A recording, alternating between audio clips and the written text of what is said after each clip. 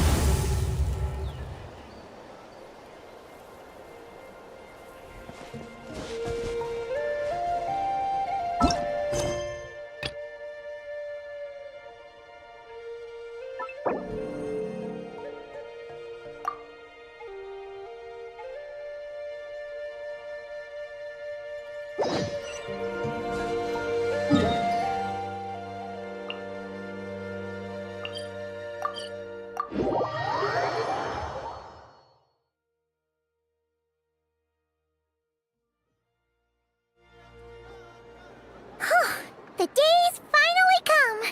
We're off to meet the Tsaritsa of Snezhnaya! What is she planning? And why does she need the gnosies? Soon, we'll have our answers! Guess this'll be the end of your journey that your sister mentioned.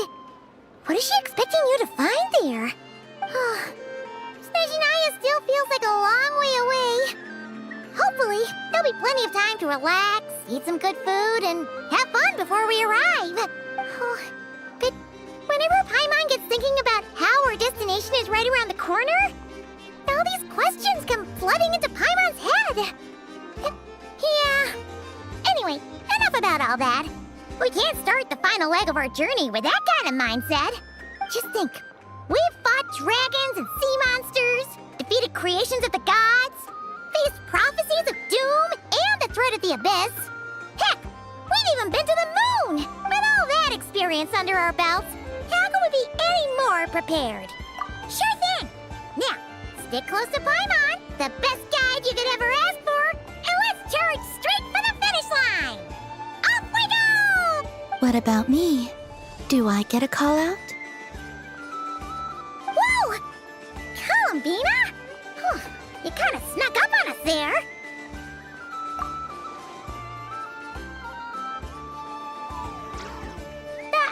Don't look at Paimon! Paimon didn't sell you out this time! Oh, so it was you! Alright, guess there's no hiding it now. All your friends have gathered at the flagship to see you off. I invited Sandrone too, but she said she had to go back to Snezhnaya. She must be busy. She had some nasty things to say about you before leaving. Would you like to hear them? She hasn't changed a bit. Alright, let's hear it. If they're heading to Snezhnaya, I'll bet it's to cause trouble for Her Majesty the Tsaritsa. Attending a farewell party for people like that would not be a good look for me right now. Also, please tell them not to count on getting help from a Fatui Harbinger in Snezhnaya. Now, dear. This is just a temporary stop along the way. The actual vacation... Our time working together was not terrible, precisely, but we're on different sides. So when you get there, don't do anything to make life difficult for both of us. Well, that definitely sounds on brand for her. The attitude, the reasoning. Alright, we'll do our best to keep our distance then. No, you've misunderstood. I think she means that she'd like you to go see her. As long as you don't make things difficult for both of you, you'll be fine. You really have to read between the lines with Sandrone. Go on, get to the flagship. Everyone should be there by now. I told Lauma that you once treated me to a truly unforgettable meal. Today, I want to return the favor. It's my gift to you. It's definitely nice to be treated, but hopefully by this point, you know that you don't owe us any favors. The moon of Nodcry will always give you a warm welcome.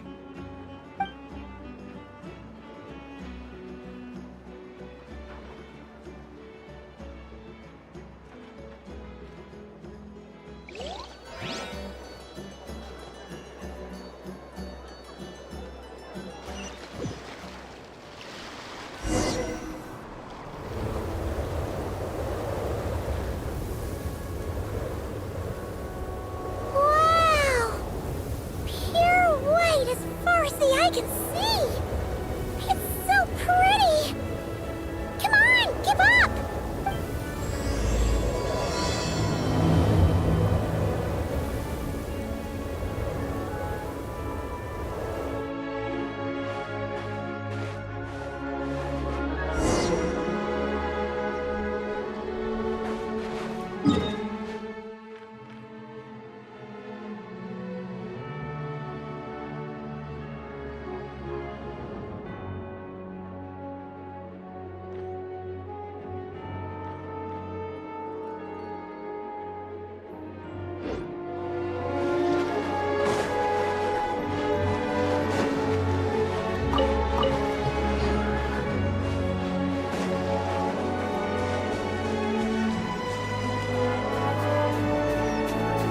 Look! They look similar to the ones in Nodcry! You know, just minus the effects of Kuvaki. That's a sure sign that we're officially in Snezhnaya now.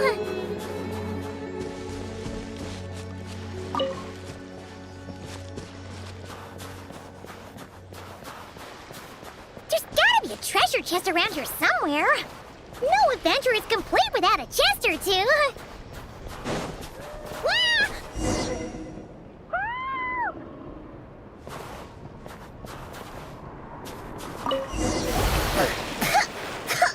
Ugh, Paimon got a mouthful of snow! Ooh, it's so cold! Paimon's gonna snuggle up to you for a bit to get warm! Keep this close.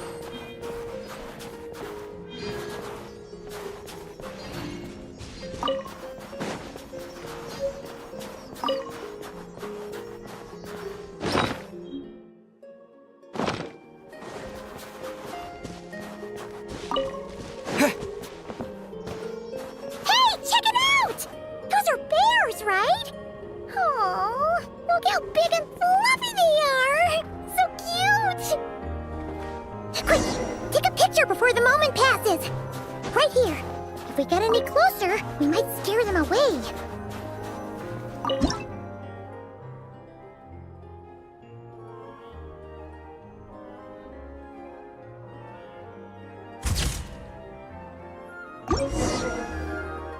Let's see how your camera skills are these days. Whoa, wait a sec. Paimon sees something. Come on, quick. It looks like a train carriage.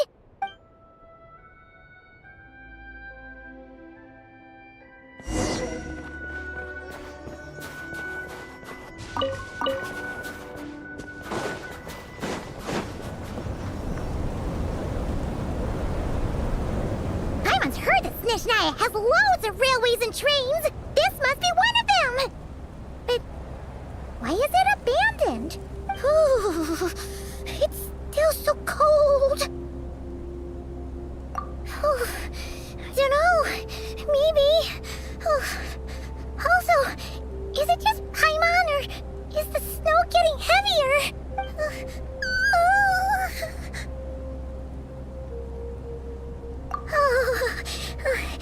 Thanks for offering, but this isn't just the weather. It's hard to describe, but Paimon feels so weird. She's never felt like this before. Everything feels heavy. Getting kind of dizzy, too. Oh, no need. Paimon's just feeling a little low on energy. That's all. It's nothing serious. Not worth ruining our travel plans over. Yep, sure thing. Snezhnaya, here we come!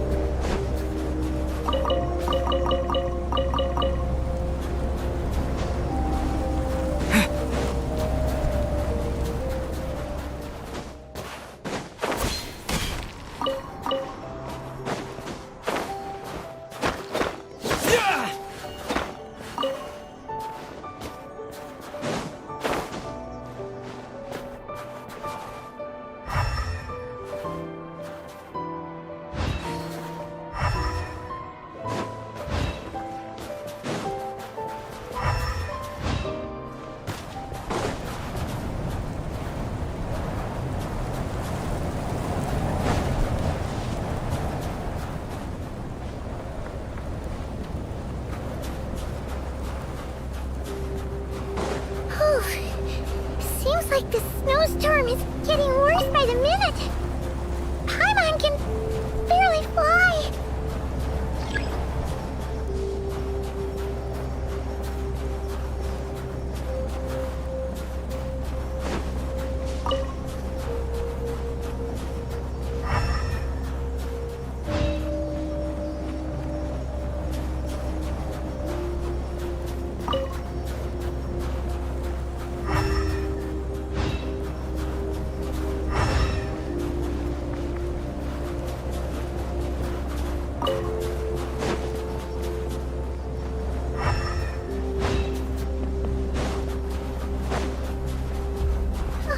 Oh, look! There's a cabin over there. Phew. Let's get out of this storm.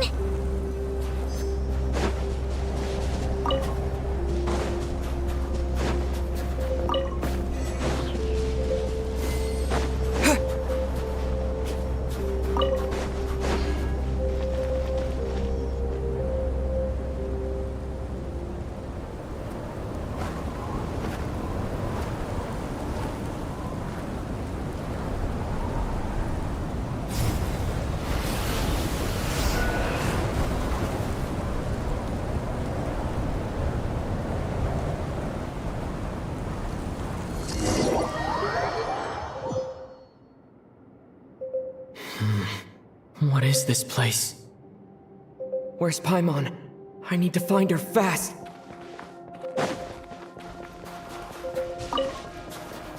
Paimon! Paimon!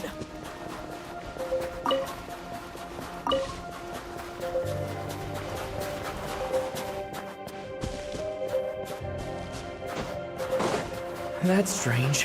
Where could she be? I guess I'll try further ahead. Hang in there, Paimon.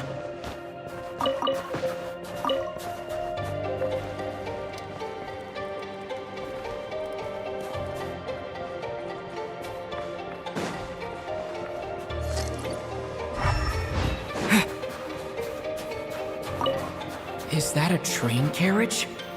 Maybe I can get up from the inside.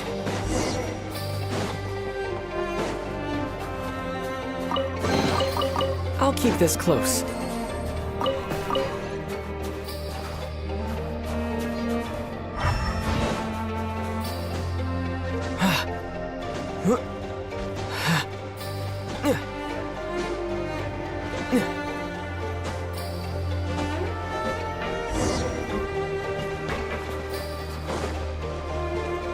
It says here, Kresnik's torch, civilian model.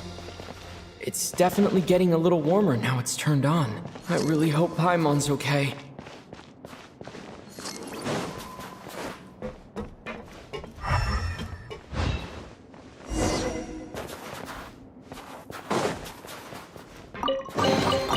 A reward on the road. What was that strange sound? I can't tell if... Paimon? Paimon, is that you?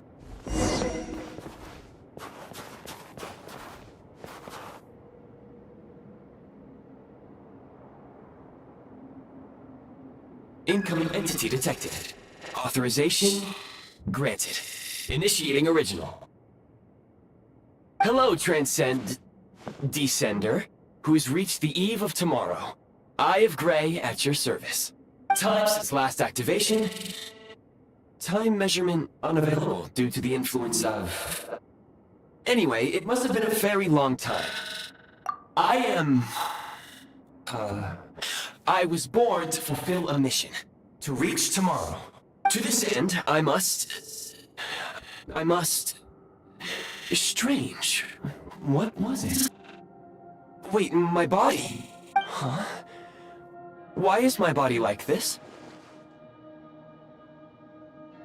I have been like this since I was created. And yet, I also have memories and an awareness of a physical form that I once had. But this contradicts my current status. Anyway, I was created so that humanity could reach tomorrow. But I am unable to load further details at this moment. Nevertheless, serving humanity remains my primary objective. I have detected a drop in your surface body temperature. You cannot remain active in this state for much longer. In accordance with my preset programming, upon reactivation, I must ask the one who awakened me the following question. Will you accept me, Transcender? I will assist you, protect you, and fulfill my mission until we reach tomorrow.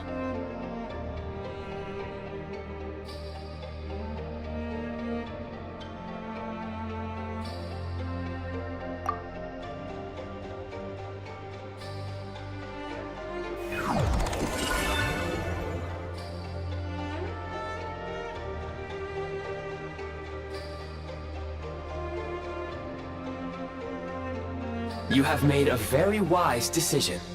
Now, I detected that you called out a name earlier. Presumably that of your missing companion? The name was Paimon.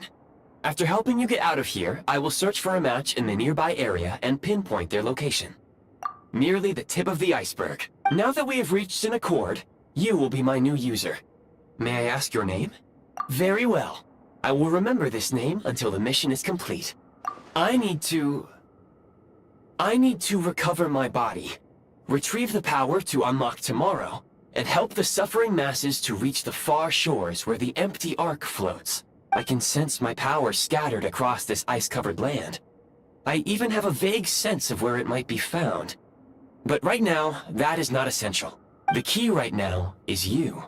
You must survive and reunite with your companion.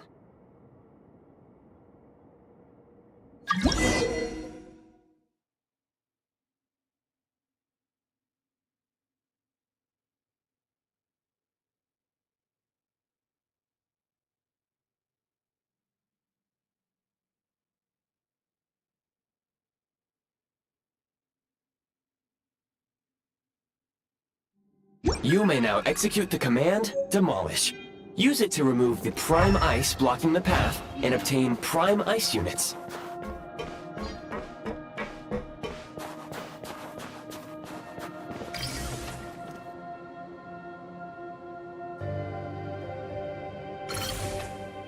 Prime Ice unit count has been updated.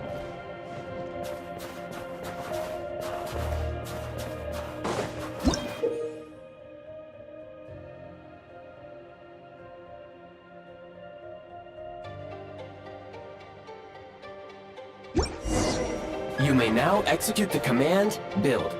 Use it to create a Prime Ice construct to prop up the door.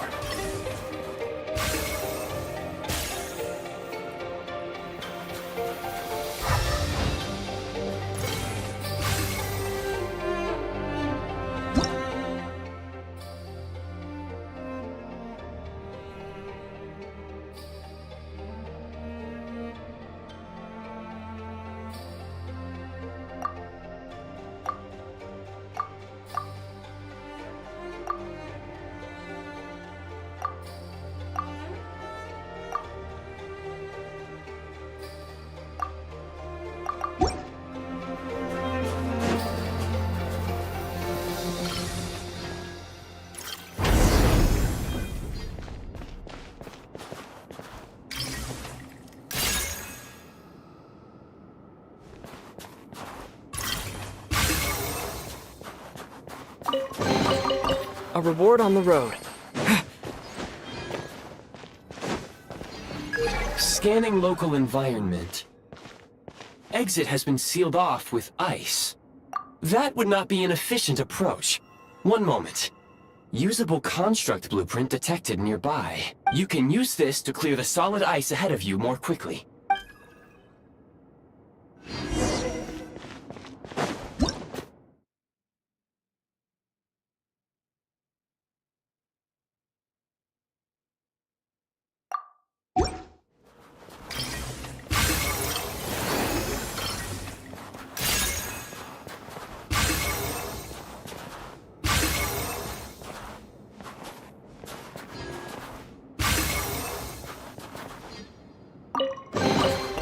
Is this an answer from this world?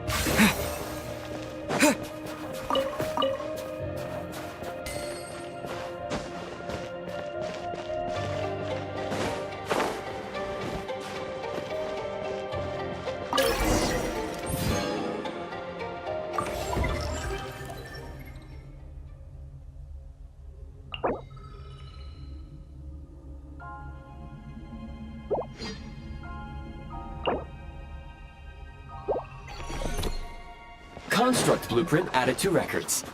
You may now execute the command, Build Heat Source. Generate a temporary heat source to rapidly melt the solid ice.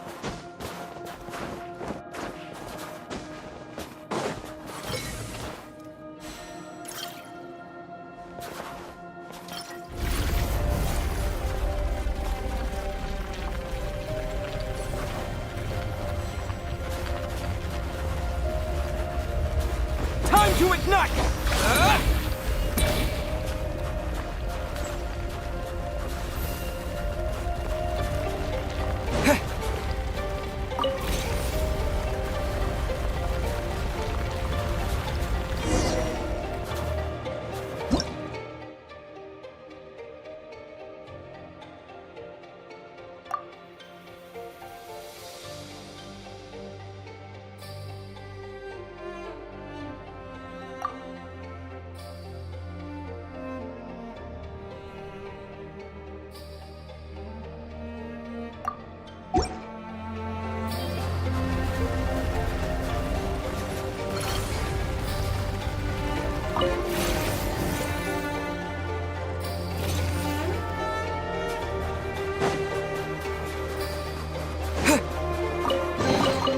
A reward on the road. My scan indicates the path is straight ahead. I recommend we proceed.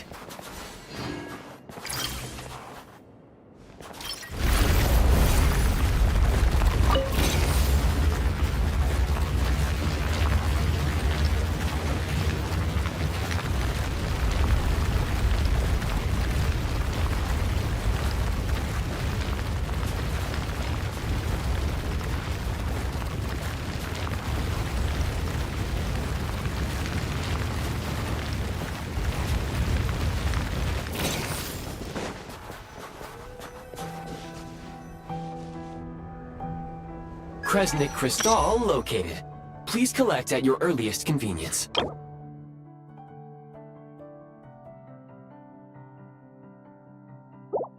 The recent construct you built provides highly efficient heating by utilizing the unique properties of Kresnik Crystal.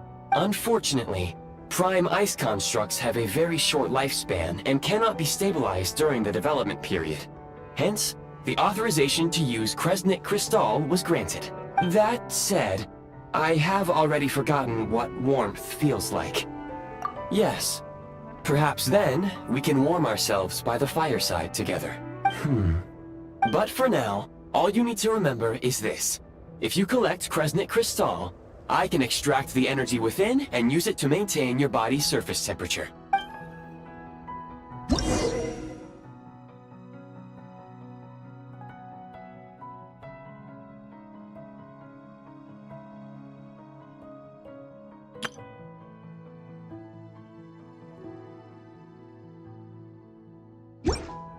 Low power. Please use Kresnik Crystal to replenish energy reserves.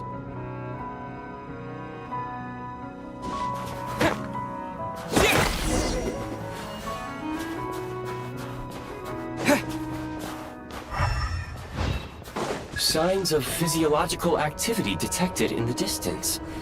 It is highly likely to be your travel companion, Paimon. Go. Go now. Be reunited and sing together. May all the people be united as one. May all of life rejoice in unison.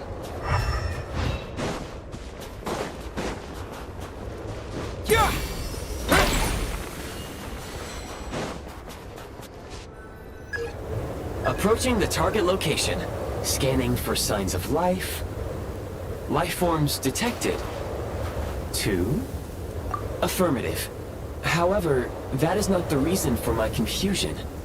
According to my database, this location is a train station, meaning the number of life forms is unusually low. Real-time environmental data suggests that the train station may no longer be in use. But whatever the situation, please exercise caution.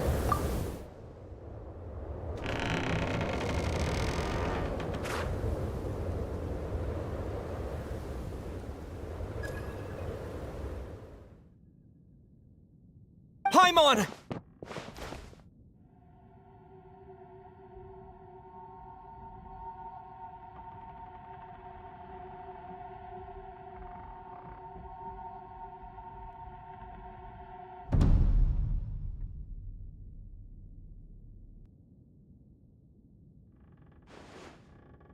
Who are you? Don't worry. She's only sleeping. You must be the Traveler. She called your name repeatedly while attempting to battle her way through the blizzard. Newcomers to Snezhnaya struggle to adapt to the sheer cold at the best of times.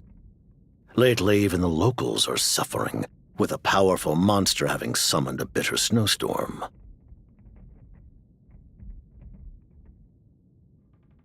You two must be very important to one another. You should take more care not to get separated. Your eyes. Are you... Conrian? There are indeed some Conrians left in this world who survived the cataclysm. But I doubt that is news to you. It would be unwise to interrogate my identity here. Focus your attention on your travel companion instead. We will meet again very soon.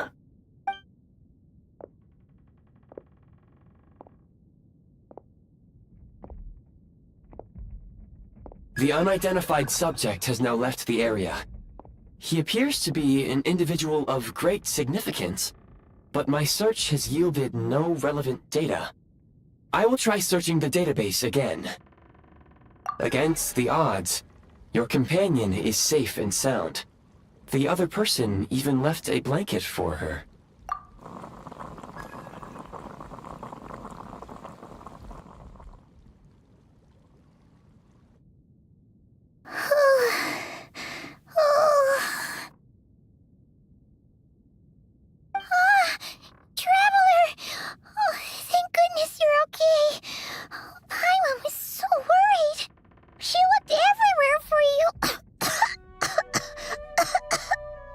It's okay. Take it easy. Are you feeling alright? Pretty much the same as when we first got to Snezhnaya. Paimon must have caught a cold. She was feeling so faint. She just couldn't keep going any longer. So she had to lie down and sleep it off. Wait, where did the jester go? Yep. The director of the Fatui. The Jester Piero. So, you met him?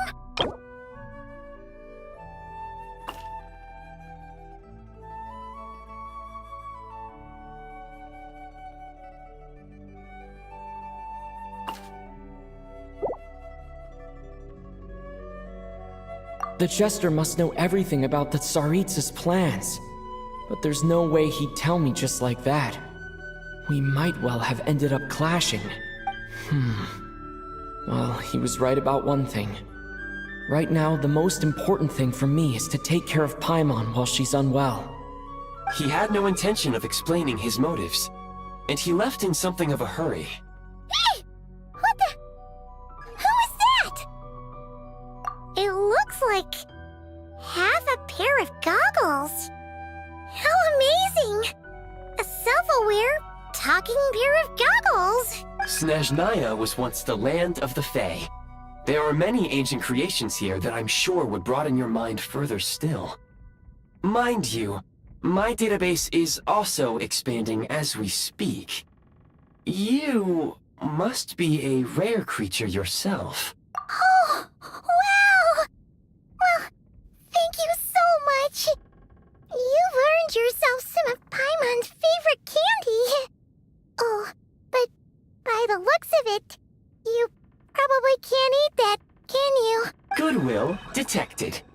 Instead of candy, perhaps I can suggest my preferred strategy. Please clean me regularly to keep me operating at peak efficiency. Oh, that makes sense. Every pair of goggles needs wiping clean once in a while. Sure thing, mister. Anyway, back to the Jester for a second. Paimon's still confused about something.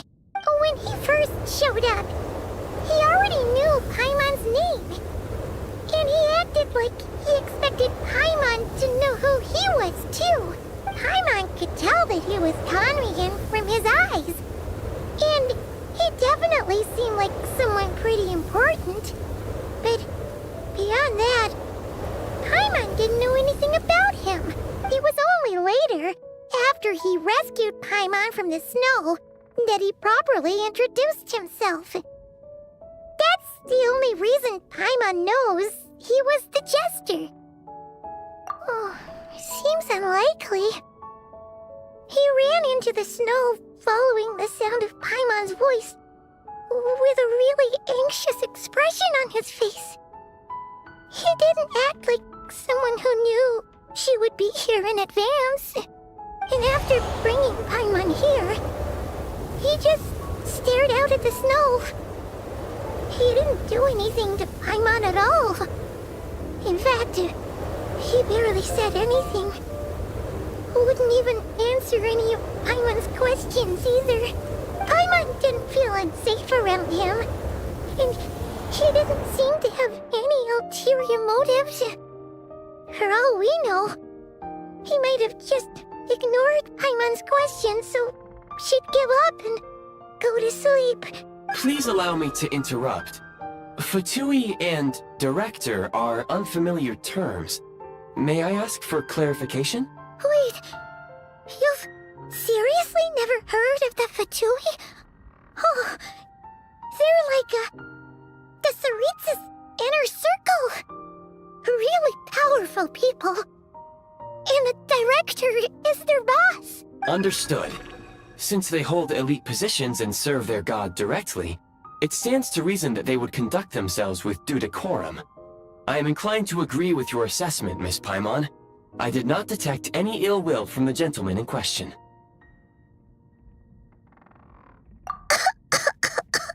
Sorry, I shouldn't have encouraged you to talk so much. Paimon, new plan. Let's get out of Snezhnaya for now. We can come back after the weather clears up and you're all better.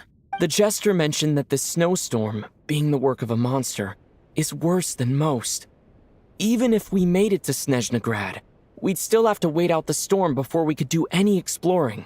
Oh, well, it's really nice of you to look out for Paimon, but she doesn't want to hold you back. We were really psyched up for this journey when we first set off. Just think of all the burning questions we have. If we turn back now, who knows how long it'll take before we finally get answers. Further information is required regarding the monster situation. But objectively speaking, there is another, more pressing issue at hand. At this point, we have traveled a significant distance into the blizzard. Were we to turn back now, the road would be extremely treacherous, especially since we would need to travel on foot.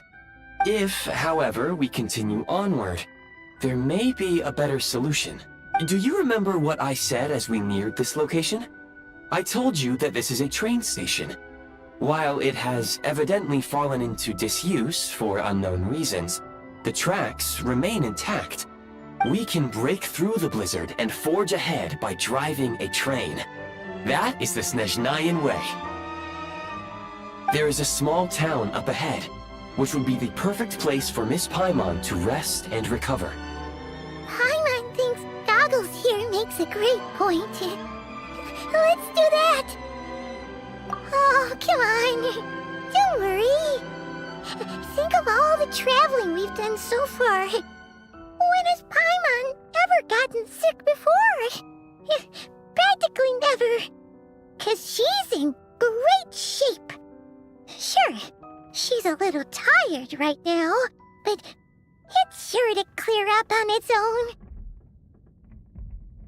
Affirmative. Should you ever need my assistance during your future adventures, please call for the Eye of Grey whenever you wish.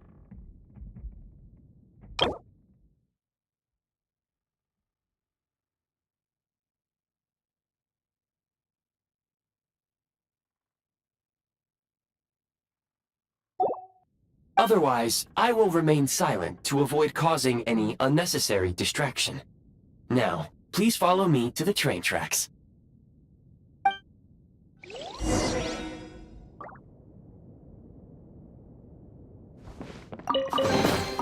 A reward on the road.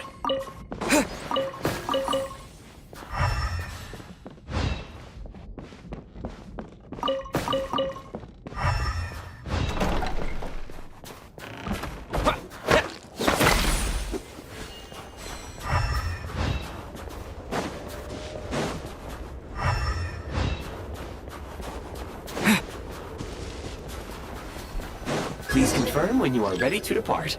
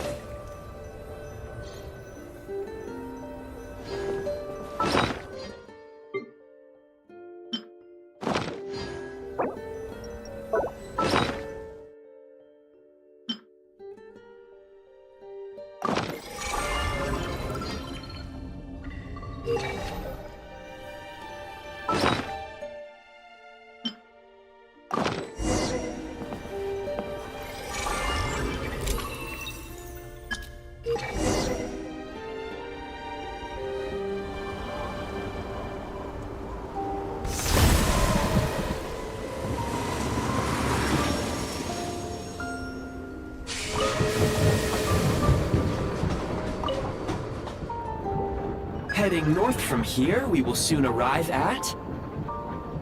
Wait, there's an error message. Could not detect clear tracks. What exactly does clear mean? Brace for impact, friends! Preparing to enter impromptu flight mode.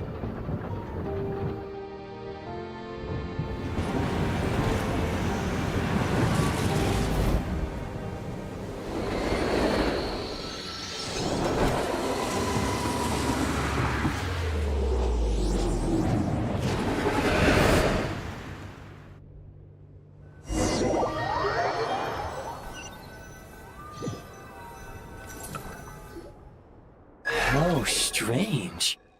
Not only was the station's status different from my records, but even the railroads and the terrain itself have changed substantially. Yeah.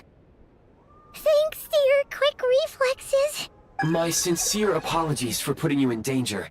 I'm afraid I'm as confused by all this as you are. Agreed. This is likely a consequence of outdated railroad data.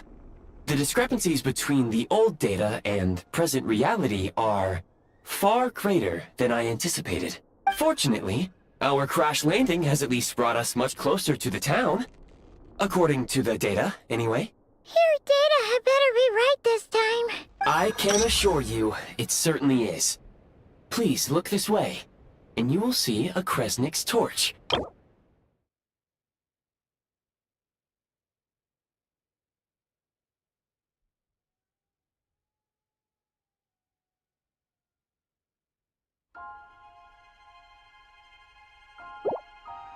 It seems our ill-fated train ride was a blessing in disguise. We have taken the shortest possible route. Rest assured that I will take user preferences into account next time I plan a route. Next time, I will get it right.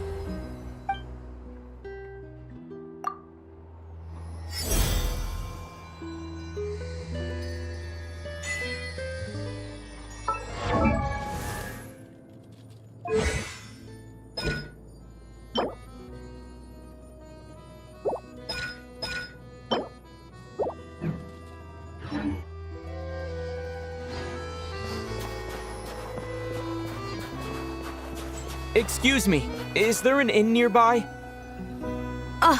I'm sorry, but they've all closed.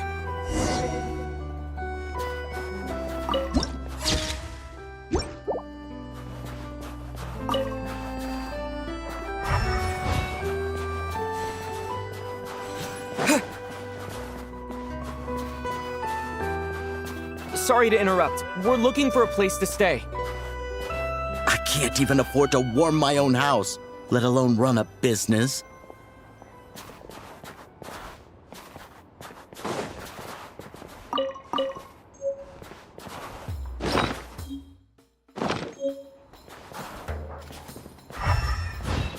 Excuse us. Is there anywhere we can stay around these parts? I'm afraid not. You'll have to try your luck somewhere else.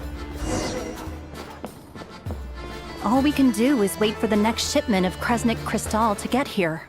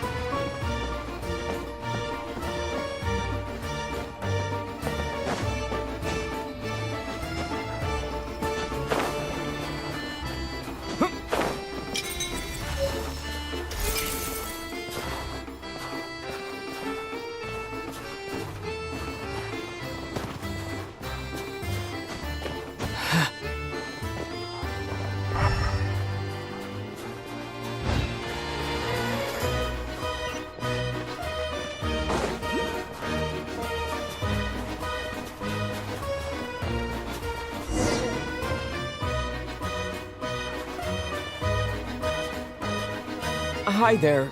Do you know if there are any inns still taking guests in this town? Doubt it. They're probably all closed. No one has enough Kresnik Crystal to heat their own homes, let alone a business. Oh, what a bummer. I clocked you a while back.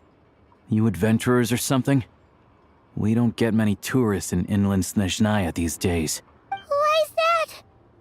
Because of the snowstorm? In part. But the bigger reason's Project Snezhnaya. Since it's Her Majesty's will, we have to put up with it whether we like it or not. Oh, sorry. I assumed it was common knowledge by now. Basically, the Tsaritsa is planning something big. Something that requires an enormous amount of energy. Even if they used all the surplus Kresnik Crystal in Snezhnaya, it still wouldn't be enough to meet demand.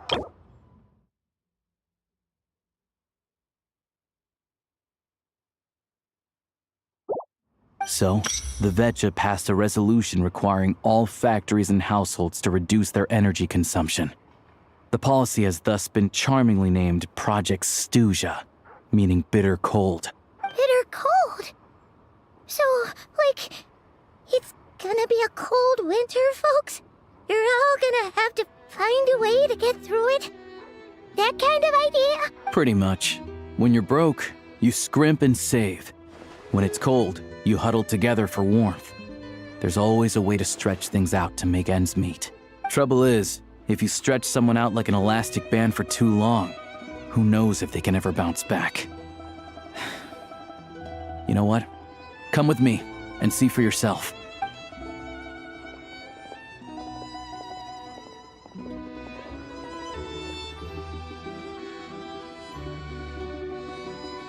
Can you please explain to me why the price of Kresnik Crystal has gone up by 1/3 again? Even as our purchase quota has gone down. You only come here twice a month. This won't even last us a week. The supply and pricing of Kresnik Crystal are based on current production volumes and price data. We Fatui are only responsible for delivery and security.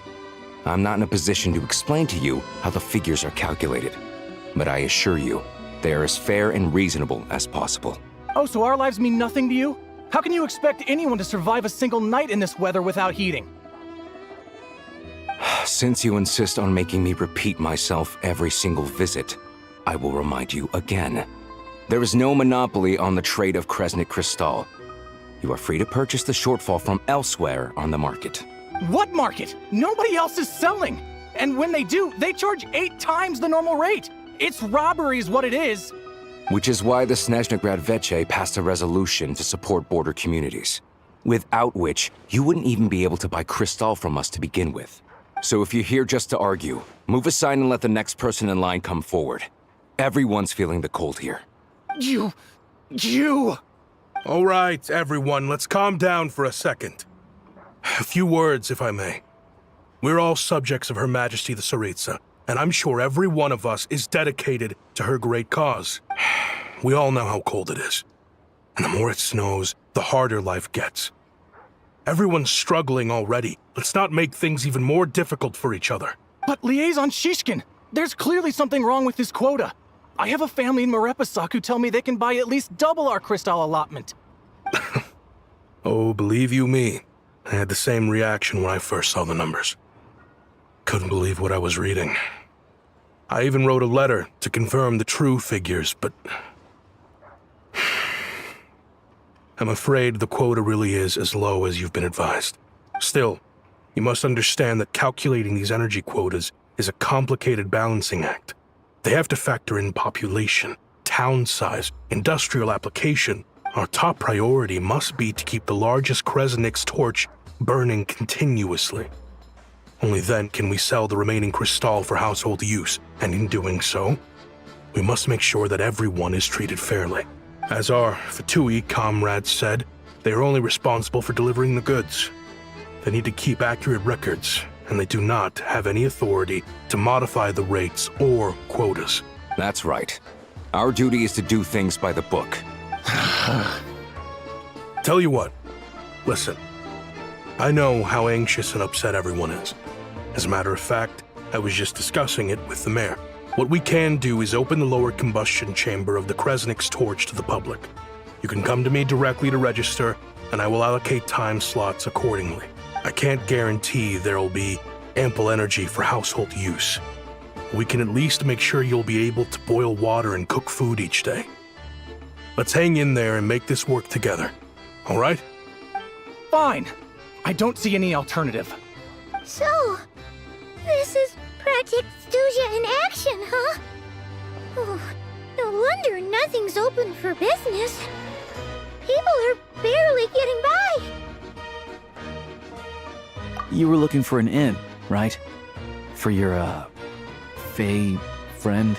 Oh, Paimon's not a Fae. Just Paimon. She must have caught a cold or something. We only just got to Snezhnaya, and we're still getting used to the climate. I have a small place in Stratomaros. I don't stay there very often, though, so it's pretty basic. But if you're not picky, you're welcome to rest there for now. It's not much, but I've got blankets and a warm fire. Are you sure? Oh, that's really kind of you. All right, then. This way. Hello, I'm Alosha. I'm a hunter. Though, if you've talked to any highwaymen, you might have heard a different side to my story. But anyway, let's keep that between us for now.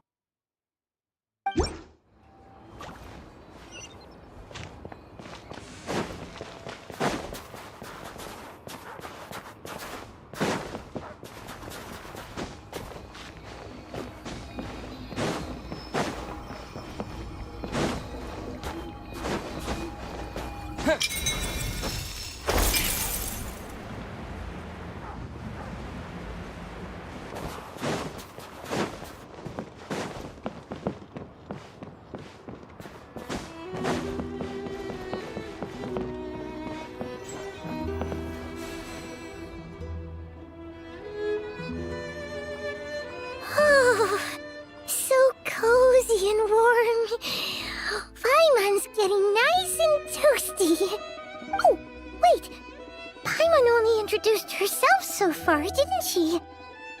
This is Paimon's best friend, the Traveler. Good to meet you. I'm Alosha. Most travelers find the Snezhnayan climate to be a shock to the system at first. But as long as you keep yourself warm, you should be fine. Still, you should keep an eye on your condition. When people are too quick to dismiss a cold, it can easily end up turning into something more serious. Don't say that! Paimon's too young for chronic health issues. They aren't in town right now, and they won't be back anytime soon. The train station has been closed ever since these power shortages began. I do a lot of hunting, so I spend most of my time exposed to the elements. But even the animals wouldn't survive long in a storm like this, let alone a hunter. Nothing to do but sit tight in town until the weather improves. I get that you're in a hurry, but even if the station were open, that doesn't mean there'd be any trains. We could end up stuck here for a long time, I'm afraid. What? Your own train? Wait, hold on. That train? The one that suddenly fell out of the sky and crash-landed on the ice? Oh, we got lucky and found it in a cave. Oh, then our luck ran out and we had a little accident. Pretty crazy for a random find in the mountains. Well, as long as your train's good to roll, you might get to Snezhnaya after all. I've been doing some digging recently. Turns out, the real reason for the current energy crisis in Stratomeros is that some of the supply is being seized for a private stockpile. But to expose what's going on, I need to catch them in the act. So, I'm heading off to catch a rabbit. Huh? Wait, a rabbit stole the crystal? It's a figure of speech. Real rabbits couldn't pull this off. They'd prefer carrots to Kresnik Crystal anyway. Shishkin, Mr. Positive Attitude, let's all get along now, shall we? Him? Really? Paimon never would have guessed. Huh? You're coming with? Huh. Oh, okay then. Just give Paimon a second to get ready. Alright. Guess there's no point pushing myself. Paimon will stay here and hold the fort then. Be careful, you two. Oh yeah, there's one more introduction to do. Tagarin, get in here. Oh, a doggy. Oh, angry doggy. Oh, Tagarin doesn't like being petted then. He likes to think he's above that kind of thing. He's my hunting partner, so he'll be joining us when we head out. Carrots aside, we'll need to stay completely undetected. We can't risk spooking our rabbit, but there's no telling which burrow he'll scurry back into. First, we need to find a way into the train station and see if we can find any real freight data. Shishkin's figures can't be trusted. Then, we get Tagarin to catch a scent and find out which way the crystal went. What are you eating? Oh, check it out! When you're all out of carrots, try jerky! Good doggy! Good doggy! A fellow dog lover, huh? Yup! And rabbit lover! Carrots are great too, you know. Good to know. Eat up, Tagarin. We got a lot of work to do.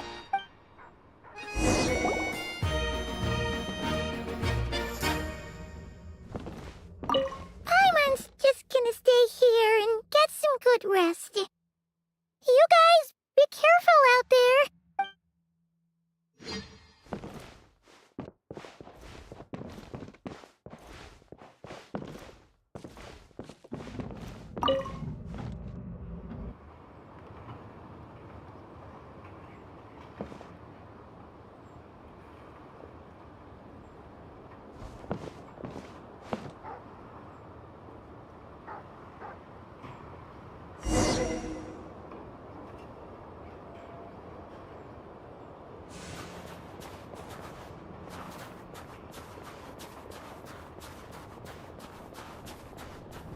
Wait.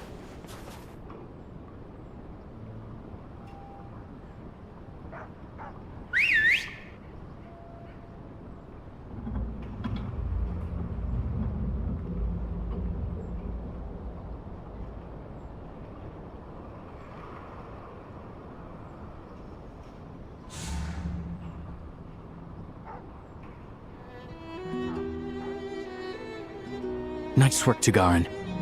Come on, we'll go around.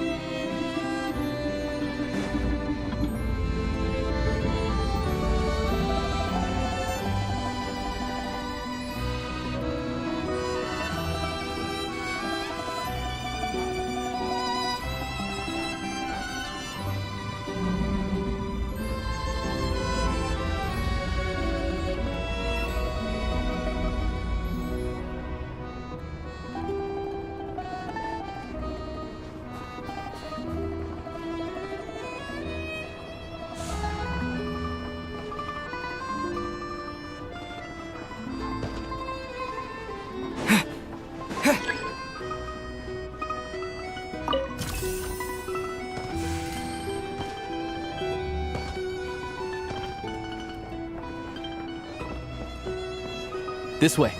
We'll enter from the upper floor.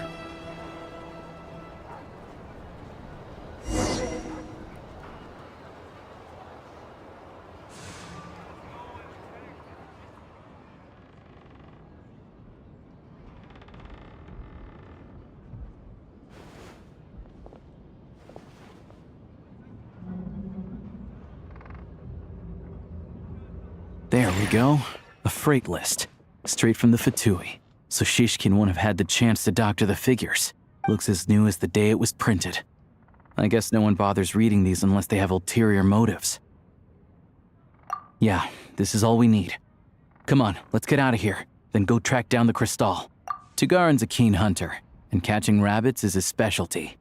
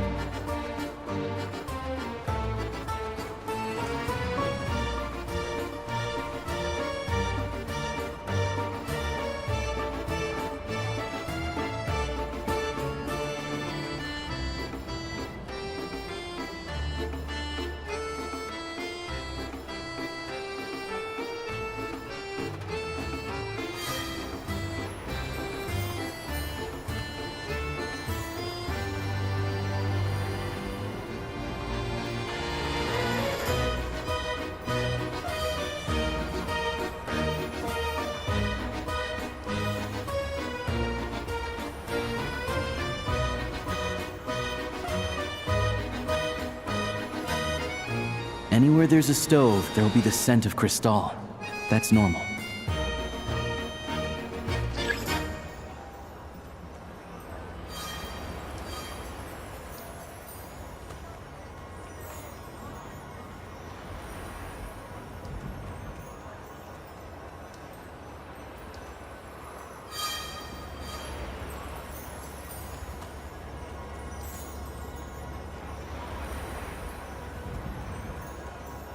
But if he picks up the scent of Crystal somewhere and there's no stove around, that's how we know something's up.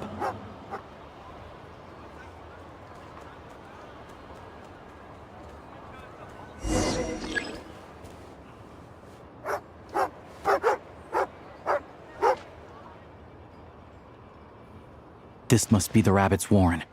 Good job, boy. Sure enough, there's a tunnel. You stay here and keep watch. I'm gonna take a look inside.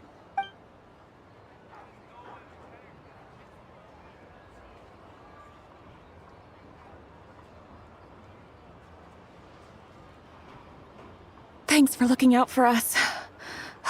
Things are getting tougher by the day. No need to thank me. It's my pleasure. Sure as Her Majesty the Tsaritsa watching over us, every sacrifice will be worthwhile. Let's grit our teeth until the blizzard passes. These days of hardship will be over soon. Maybe for everyone else, Liaison Shishkin. But for you, the hard times have only just begun.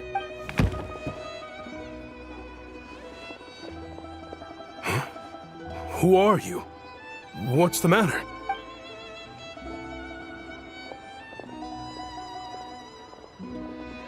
I just had a question for you.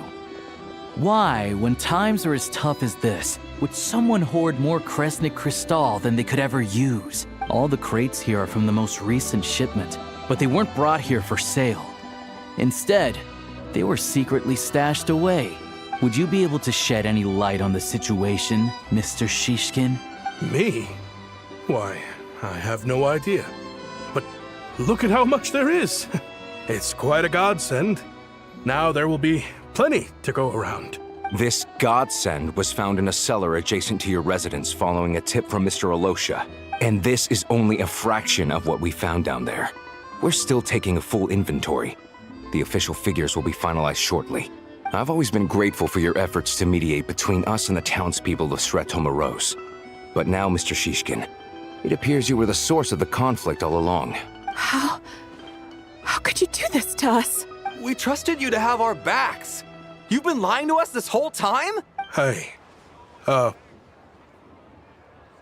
I owe you all an apology. I'm sorry. I'm so very sorry. This isn't who I am. Please believe me, this was a one-time mistake that I will never repeat. We all know how difficult life has been since Project Stuzha came into force. Energy is an increasingly scarce resource. People everywhere are getting desperate. But some places have been hit harder than others. I grew up in Alatir, a small village with no train station. Deliveries of Kresnik Kristall have ceased there entirely. If nothing is done, they're all going to freeze to death. You know as well as I do how downright impossible it is to buy Kristall these days. The thought of my poor mother and father, with no one to help them, I felt so afraid. I watched as energy grew scarcer by the week, all the while knowing that their lives were at risk. Then one day, I looked at the Kristall shipment in front of me, and a terrible, selfish thought entered my mind. Looks like I'm just not cut out to be a criminal. I'm so sorry. Once the Fatui have finished their count, you'll see that the numbers match their waybill.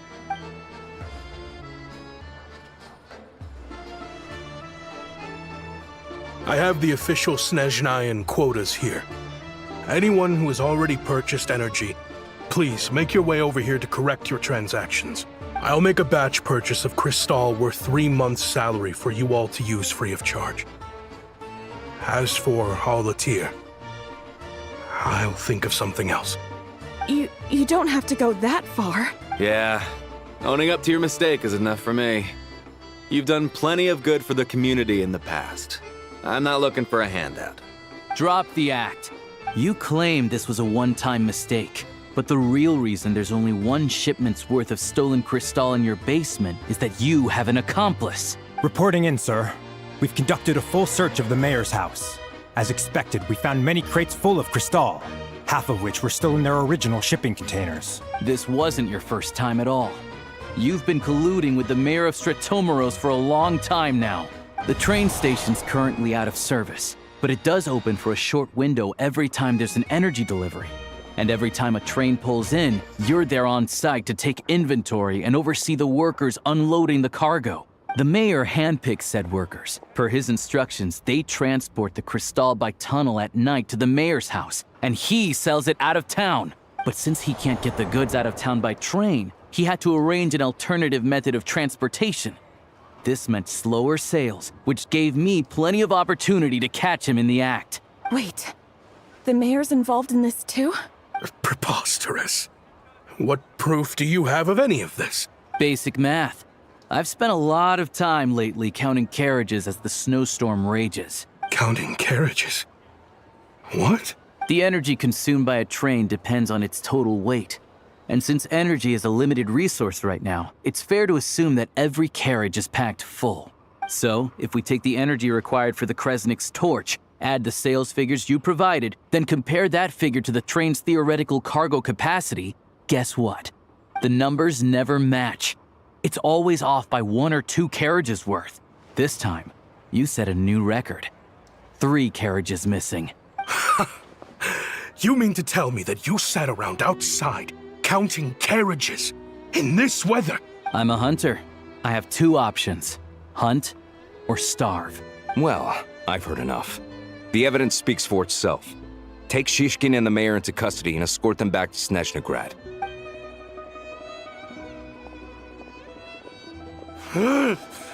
You cocky little brat! Ruining my business! Just you wait.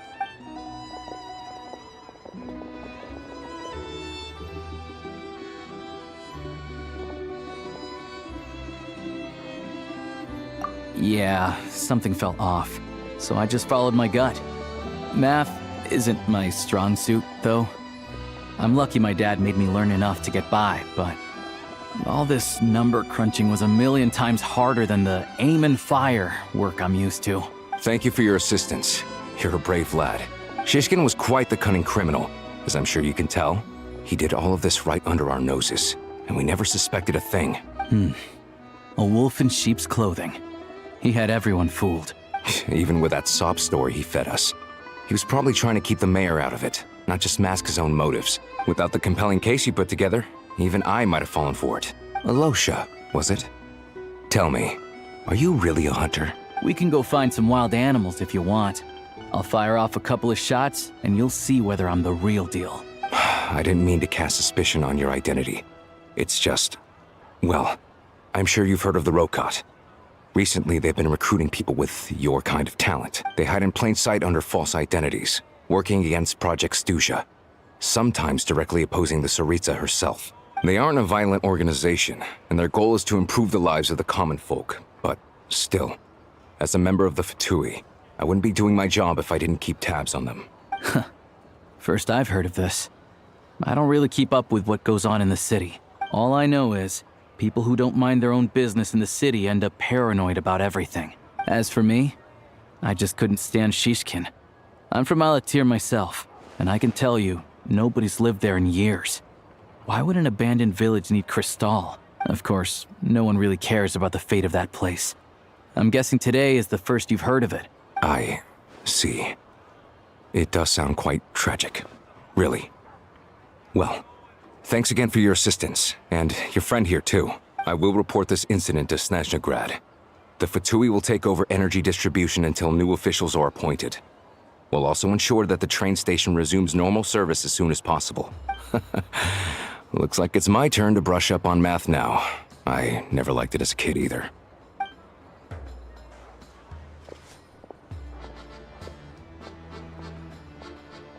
Don't mention it.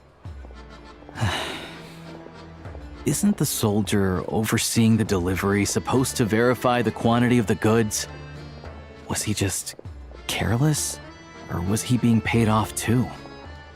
Who knows? Excuse me. I'll take a share of Kresnik Crystal too. Thanks. I need to take a detour before we head back. There's someone I have to deliver this crystal to.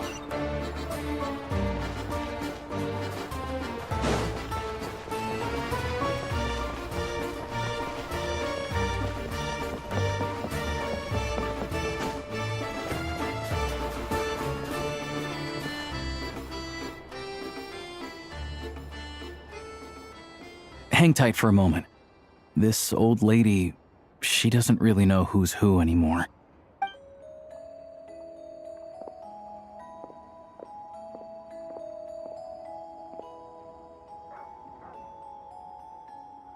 Oh, grandson. It's so cold today. You must be freezing. Ma'am, it's me, Alosha. Alosha?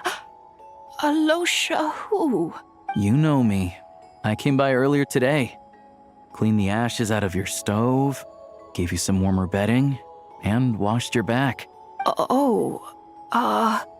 I'm sorry, I don't remember. Now, how often do I get to see my grandson? Come on, take a seat and relax while I fix you something to eat. It's okay. You just rest. I'm fine. Oh, you. It's nice to come and visit your old granny once in a while, isn't it? Sretomaros's a good town. All sorts of things to do and people to meet. And the local officials are good to us. Sit down, come on, take a seat. I still have some fruit left. Let me get it for you. Please, don't get up on my account. You need to rest. Where's the fruit? Right under the basket by the door. Or maybe it was on the bedside cabinet.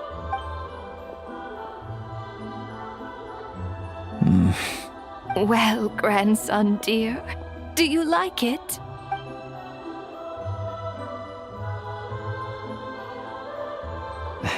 Very much, ma'am. It's delicious. Good, good. Wonderful. You don't need to save any more for me next time, all right? Fresh fruit is hard to come by at the moment. You should eat it as soon as you get it. Oh, I don't need it. I'm fine. But if you like it, come back for some more soon.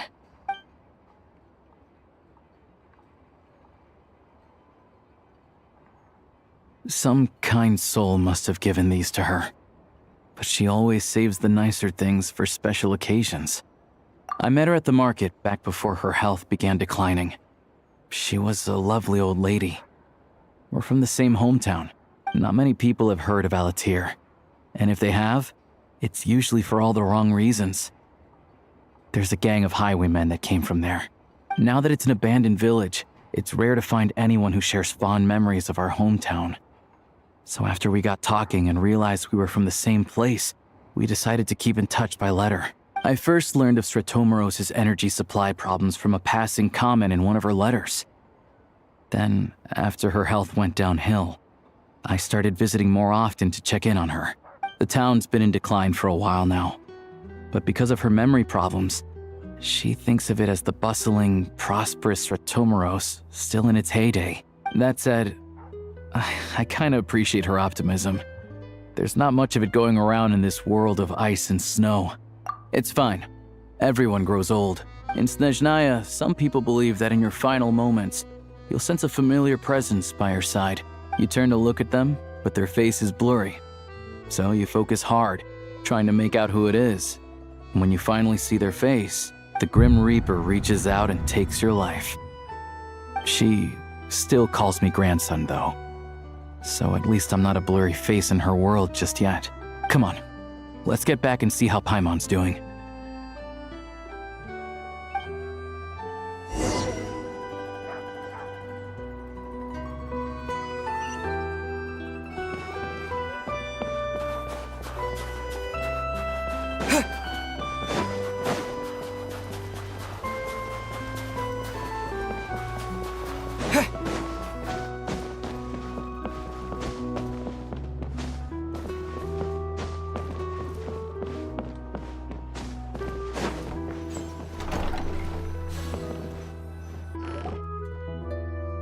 Paimon, we're back.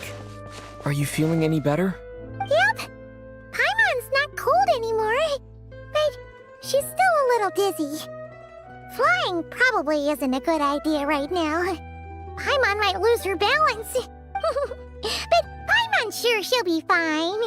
It's probably just from getting hit on the head by that pile of snow when we first arrived in Snezhnaya. Her complexion's looking much better. Let's keep an eye on her. Sure, but enough about that. How did everything go on your end? Are you all set? Did you have any trouble? I'll explain. It's a bit of a long story.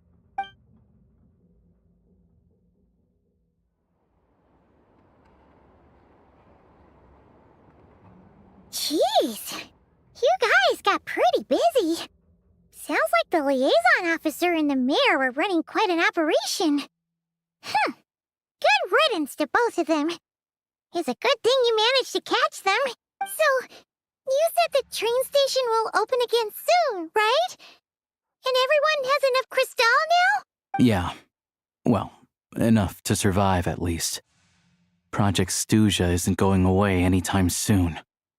People will still have to scrimp and save to make ends meet. Don't know. The goal of Project Stuzha is to gather energy for the Tsaritsa. But no one knows where that energy's going. It's never been made public. The thing is, we were told that the project would only last for 6 months. But time and time again, they keep extending it. Extending it? Does that mean the Tsaritsa's plan isn't going very smoothly? That's what everyone suspects. In principle, any proposed extension needs to pass by majority vote in the Snezhnaya Veche. But even though opposition has been growing, any detractors end up caving in to political pressure from the rooster, Pulcinella. He's the chair of the Snezhnaya Veche and a key figure in the voting process. He has the backing of many powerful and influential people. How come the Fatui are picking on ordinary people even here in Snezhnaya? I don't see it like that. Fundamentally, the Fatui will always think and act in the Tsaritsa's interests, but that doesn't mean they don't care about the plight of the common folk. The only reason Stratomiro still receives crystal shipments is because of a relief proposal put forward by the rooster himself. Then there's the Fatui soldiers providing support in every corner of the nation. Even the Northland Bank provided some mora for disaster relief, and they're as conservative and indifferent as they come. It's just that the rich and powerful in their fancy palaces live in a completely different world from us. There's always going to be some conflict when those worlds collide. Yeah, well, even though we all believe in Her Majesty the Tsaritsa, there are still many differences of opinion on how best to tackle the big issues of the day. Regular folk don't have an easy way of getting their voices heard in Snezhnaya, while the rich and powerful are either unwilling or afraid to speak out for all sorts of complicated reasons. The Rokad provides the disaffected with false identities and an outlet to vent their frustrations.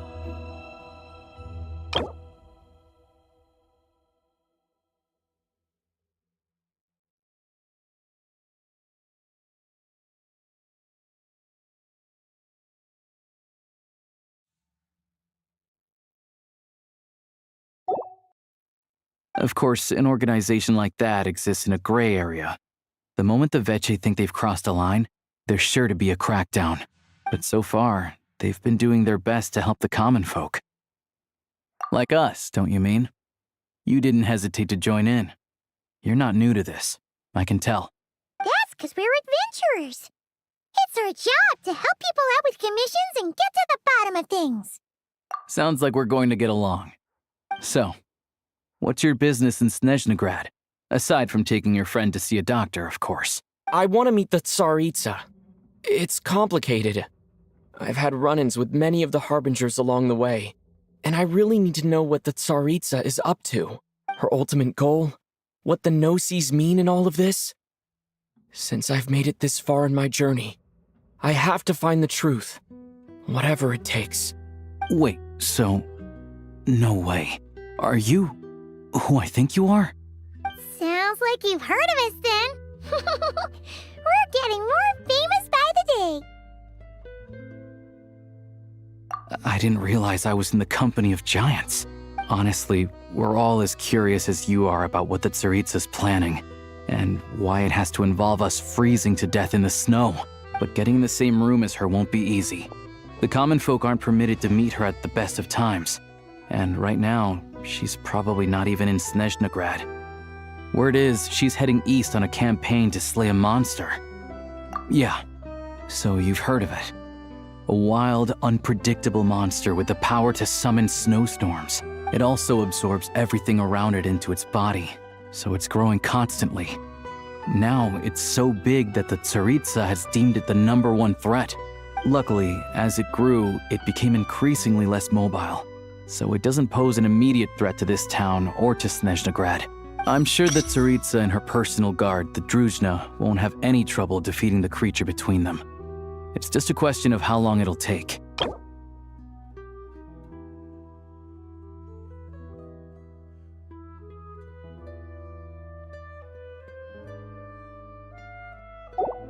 Suffice to say, you won't be seeing her anytime soon. You'll have to wait until she gets back. Fair. Well, the Fatui will be taking over management of the train station for the time being. Things should be up and running by tomorrow. Once it's open, we can see about getting your train towed to the station. Whoa! That's gotta take a lot of manpower. Are you sure we can talk them into it? The Fatui aren't exactly spotless in this whole mess. Plus, we helped them out. Should be easy enough to negotiate. As far as I know, all the paperwork is dealt with upon manufacture.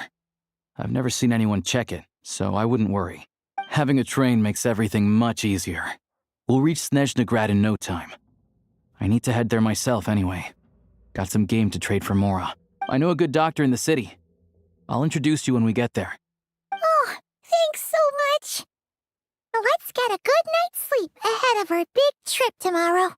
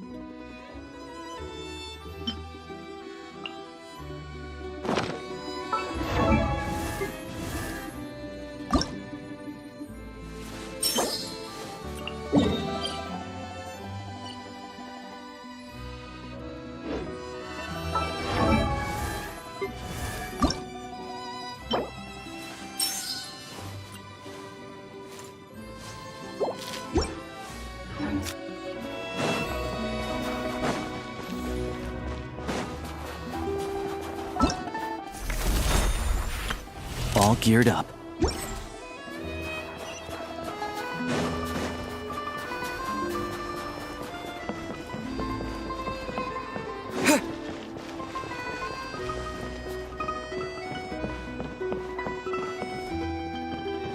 It's a good season.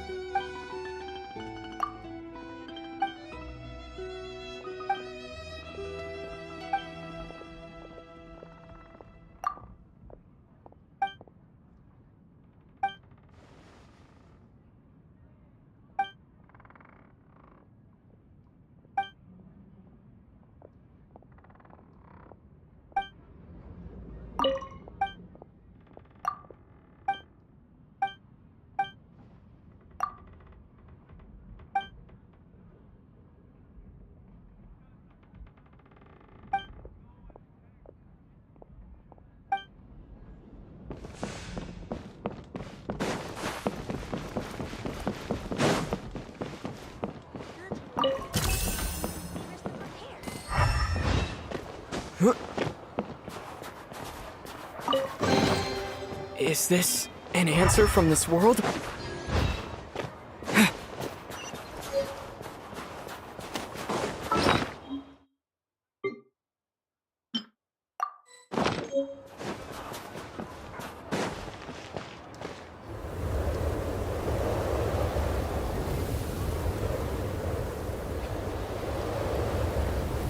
Drive carefully, all right? You don't want to end up in this situation again. Also, I don't think I've seen a train like this before. Is it a new model or something? Not a fan of small talk, are you? Anyway, take this. It's an up-to-date map of the Snezhnayan rail network. All the track switching is automated. So, as long as the train's moving, you don't need to worry about collisions or anything. We'll leave you to examine the train's conditions yourselves. Fingers crossed nothing's broken. I doubt Sratomaros has any engineers with experience working on this model. Shouldn't be a problem. Thanks for everything. All right then. Have a safe journey. And make sure to check everything's working before you set off.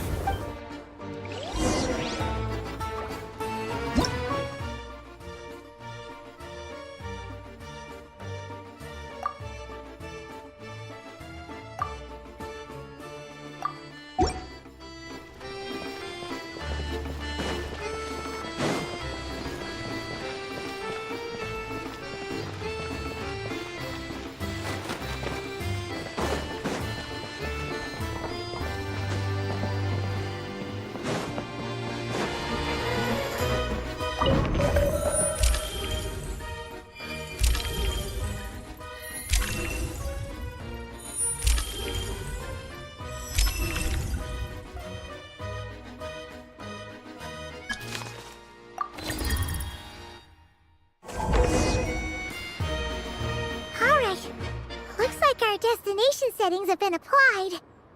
Let's give this thing a final once-over and then head out. Goggles, your time to shine. Affirmative. Running vehicle diagnostics. What's this? Engine, green. Wheels, green.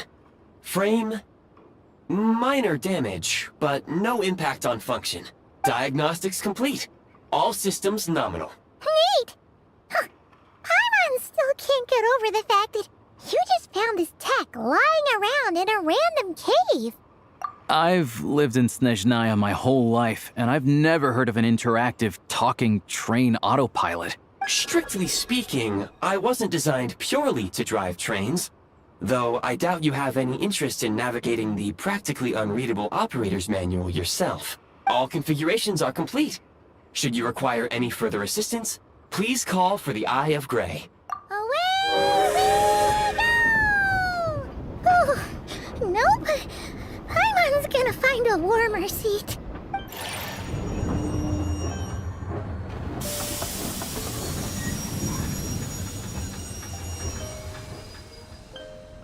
Huh?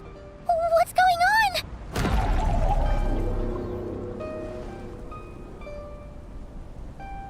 Oh no.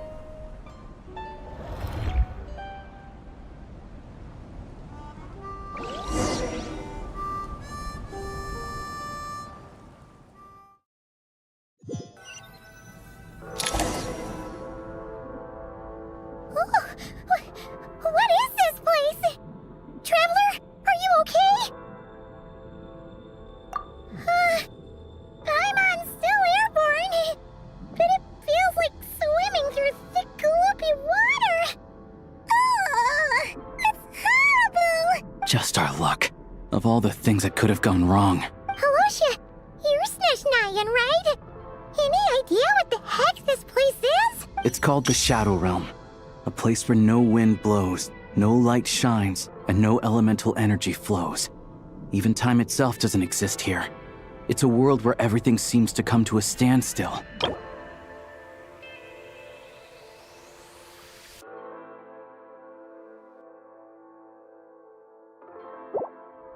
I've only seen it a few times before, and this is my first time inside. It's a dangerous place.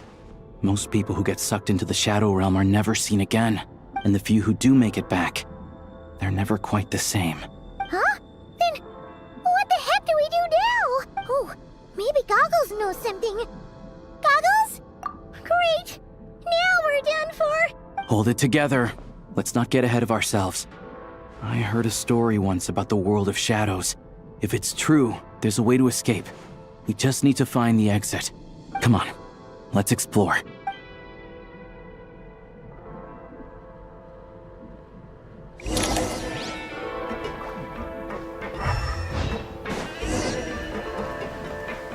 Look at these Fatui! It's like they've lost their minds! Their shadows have been devoured. They're no longer amongst the living.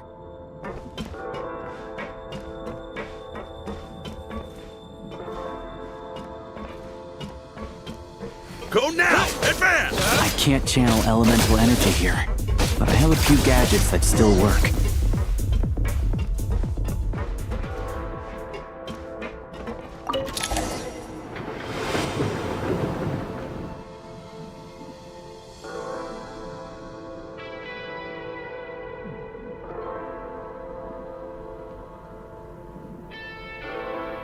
Wait! What's that blue thing? Is that... Goggles? Guess we'd better find a way over.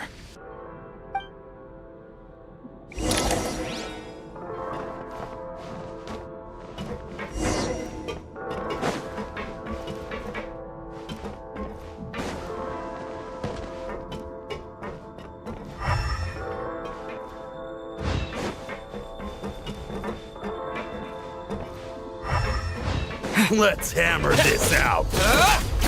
This is the last one. What do we do next? Play it by ear.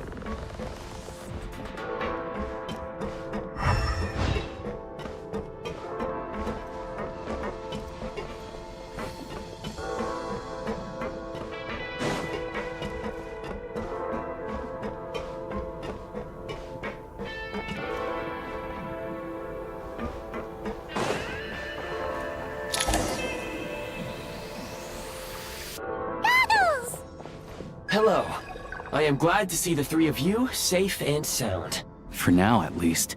But things aren't looking too good. Correct. We are now inside what is known as the Shadow Realm, the darkest space in the shell, where even the Most High is loath to cast its gaze.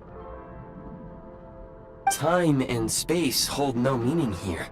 It intersects with the world of the Light Realm only rarely, like an air bubble that rises to the water's surface. We must leave this place before it sinks back down into the depths once more. Sounds like you have a plan. Yes. In fact, the very purpose of my creation was likely to... From the Shadow Realm. It appears that key data is currently inaccessible. But now is not the time to resolve that problem. I have marked the exit to the Shadow Realm for your convenience. In addition, I have prepared some equipment to aid you as you traverse the Shadow Realm, Traveler. It may well be one of my core functions. Scan complete. Construction in progress. Activation code? We once peered into the past from the ruins of the Shadows. This is what remains of the Golden City, Hyperborea.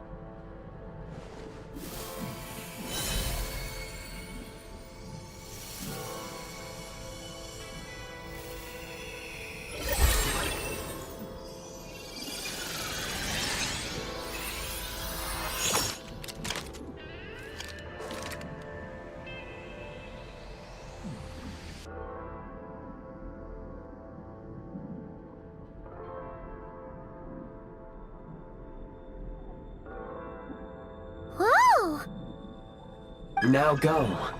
Arm yourselves with weapons of the spirit. Bring down the walls of the stronghold, and extinguish the flaming arrows of the wicked. Is this a gun?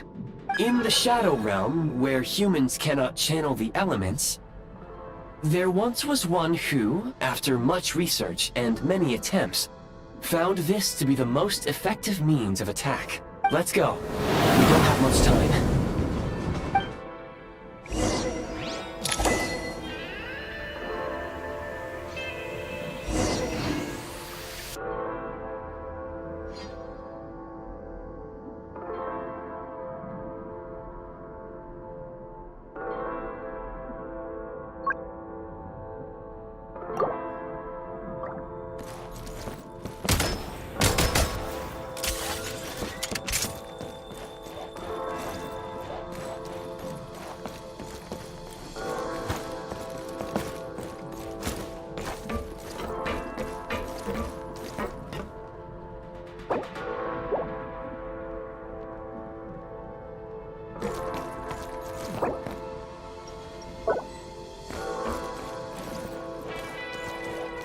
When you encounter small obstacles, you can simply clamber over them.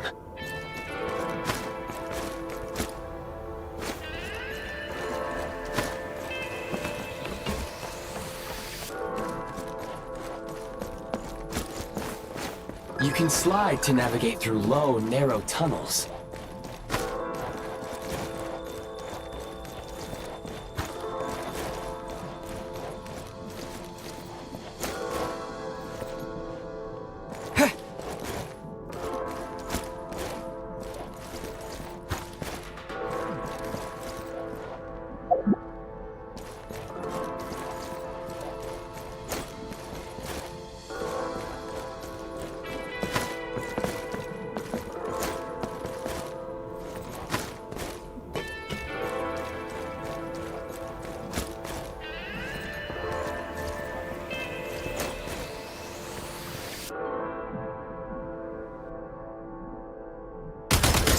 Reload!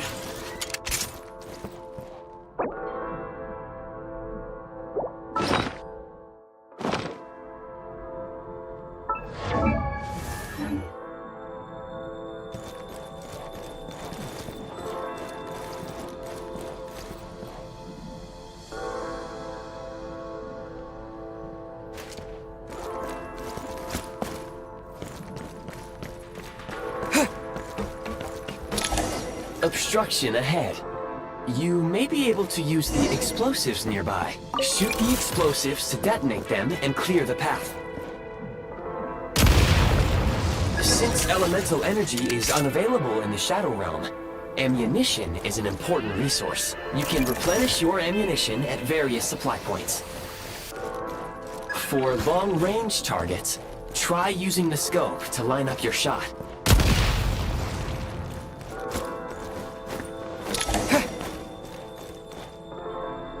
Many hostile units approaching.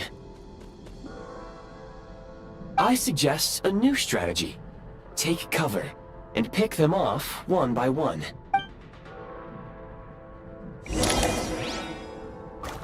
Defense, where's the... Reload!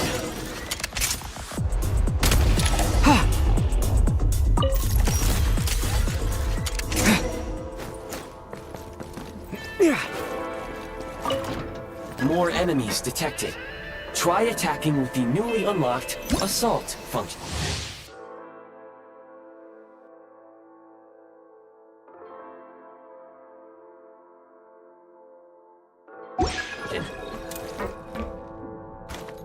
Light him up! Captain Breach! Can't take much more! Taking cover! Can't take much more!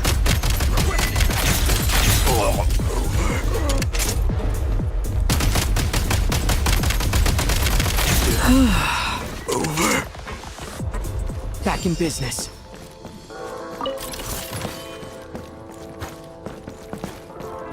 Change of tactics. Light him up!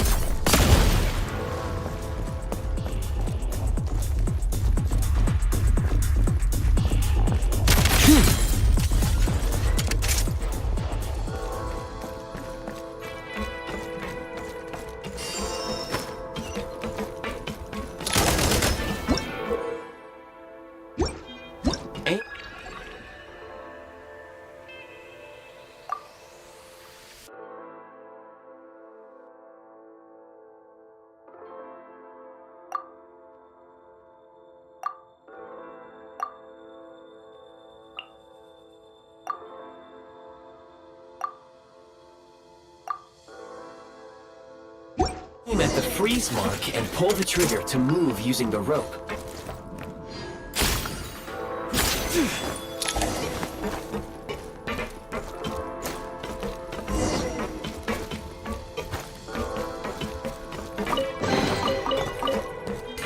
Time to catch my breath.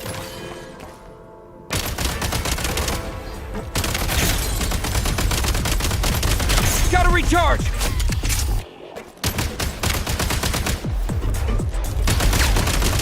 Some supply points can restore a small amount of stamina. Press on.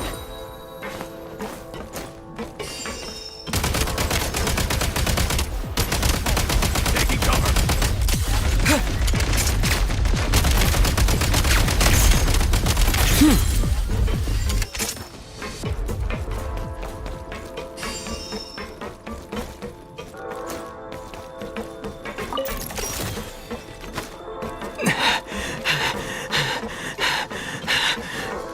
You should be able to use the prime ice construct left here to cover long distances.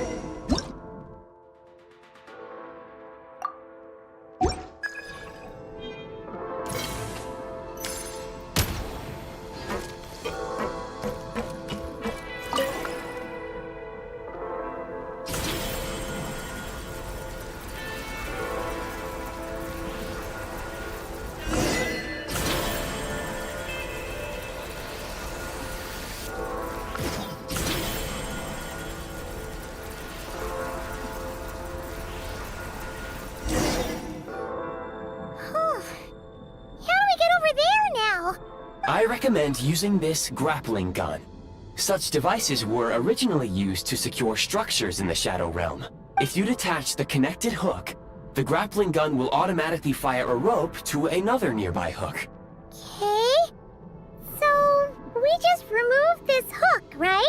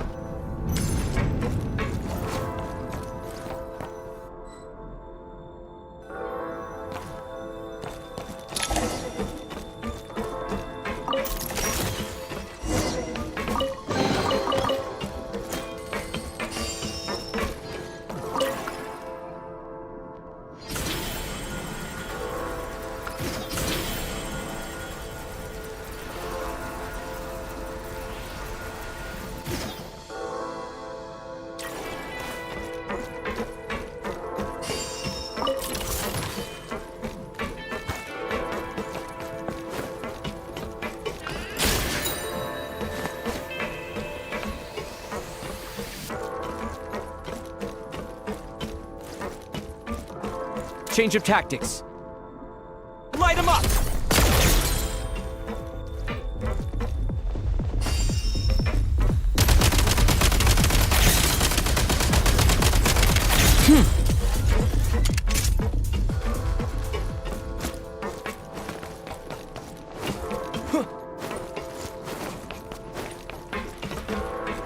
Sprint at the prime ice launcher to reach high places with ease.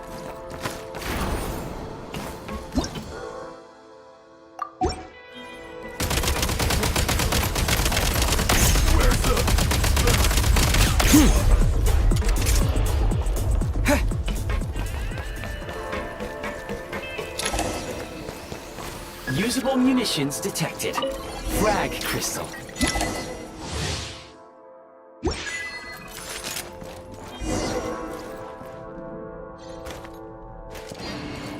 Back in business.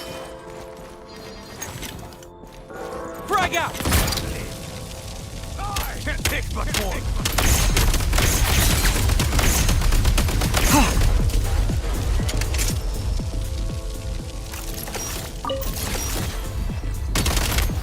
Light him up! Demolition time! Much more.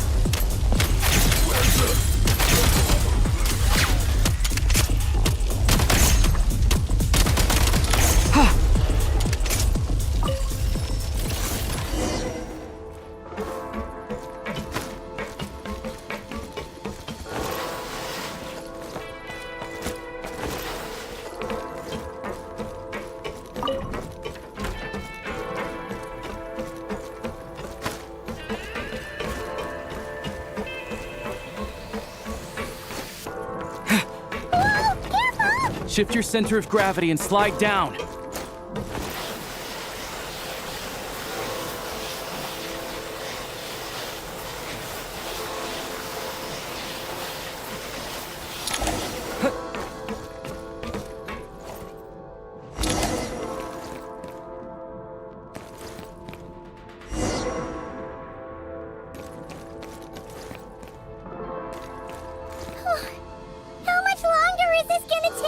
The exit is right ahead. We are very close now. However... It's like they're trying to keep us trapped here. That platform and the carriages are swarming with undead Fatui. Guess we gotta storm through.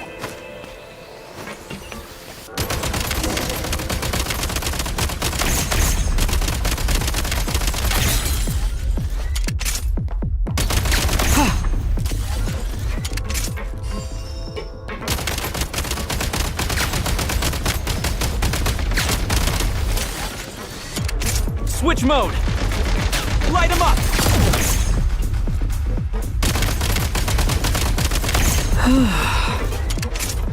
Back in business.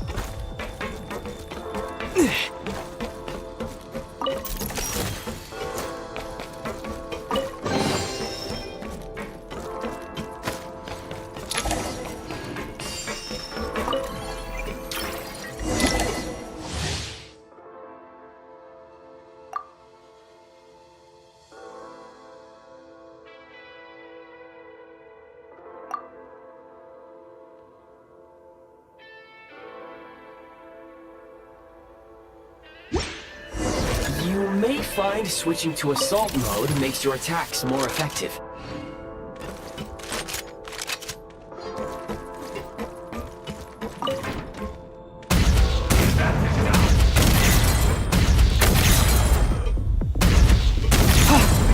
Need a refill!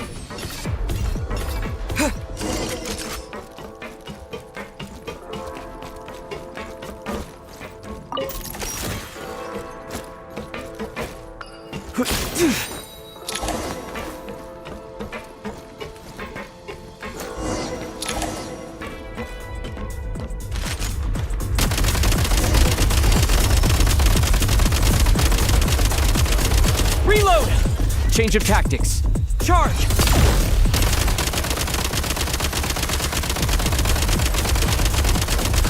Reload!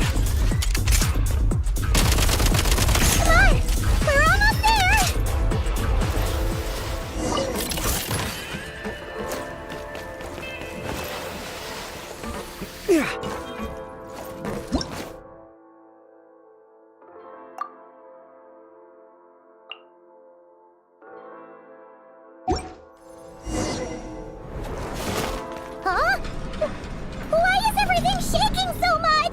Looks like the Shadow Realm is about to sink back down into the depths. The exit is right here. You mean this weird bubble thing?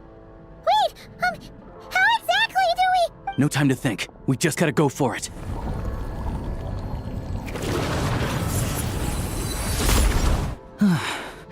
Looks like I was right.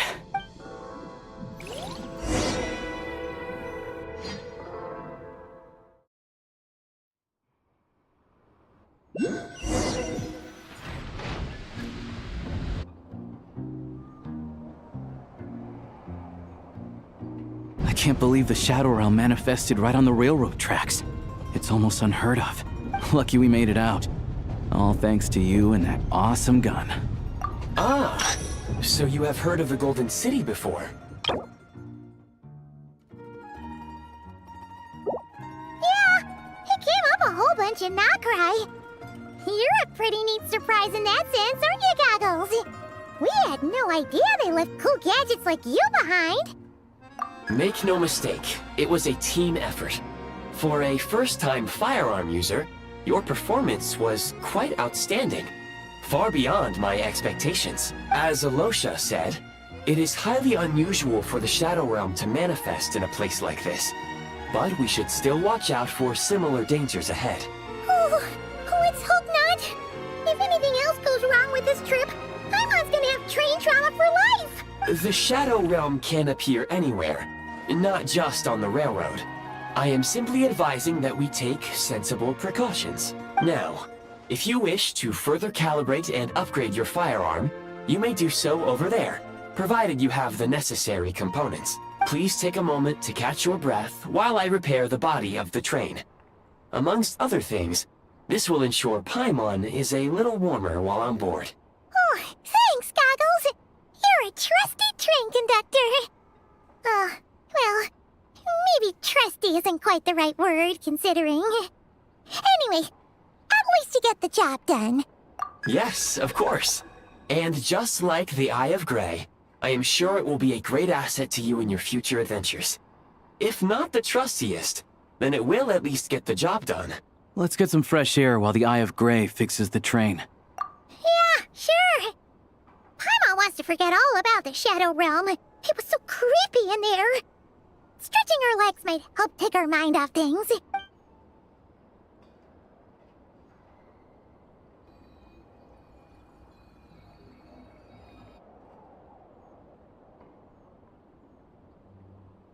It's so quiet here for a train station. Not a person in sight. Just abandoned houses.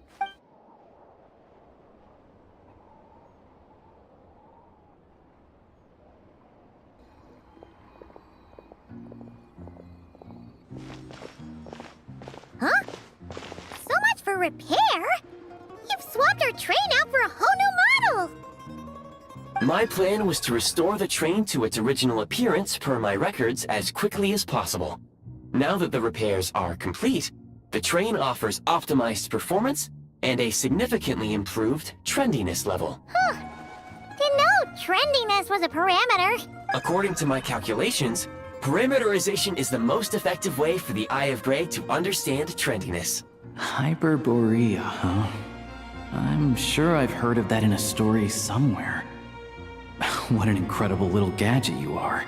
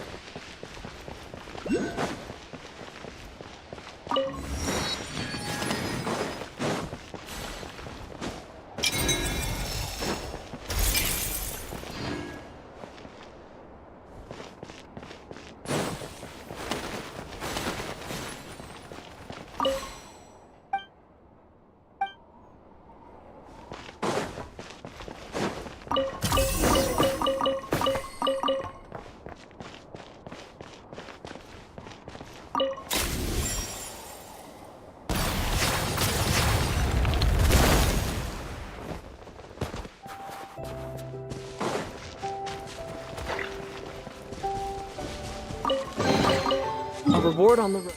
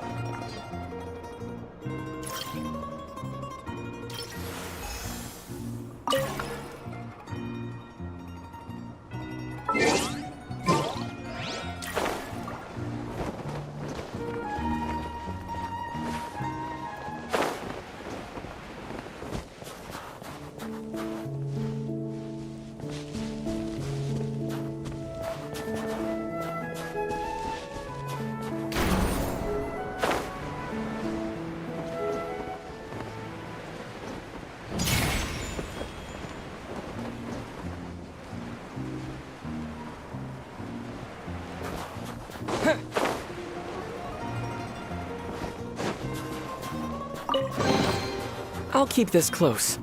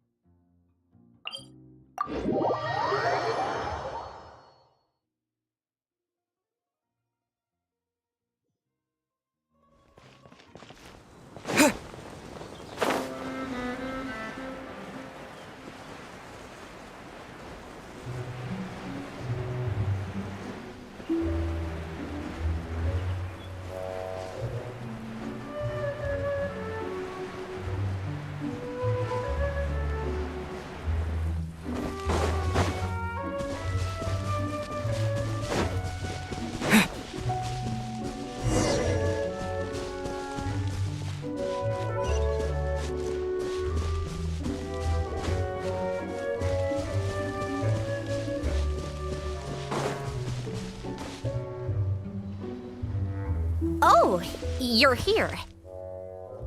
Hiya, Snezhnaya!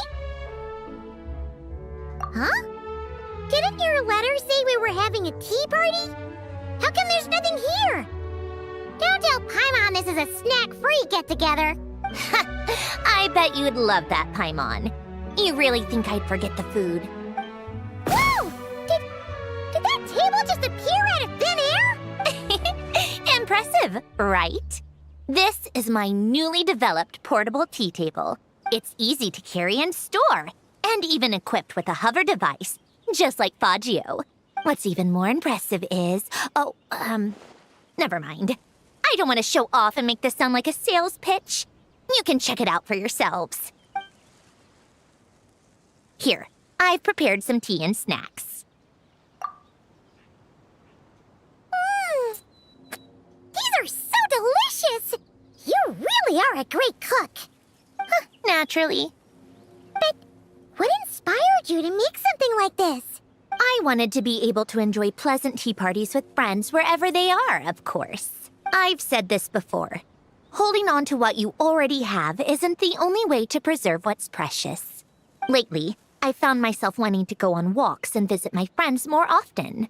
But inviting myself to others' homes and expecting them to prepare tea and treats, then letting them clear the table afterward. It's hardly proper etiquette for a lady. Paimon doesn't think your friends would mind. I mind. Besides, a simple invention like this is no trouble at all for me. I can see you like it. Don't worry, I can make one for you too. Huh? Are you sure that's all right? It's perfectly fine. Like I told you, I can whip up something like this in no time. Don't mention it. You helped me out a lot during the Fontanalia festival. Consider this as thanks.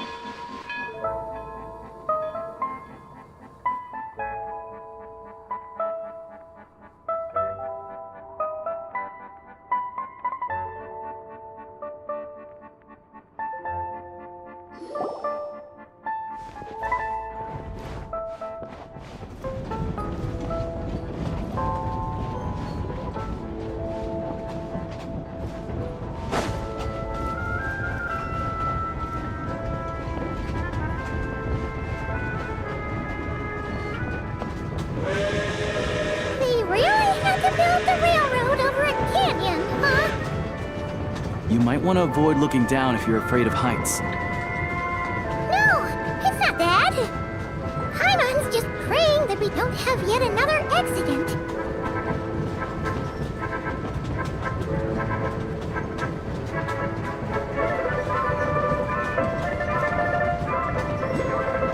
That mountain is breathtaking.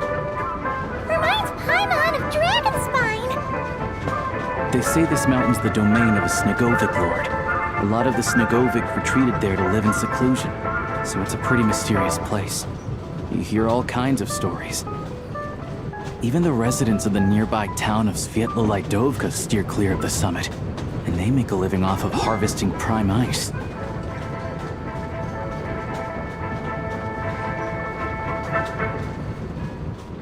Look, Snezhnagrad's just up ahead.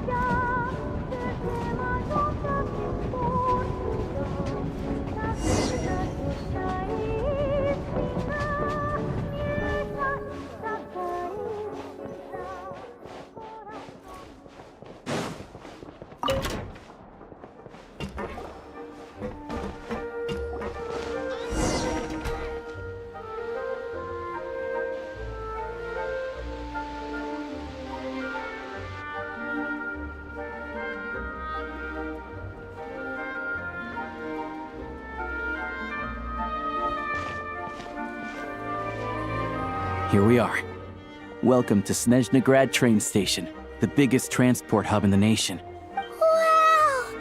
It's so majestic! Just flying from one side to the other would probably leave Paimon out of breath! It's built for maximum efficiency, but yes, transferring trains here can be a little tiring. In the future, you can use this train station to travel anywhere you want in Snezhnaya. For now, though, come with me.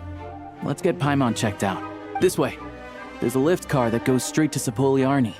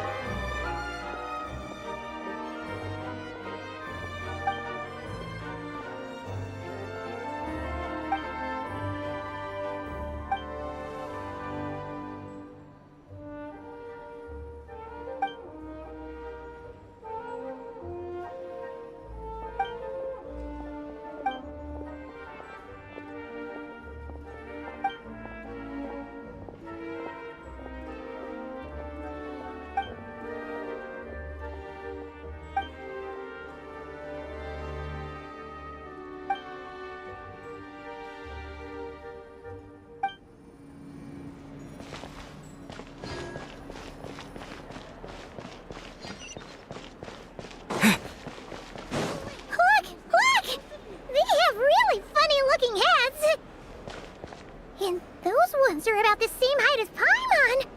But it looks like they can't fly. Those would be Volkudlak and Domovoy. You'll also see the winged Vila and the snowborn Snegovic amongst others. No wonder. We'd heard that Snezhnaya used to be the realm of the Fae. Paimon can really see it now.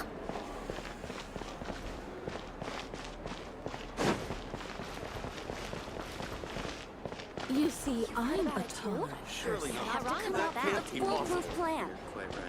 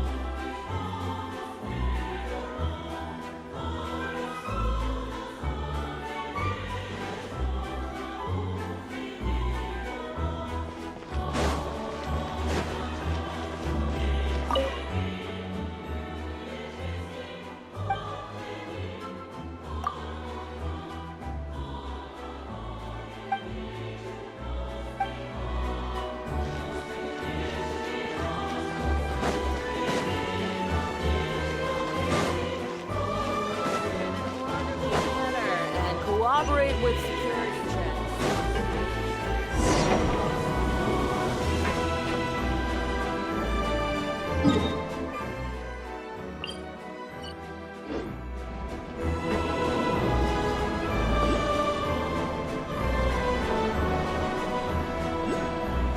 To the left is the Market of Zolny. They sell everything there. You can often find some nifty little trinkets. To the right, you'll see the Korolyevsky Theater in the distance. Look at that! Incredible!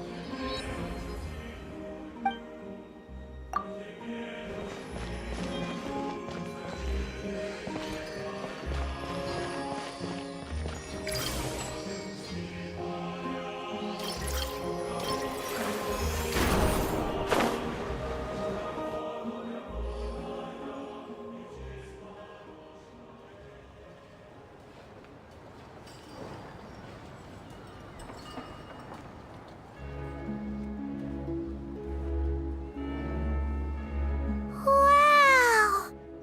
Snezhnaya is stunning! Seeing it with our own eyes makes all the trouble we went through to get here worth it! I found it pretty stunning when I first came here too. But I soon found out that stunningly beautiful means stunningly expensive. The prices here are crazy. I'm just a small-time hunter, so Zolny is where I spend most of my time.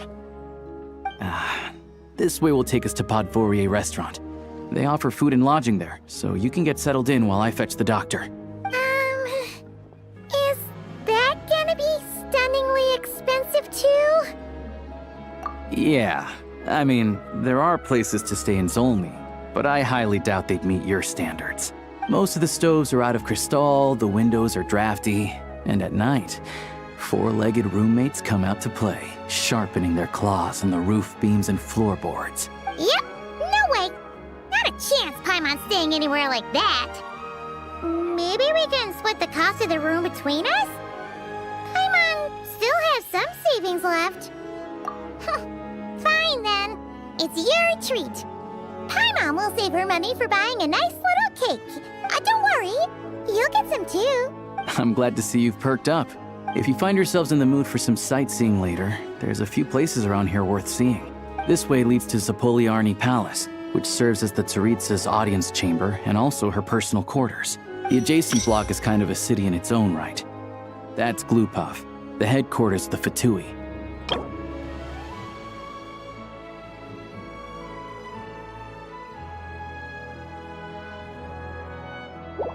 Inside, there's a munitions factory known as the Armory Palace, producing a constant supply of all kinds of equipment for the Fatui. A lot of important research happens there too. And over there is the Snezhnaya Vecha, where all the big shots meet regularly to make policy decisions. These places are best admired from a distance. I'm sure I don't need to explain why. Yeah, they probably have super strict security. We're not looking for trouble right now. The downtown area is near the center of Zapolyarny. That's where you'll find the restaurants, bookstores, and gift shops. Another place of interest is the Northland Bank, which is over this way. Oh, and I'm sure you'll want to make contact with the Adventurers Guild at some point, right? That's right here. Ooh, speaking of adventuring, we use alchemy quite a lot. Do you know where we can find a crafting bench? No one practices alchemy at Snezhnaya, I'm afraid. Apparently there's some historical reason for it. Oh, we'll just have to use the one on the train then. Kinda inconvenient. Wait, how come there's one on the train if that's Snezhnayan too? Yeah, I don't know. Not my area of expertise. Still, I wouldn't say the absence of alchemy makes life here any less convenient. Anyway... Finally, there's only in that direction.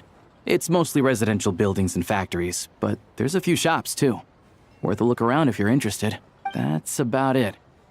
You guys go ahead and get checked in while I track down my doctor friend. Sounds good. Thanks for all the recommendations. It'll be good to get out of the cold wind. Paimon's starting to feel another headache coming on. Podvorie restaurant is right this way.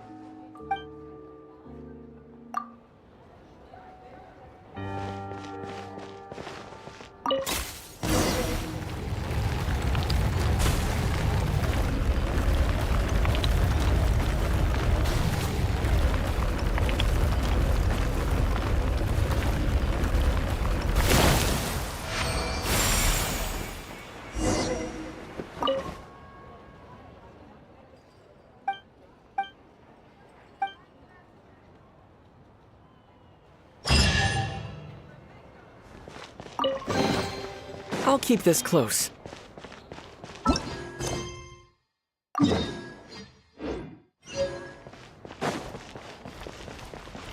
Come on, keep up.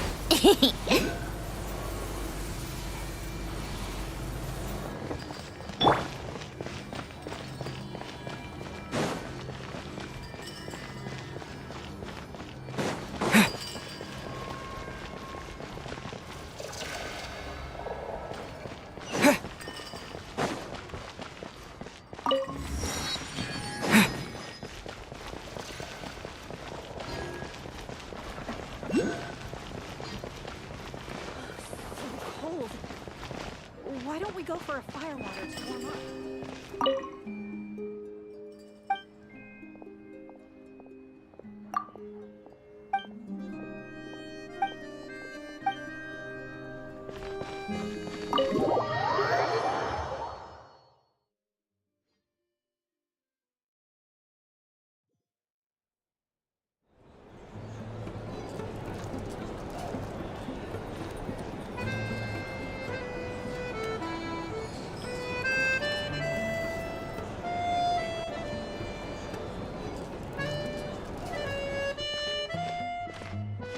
Looks like you get what you pay for, huh? Paimon likes this room a lot. Yeah, much better now that we're out of the cold. Oh, thanks for taking such good care of Paimon. Honestly, she feels kind of bad for throwing a wrench in the works. If this were anywhere else, we'd be out investigating and adventuring by now. But instead, we're stuck here waiting for a doctor. You're right. No need to push ourselves too hard for no reason. A lot happened on our way into the city. Let's review what we've learned so far and try to figure out what to do next. Obviously, the million more question is, what is this Tsaritsa planning? Everything else leads back to that. Sure was. And so far, we've learned that in addition to the 7 Gnosis, her plan also requires a ton of energy. But we won't get to see her anytime soon. Alosha said that she went east to fight that big monster. It must be a pretty powerful one if it can blanket the whole of Snezhnaya in a snowstorm this awful. To be honest, what we're really lacking right now is information. The kind of information that only the higher-ups in the government would know. Not word on the street type of info. Paimon can think of a few people who might be able to help us. But... Right! And when we left Nagcry, Sandrone specifically left a message reminding us which side we're on. So, it's unlikely they'd tell us anything confidential about the Tsaritsa's grand plan. Yeah, fair point. Besides, that Glupov place is right nearby. We've got nothing to lose, so it'd be a waste not to go. There's gotta be someone there willing to talk to us, right? Maybe Arlecchino or Sandrone? Or possibly Tartaglia. But it's unlikely we could sweet-talk Arlecchino. Let alone Sandrone. She basically told us to stay in our lane already. Yeah, the last time was all the way back in Fontaine, right? Too bad we missed him in Nagcry. Apparently, he came to help out. Hello. Is there a traveler in Paimon in there? That's Alosha. Come in! Hello, I'm Dr. Luneva. Alosha mentioned that one of you is feeling a little under the weather. I see. So you're my patient today, yes? And you're a Fae, I presume? Good question. Paimon's not too sure either, but she's definitely not the same kind of Fae as the ones we saw at the train station. Is that gonna be an issue? Not exactly. It's just, I'm used to treating human patients. Fae tend to be far more resilient than even the healthiest and most long-lived of humans. But don't worry, I do have some experience treating Fae. I've even diagnosed plenty of cats and dogs in my time. Safe to say, I have a fairly eclectic range of expertise. It'll be fine. Paimon's basically the same as a human, right? We're no different when it comes down to it, are we? More like you don't eat enough. The more talking you do, the more you need to eat. Now, please take a seat.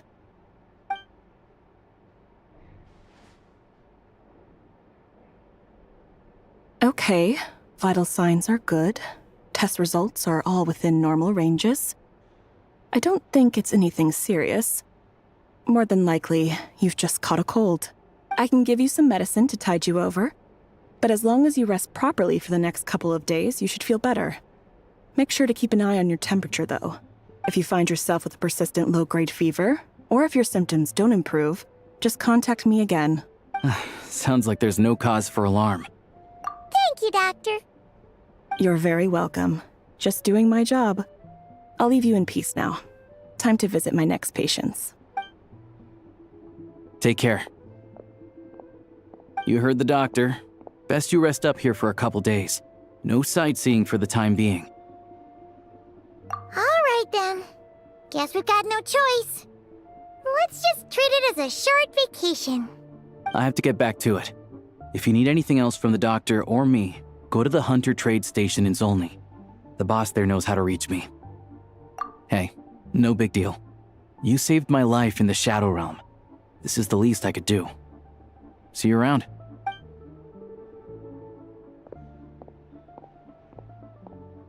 All right, time to find Child and see what he can tell me. I'd better not disturb her while she's asleep. With any luck, I'll be back before she knows I was gone.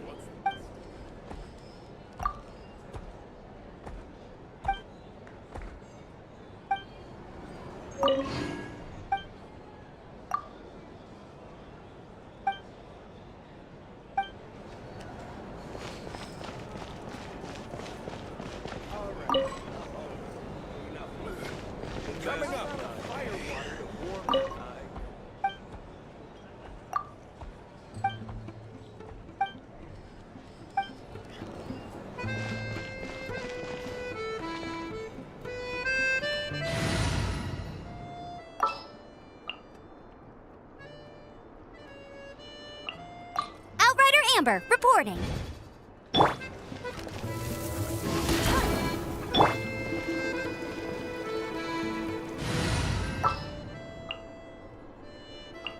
Let me help you out.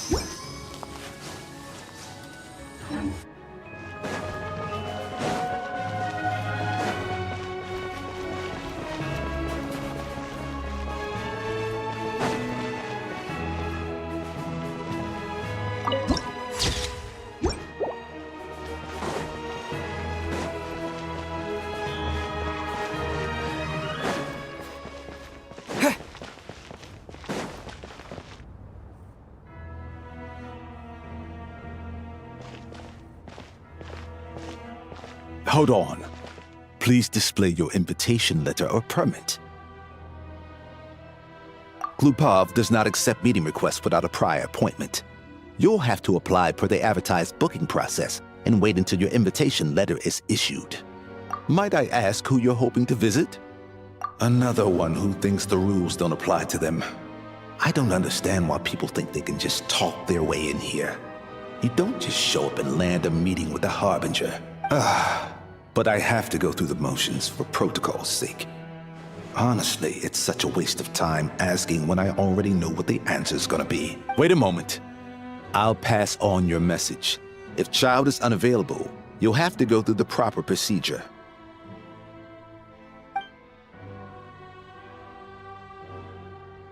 Lord Child is a busy man. He's probably not in Glupov at the present. If I were you, I'd cut your losses.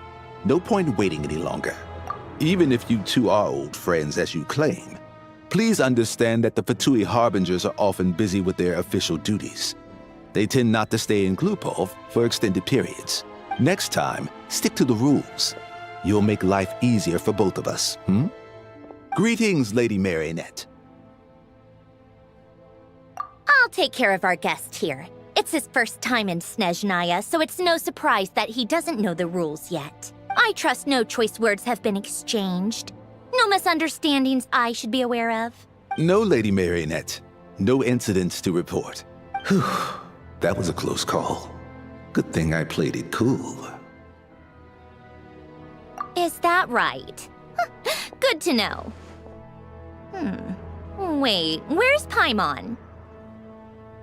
Under the weather? That's hard to imagine. She's always buzzing with energy. I take it she's still adapting to the climate.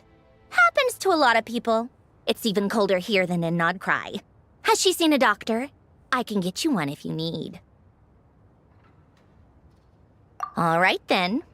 Well, let me know if you run into any other problems. Why else? I was just about to sit down for some much-needed tea time when I heard that an old friend of Tartaglia's had shown up outside. No appointment, nothing.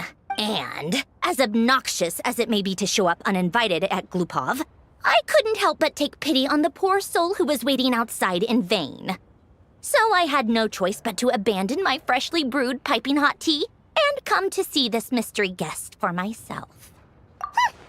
Well, I felt our time working together in Nodcry warranted some courtesy.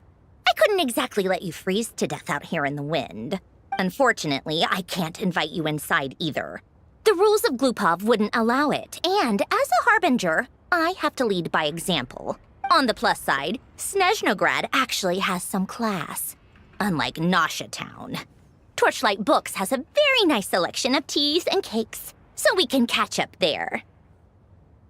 Your treat, of course. Because I already wasted one perfectly good cup of tea today. That's why.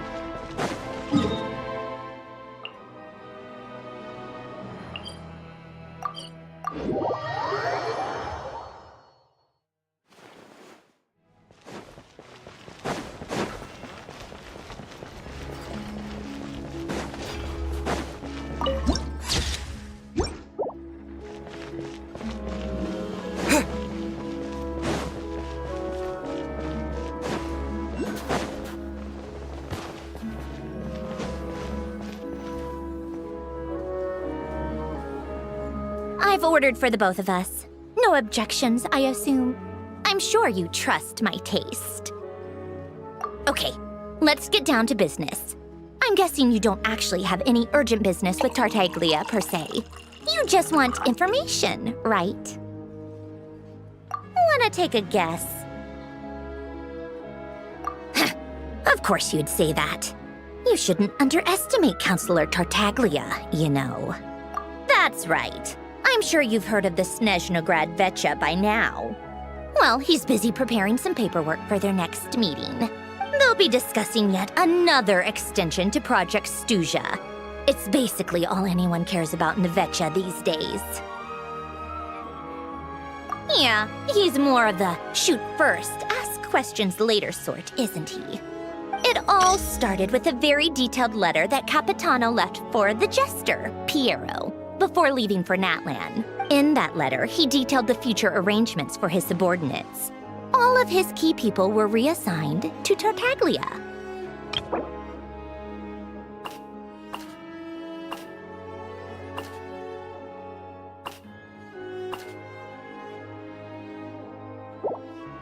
I guess he'd already prepared to leave us for good all the way back then.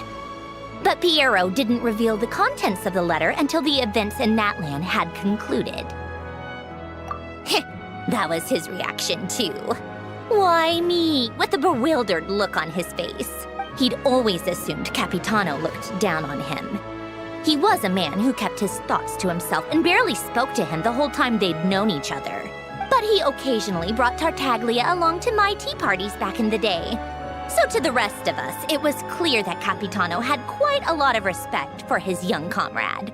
By the rest of us, I mean my tea party regulars. Arlecchino, Rosaline, and... actually, not Columbina. She was probably oblivious to it. Anyway, then the Liu's situation happened.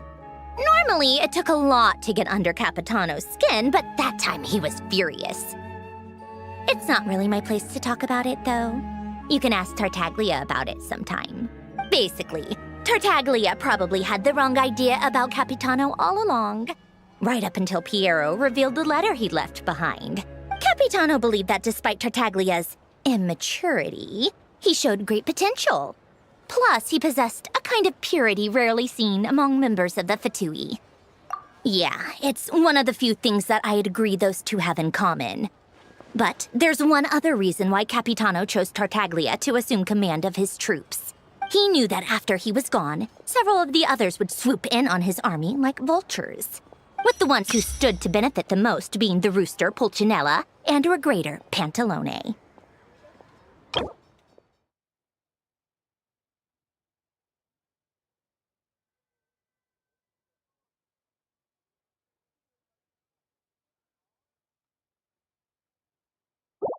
Once they divided Capitano's troops between them, they'd be more powerful than ever. No one would be able to stop them.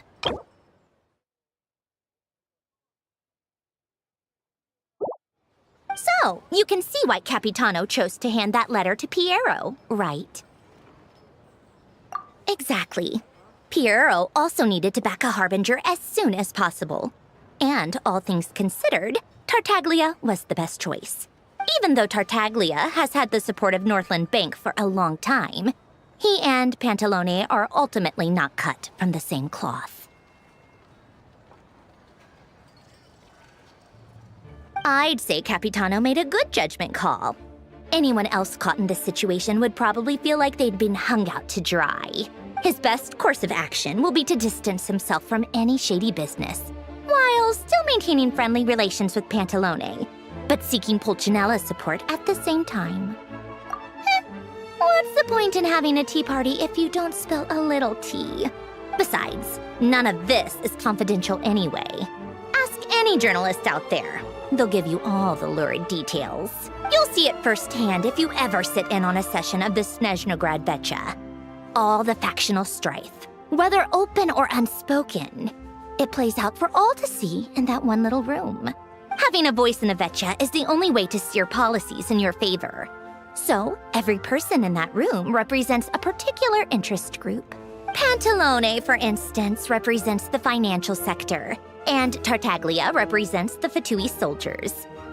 Personally, I have no interest in political jousting, but since I have a number of engineers and researchers under my command, I have to make their voices heard. Then there's Pulcinella, the linchpin of the Vetcha. He represents politics itself. Everything involves him, so nothing can bypass him. Any issue that comes up, he knows how to mediate. That's what the Tsaritsa values most about him.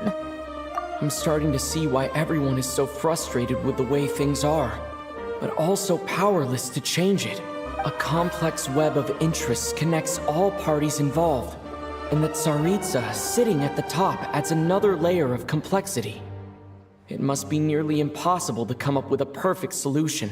All right, I'm done carrying this conversation. Time for you to answer a question of mine. You must have known that you can get the info you needed from me. So why was Tartaglia the first person you asked to see and not me? Huh? Jealous? As if. Wait. Oh, I think I know what it is. Columbina passed on my message to you before you left Not Cry, right? I only meant you should be mindful of which side you're on. Is that actually why you didn't ask for me? Because you took that to heart? You... fair enough. It's not your fault. I blame all these politicians I've been hanging around with lately. Always beating about the bush when they talk. I guess it must have rubbed off on me. Anyway, just ask for my help next time, okay? Little things like this are no problem. Lady Marionette. What now? Can't you see I'm on my break? Whatever it is, just leave it on my desk. I'll look at it later. Sorry to disturb you during your break, ma'am, but I'm afraid it's an emergency. Isn't it always? I've told you before. Fixing the tracks and transporting ice blocks does not constitute an emergency. The equipment in Svietlolaidovka is in urgent need of maintenance. With how the weather's been recently, we suspect that the cause is a buildup of snow, exceeding the maximum weight limit. The supports on one of the machines broke and fell, awakening a dormant beast and leaving many of the ice miners trapped in a nearby ice cave. Luckily, Odette's team was nearby and launched a rescue operation, but we're still facing a severe manpower shortage for both the rescue and engineering teams.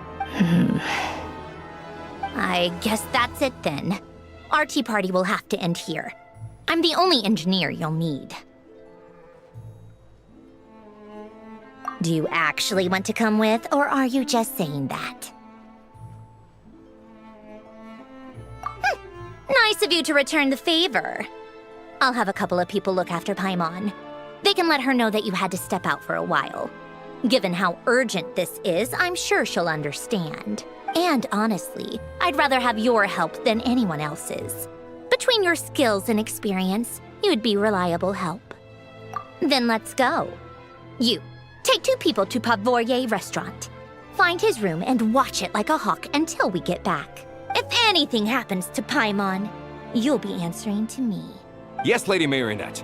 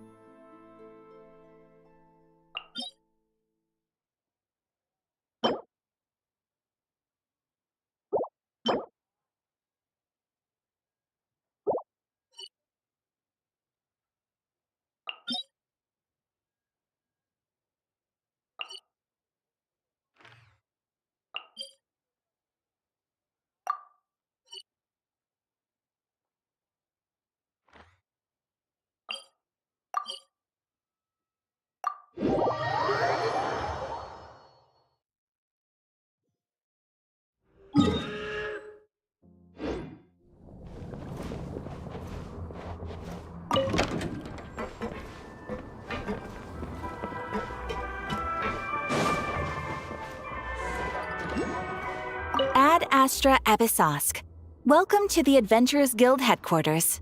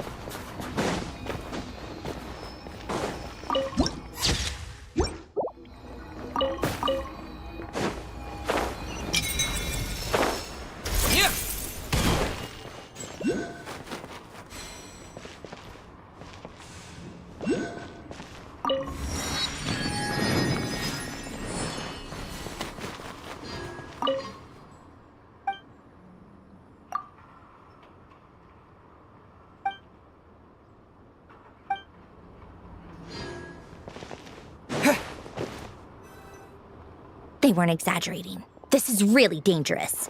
It's a good thing only one of them broke. From what I've been told, most of the trapped miners are over in that direction. Yeah, you do that while I check the rest of the equipment. I'll evacuate the people around here as I go. Meet me back here as soon as you're done. Sympathize. The rules are rules.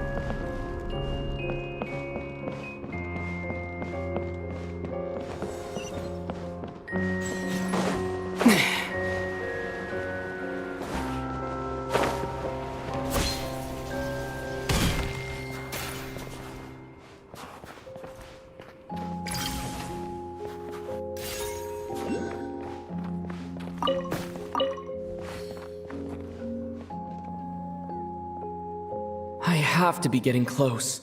Don't go any further.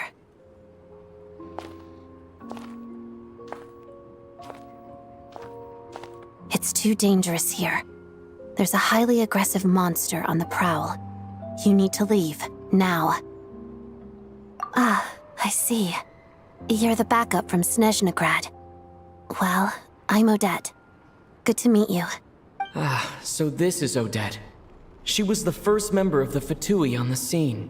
There are 5 people trapped in the cave. Monster type is unknown, and so is its location. Let's go. Every second counts.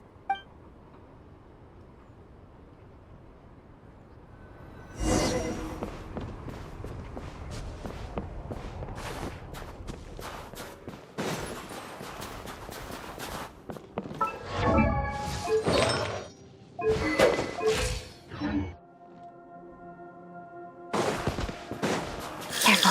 Something's moving.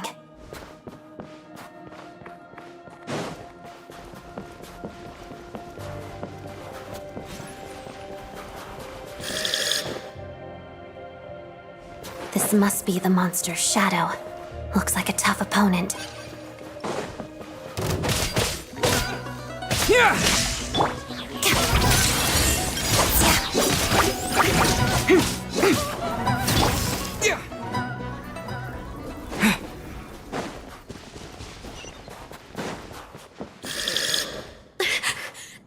Stay back!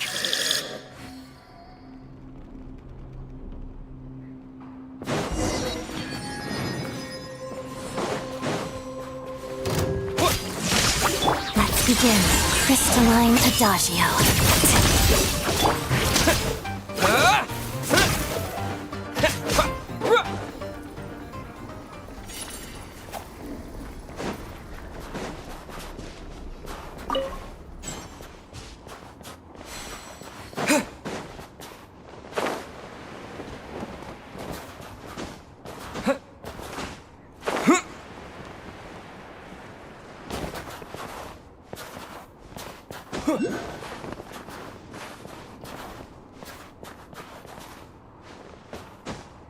Yeah!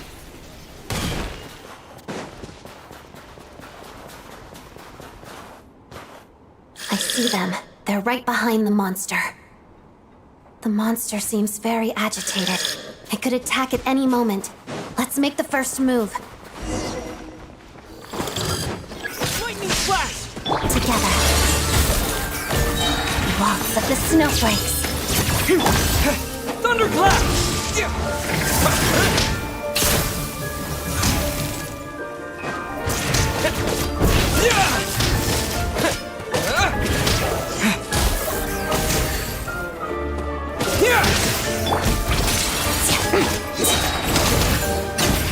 Cryostorm! Oh, thank you for saving us. We'd have been monster fodder otherwise. Thank you. Thank you. You're welcome. You should be safe now. Follow this route out. He and I will stay behind to watch the rear.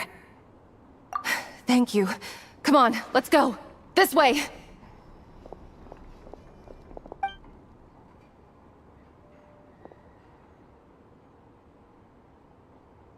I've searched the area. Pretty sure the monster made a tactical retreat. Yeah, but with us here, it won't be coming back anytime soon. It may be small, but don't be fooled. It's a ferocious beast. People are just food in its eyes. It's lucky we got here when we did. The trapped miners have been successfully evacuated. Time for us to leave. Wait, this place. There's something unusual about it.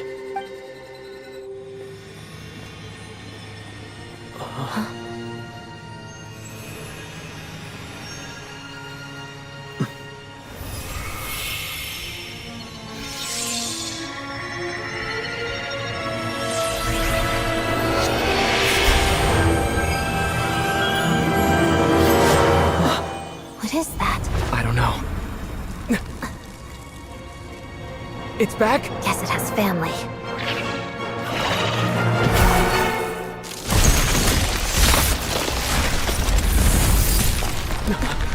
This way. Run!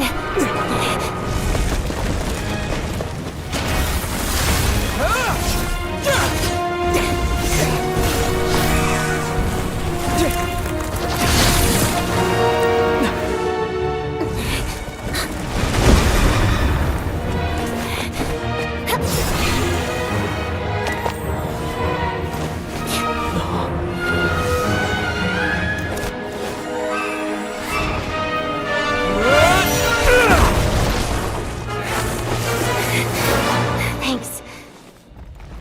Let's get out of here.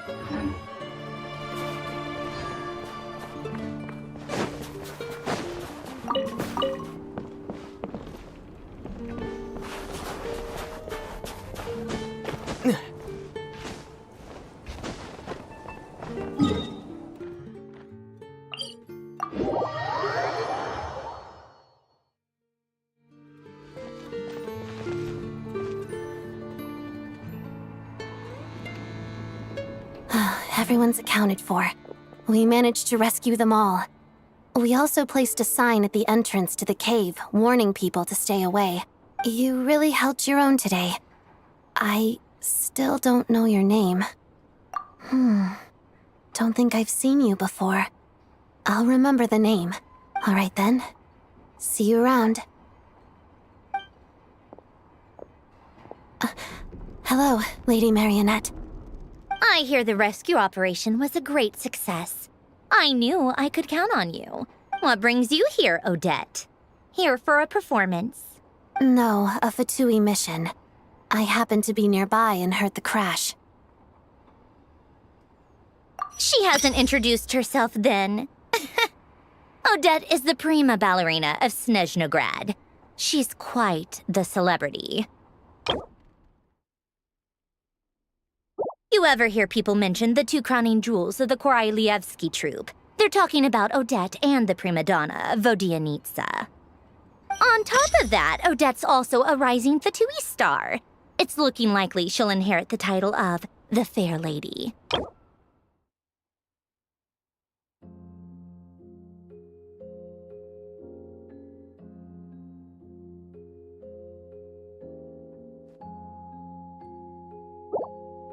She learned all her combat skills from Rosaline herself.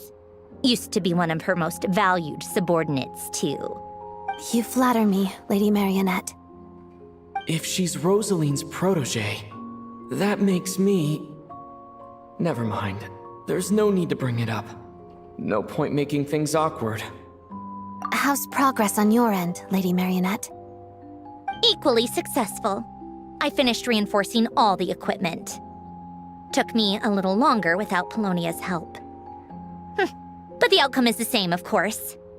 Even if the heavy snowfall summoned by that monster lasts for another 3 months straight, this equipment won't give way. All right, now that we're done here, it's time to get out of this blizzard.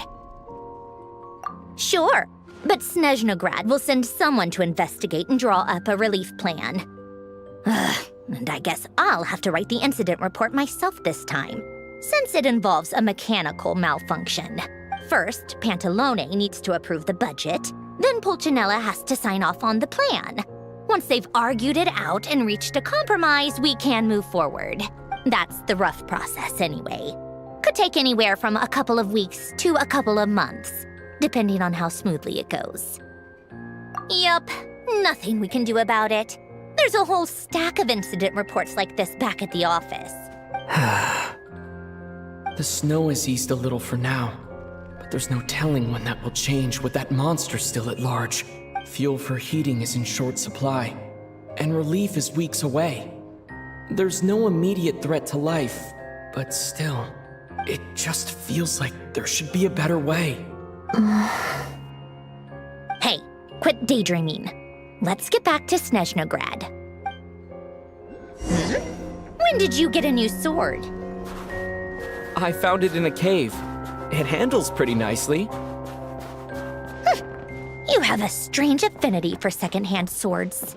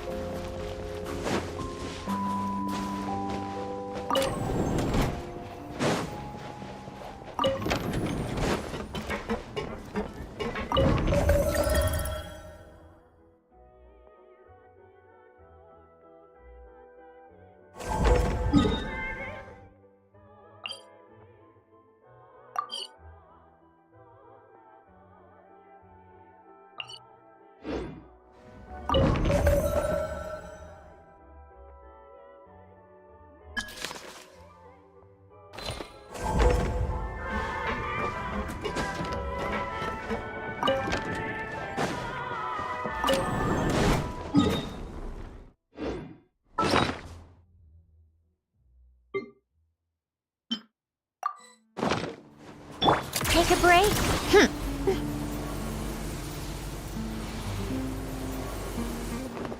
Come on, keep up.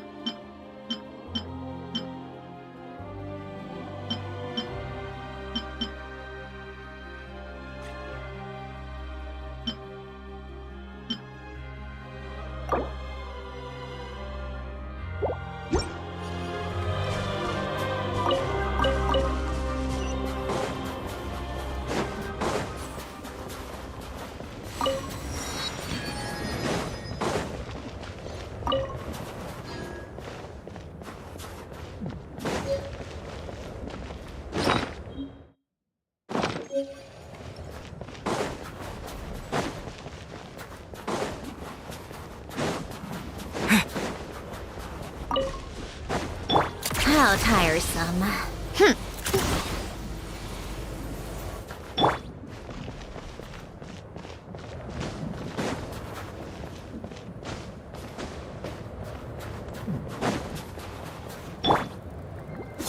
On. Come on, keep up.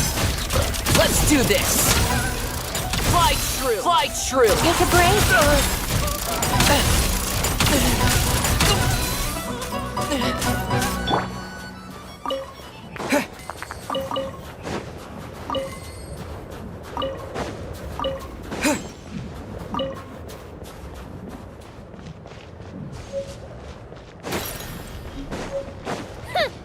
Big mistake. Come on, keep up.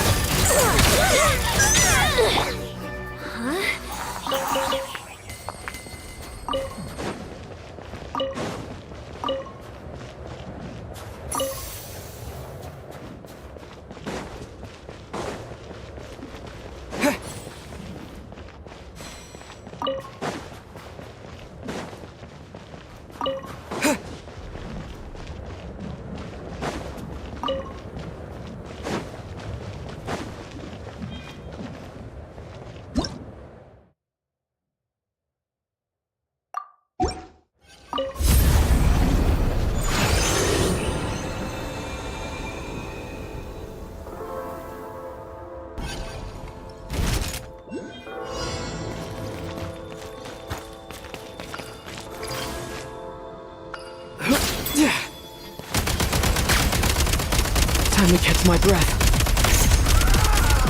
Need a refill! So close. Light him up! Back in business.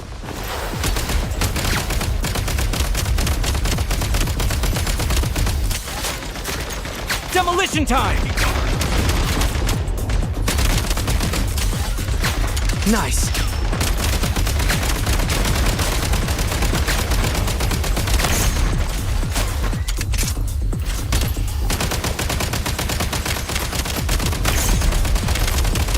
Nice.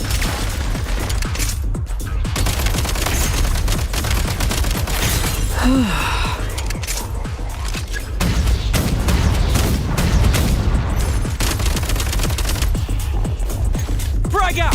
Flash freeze! Try this! You're not going anywhere! Try this!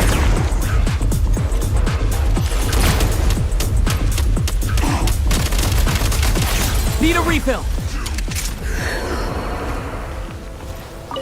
Pretty good haul. Let's hammer this out!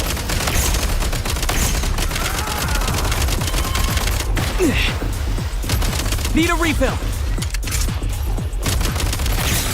Let's make some ice sculptures! Make it count! Demolition time! Keep it cool! Try this!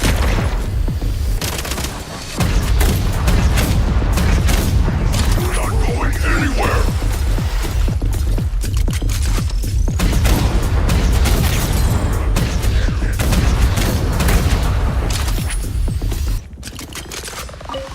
Try this!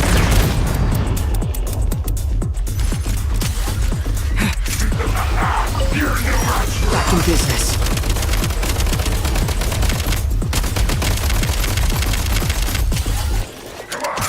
Get this done! It's over!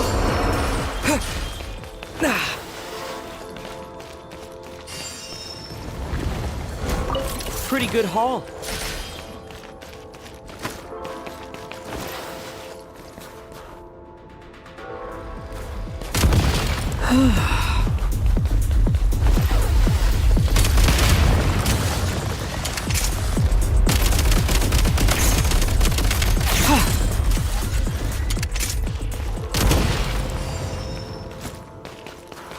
Gotta recharge! Look who has a death wish! It's raining Frozen descent! Pretty good haul. You'll pay for that!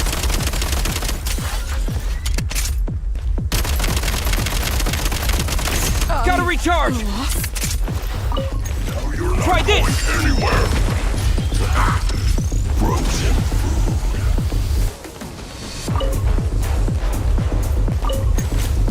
Demolition time!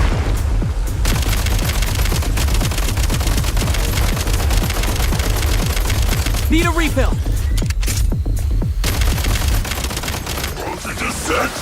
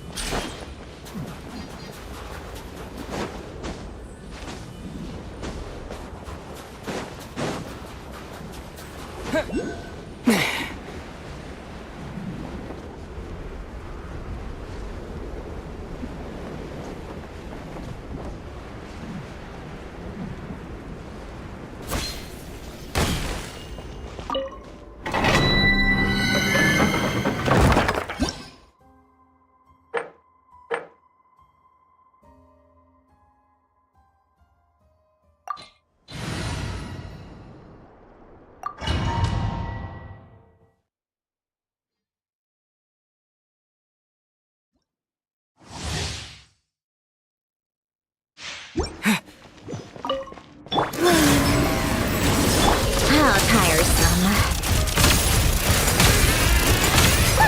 What a joke! A moonlit night for all. And Kate! Come on, keep up. Take a break. How tired. Condense! What? Take a break.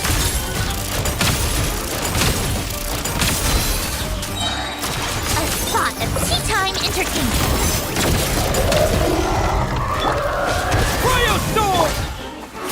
Shadow me. Witness the snow swan's grace.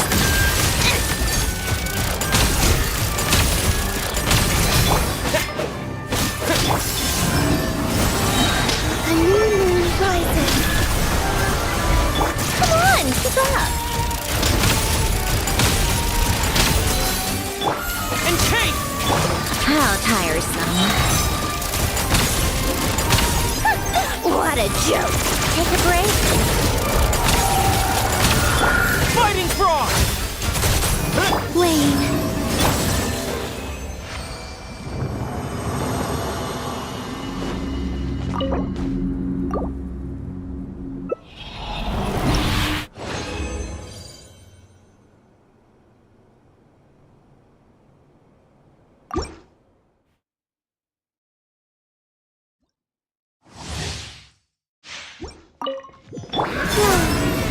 How tiresome. Come on, keep up.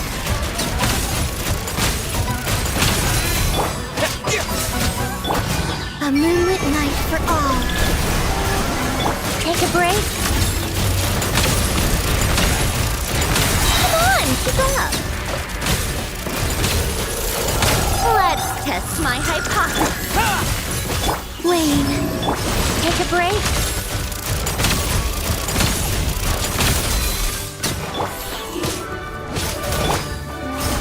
Together, crystalline adagio. Condense! Cryostorm! Come on, keep up. Take a break.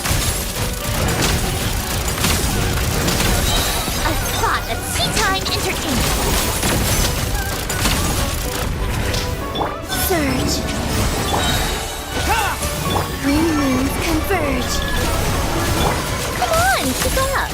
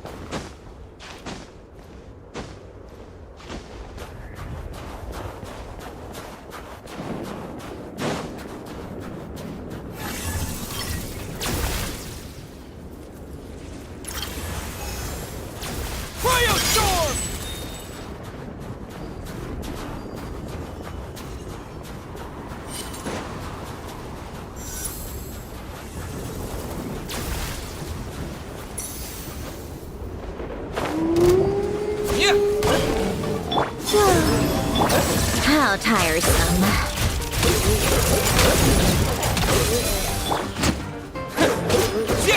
And Kate!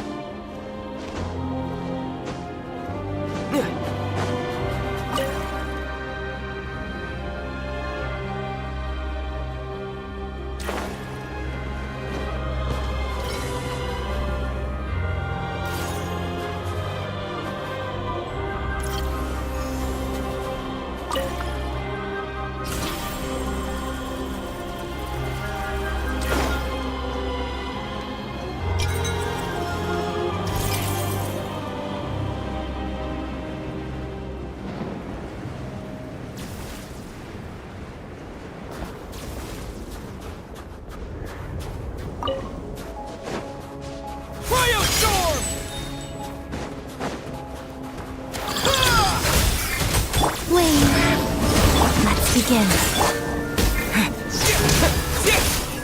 Take a break.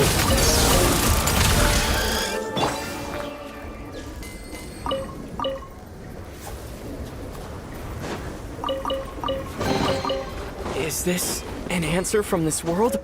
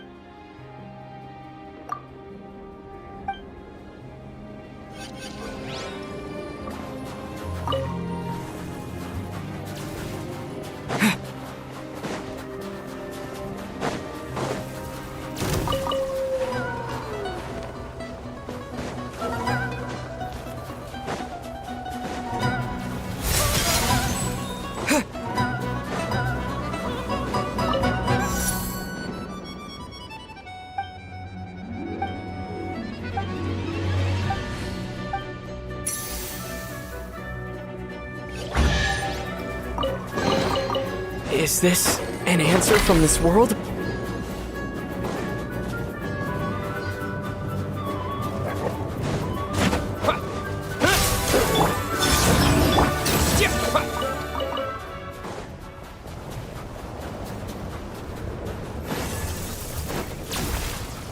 How tiresome. Pick up the pace.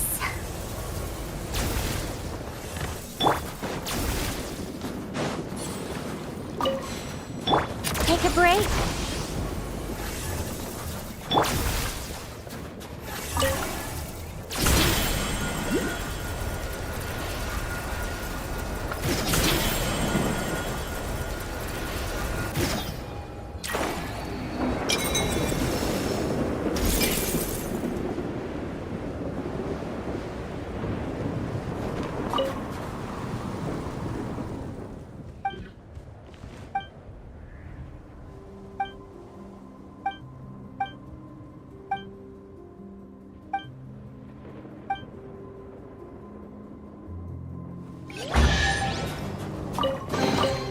Is this an answer from this world? Encase!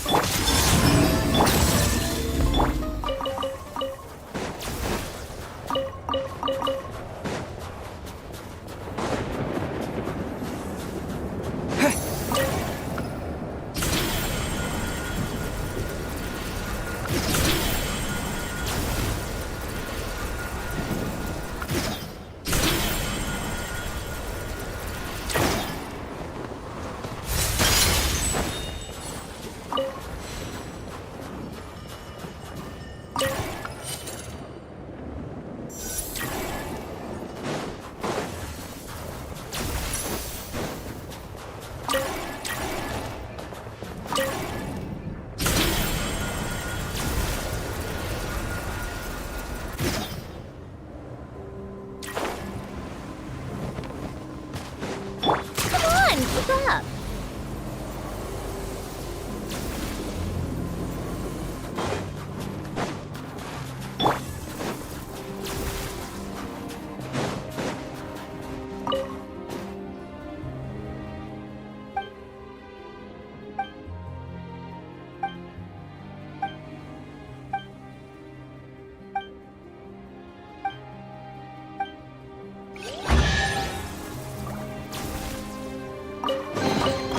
Is this an answer from this world?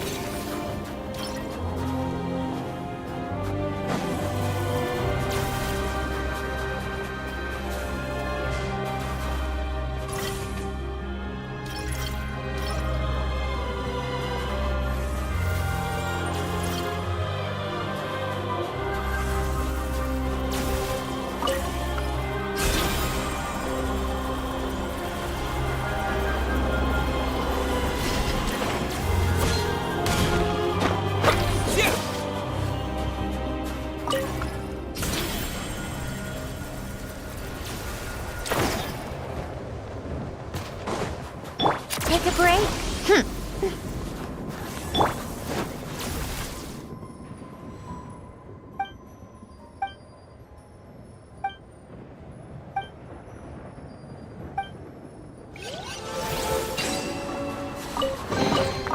I'll keep this close.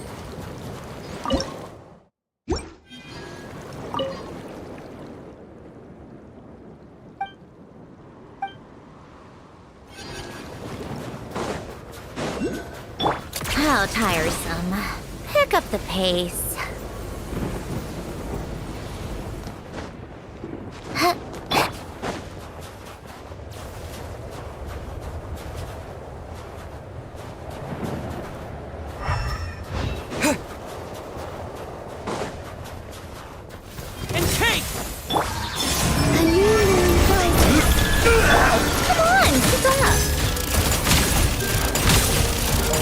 Let's test my hypothesis.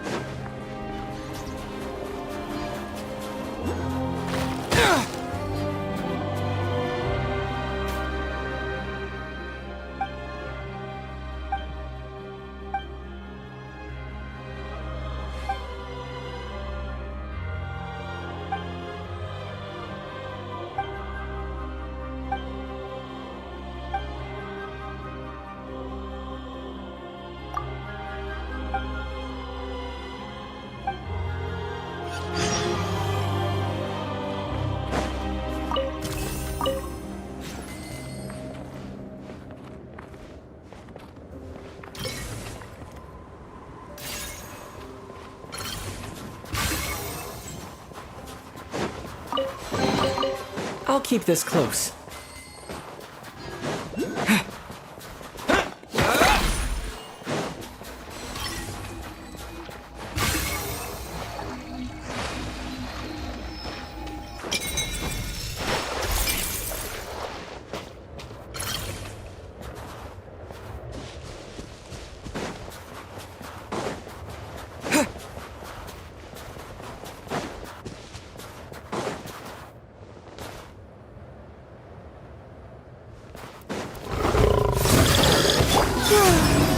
Take a break.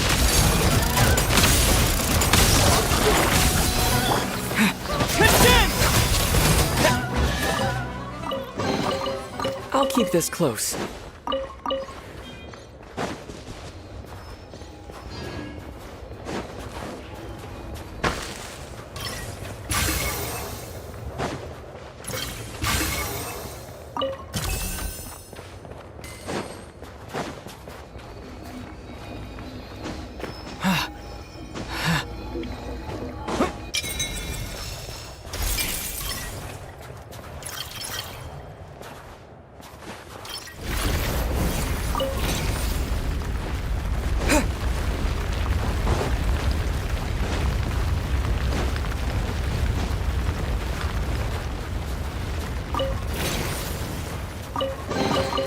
A reward on the road.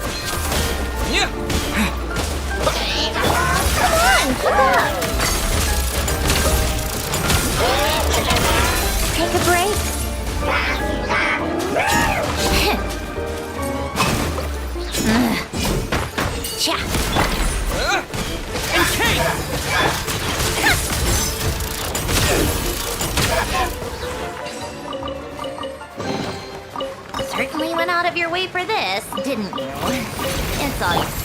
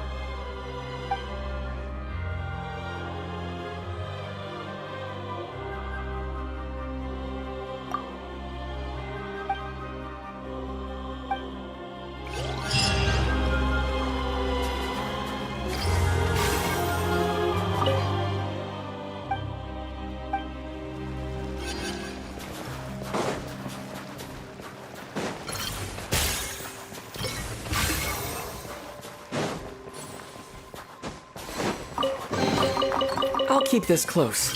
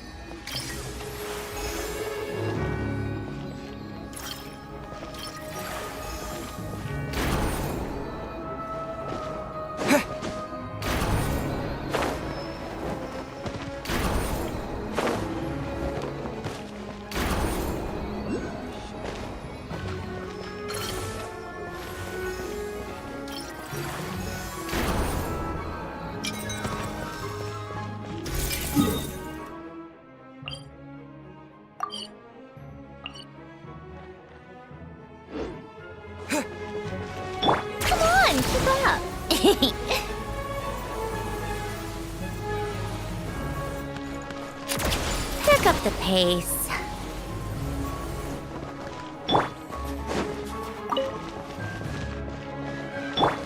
How tiresome.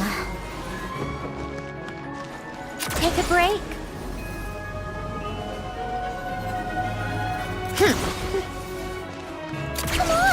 up.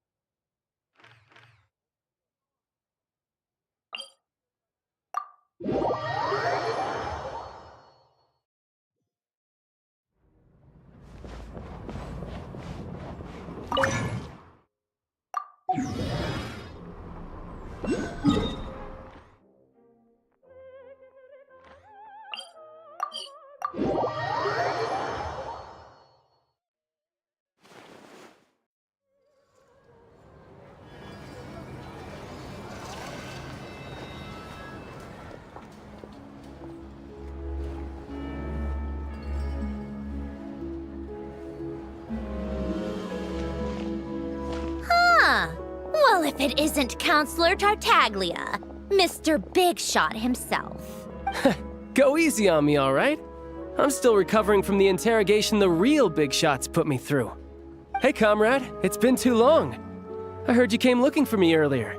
Nicest surprise I've had in a while. Good to see you too, Odette. I'm guessing you guys just got back from Sviatlo-Lajdovka. How'd it go? Crisis averted? It went fine. How about you? Any new developments? Not really. Same as ever. Growing opposition to Project Stuzha, and the usual rebuttals are starting to ring hollow. The results of the mock vote were pretty dire. Pulcinella was fuming. I've never seen the old man so angry. That's not good news. It takes a lot to rattle him. Yeah, obviously if push comes to shove, there are ways to crack down on dissent. But... Sorry, I have to ask something. This is going to sound blunt, but may I? Huh? Of course, fire away. It sounds to me like everyone's tearing their hair out trying to figure out how to deal with opposition to Project Stuzha. But what exactly is this project's purpose? And how can it be so important that even people like you two refuse to stand up for the ordinary people of Snezhnaya? Interesting. I gotta hand it to you, comrade. You sure don't mince your words. Excuse him? What does he mean, refuse to stand up for ordinary people? Oh my gosh.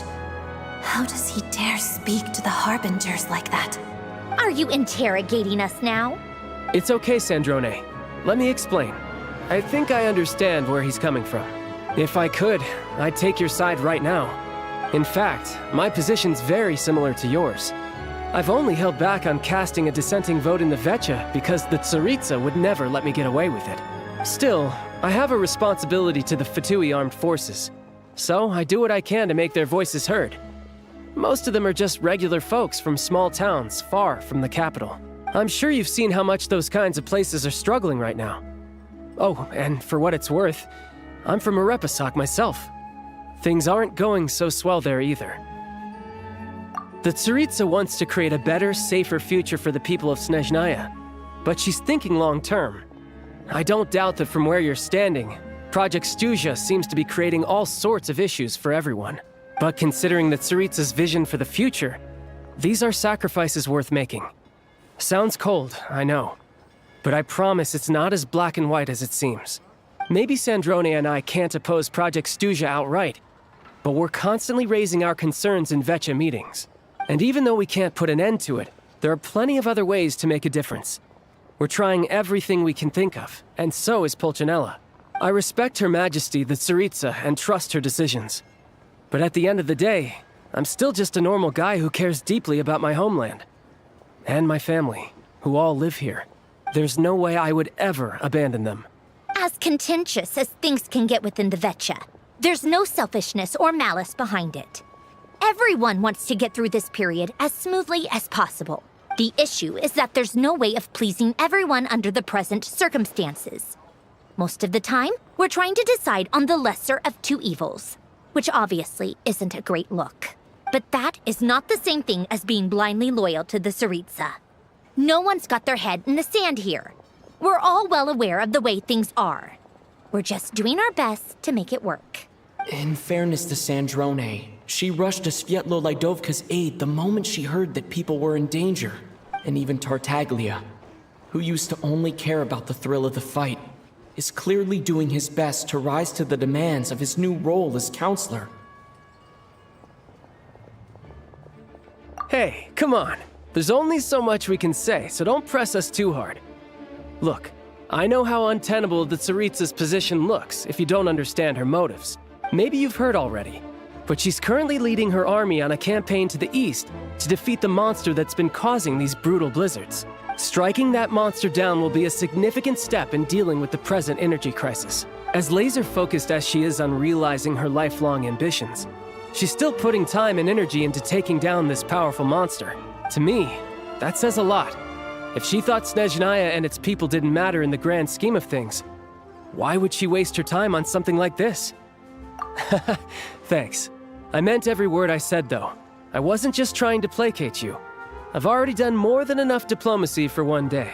I still think this adventurer raises a very important point. Our two harbingers have made their positions very clear. But there are many others in the Vetcha who must feel trapped and forced to vote against their conscience. I think it's a very valuable quality to be willing to speak one's mind, despite the risk of offending powerful figures. You can say that again. I highly doubt we'd feel the need to explain ourselves so much if we didn't know you so well. Forgive me, adventurer, but might I be so bold as to ask about your background? How is it that you can converse so openly with two harbingers? Oh, haven't you been properly introduced? Easier said than done. I like to think I'm not the kind of person who goes around busting open people's old wounds. I've only learned his name so far, and no details of his experiences. Is something wrong? Uh-oh. Is there no avoiding the subject of Rosaline?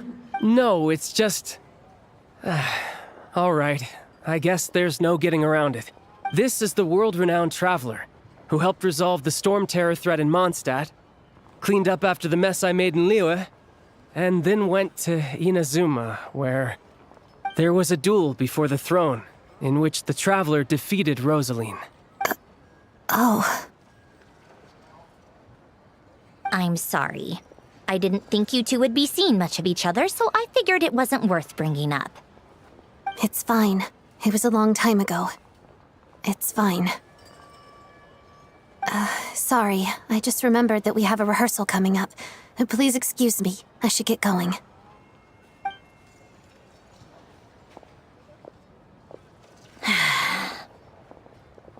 I've mentioned this to you before, remember? She was Rosaline's most valued subordinate. But they didn't actually get along.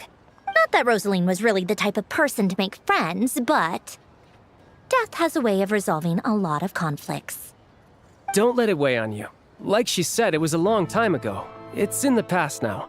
Odette has a very different personality from Rosaline. Give her some time. I'm sure she'll work through it. Oh, by the way, where's Paimon? It's not like her to hide away. She hasn't been feeling well, so she's resting at Podvorier restaurant.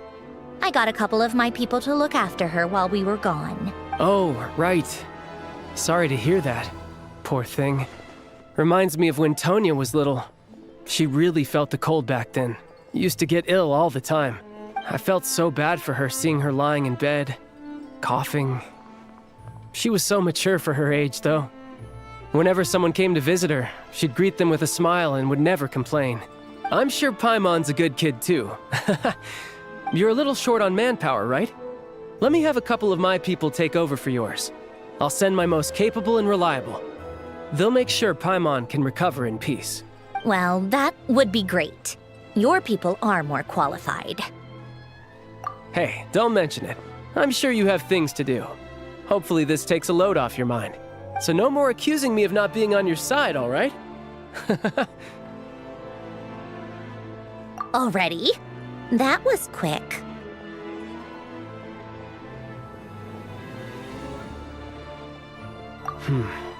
I'm afraid I can't help you there.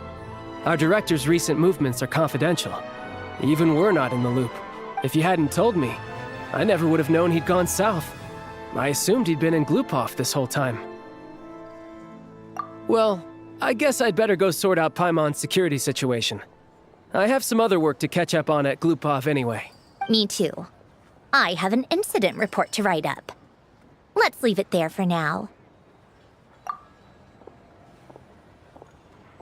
I guess everyone's in a difficult position. But Tartaglia's right. I have things to do. Things I want to do. And things I ought to do. To start with, I should ask Alosha if he knows any way to help Svietlolaidovka.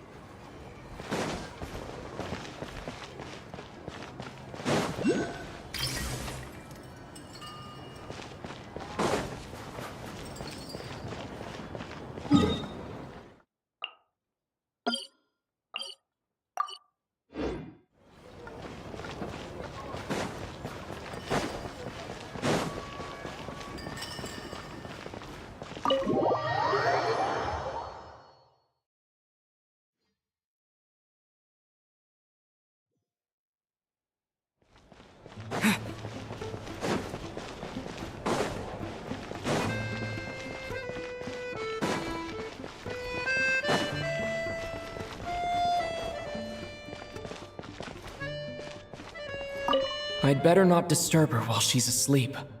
With any luck, I'll be back before she knows I was gone.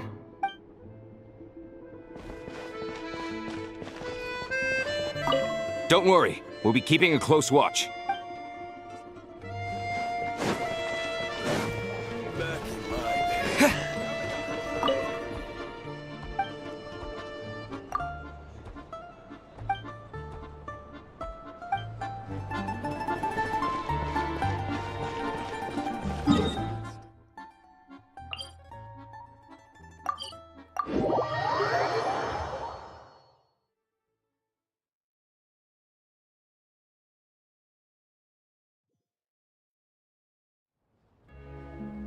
How strange.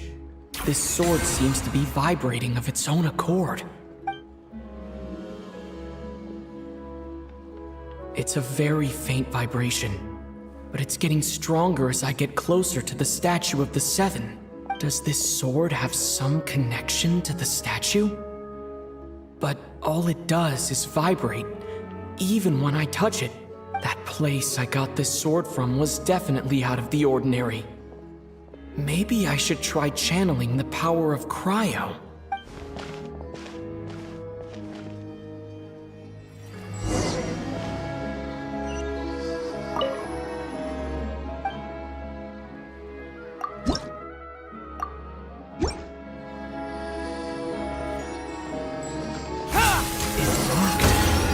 There really is something special about this sword.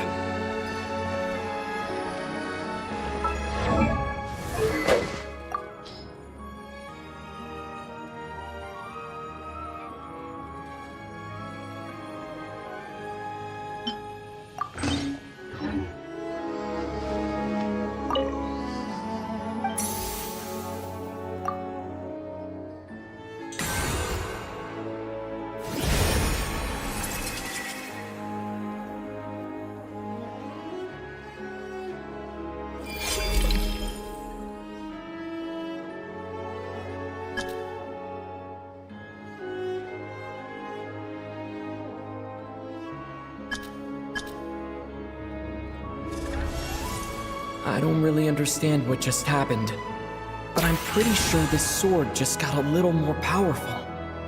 I'll have to try the same thing again when I come across another statue of the Seven. In the meantime, I'd better go find Alosha.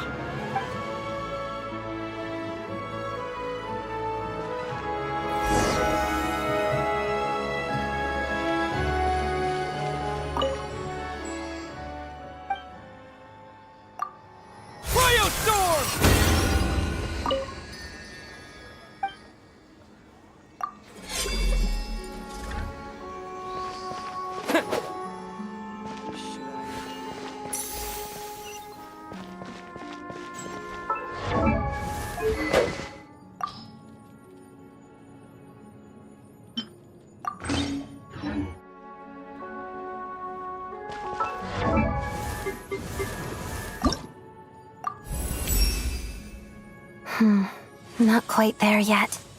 I need to train even harder.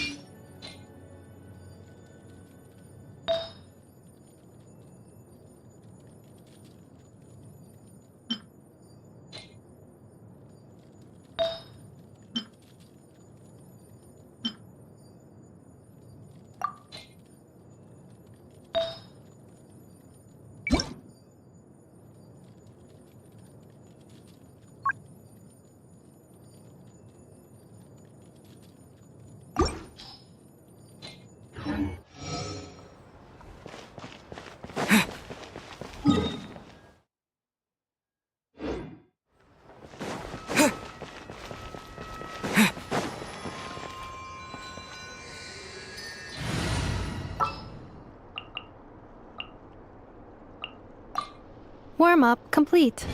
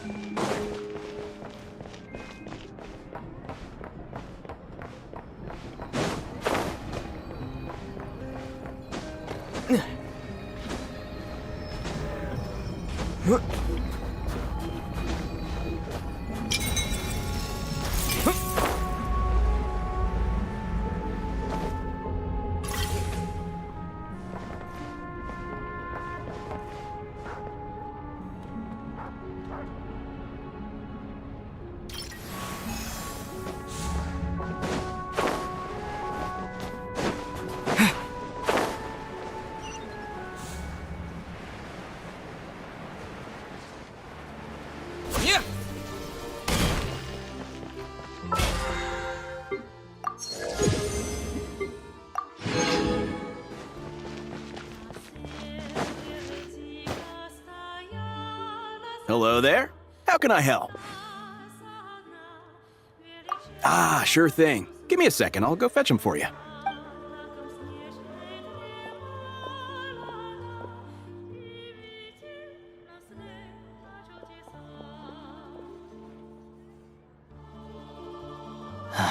It's a familiar story.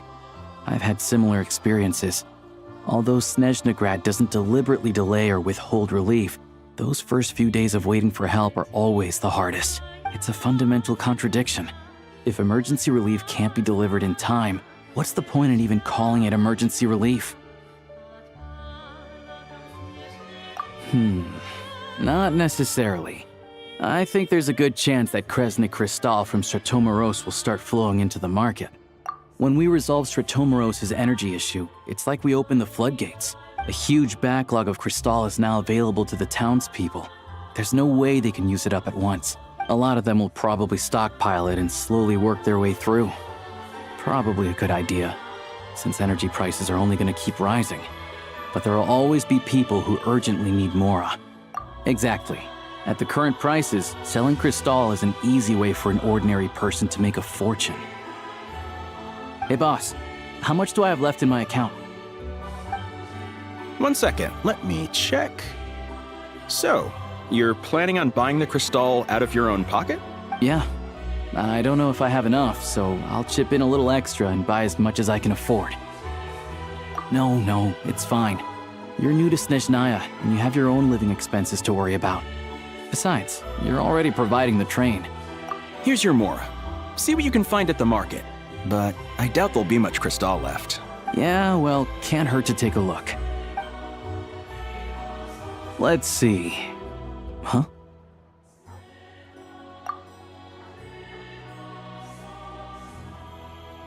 Oh, Alosha, and... Hello? I didn't realize you two knew each other.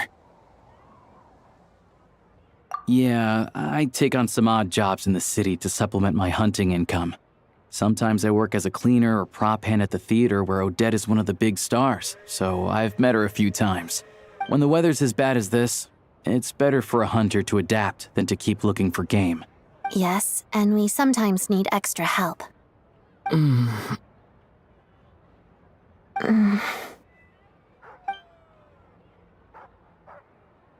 Wait, why is the atmosphere so awkward? I thought things went pretty smoothly in Sviatlo-Lidovka. So, what brings you here, Miss Odette? Looking for some new props? No. After I got back to the theater, I couldn't stop thinking about the situation in Sviatlo-Lidovka. It bothered me so much I couldn't focus on my dancing. So I decided I'd come here and see if there's anything I can do. You too, I presume. I suppose that's why you're here. I didn't feel comfortable expressing my true opinions in front of the Harbingers. Not least because ordinary Fatui like me don't even know what Project Stuzha is all about. Without knowing the full picture, I can't make sense of it. And at some point, if things aren't making sense to me, I can't just keep going along with it. So many people feel the same way. They wish they could do something, but all kinds of reservations hold them back. Explains why groups like the Rokot are springing up to fill the gap. Yes. Well, that's one option. But there are risks to consider with organizations like that. The Fatui does not encourage their activities. Right, because things can get out of hand, and it's hard to hold the right people accountable when they do. I've heard about a few cases like that. Snezhnaya said Odette was on track to inherit the title of the Fair Lady. If so, she'll be able to find out what Project Stuzha is really about. Still, it's probably a little soon to ask her about that. There may be more to the story. What's on your mind? I think we can both agree that no matter which side you're on, it can't stop you from doing the right thing. Where there's a will, there's a way. I know what Rosaline did while she was abroad. You made the right decision, so no hard feelings. So, what's your plan? Oh, we were gonna buy some Crystal. I heard there's some on the market right now. Funny, I had the same idea. In that case, let me pay. I can claim it back as mission expenses. The real issue here is that government relief is behind schedule. Surely it makes more sense for the state to cover these costs than for us to pay out of our own pockets. True. It's a huge expense after all.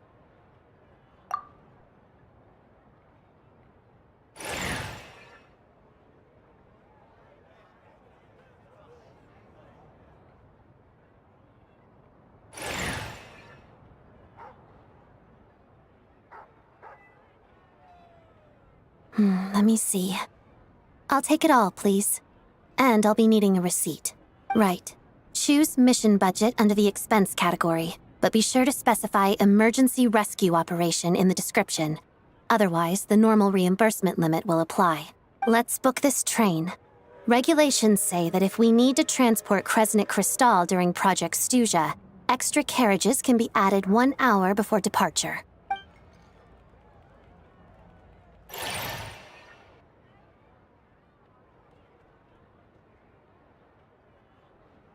That should do it. The train will be escorted to its destination by Fatui guards.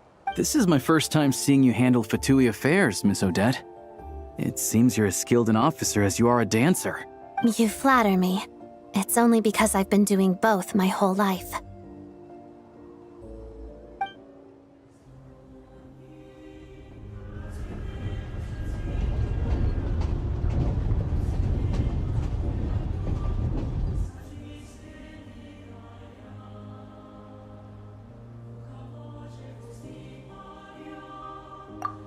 Anyway, I bet you've been non-stop today, am I right? Any idea how Paimon's doing? What's wrong? Who's Paimon? His travel buddy. Hasn't been feeling well. She caught a cold right after they got to Snezhnaya. Sounds like she's important to you. I can't believe you've been dealing with this on top of everything you've been doing to help the people of Snezhnaya. I've got nothing going on right now, so I'll join you. I want to see how she's doing. May I come too? I have some candy that someone gave me back in Svietlolaidovka.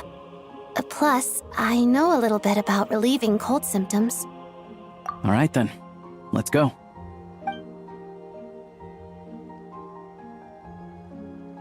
I still don't know what the deal is between these two, but at least the tension seems to have vanished. A good sign, hopefully.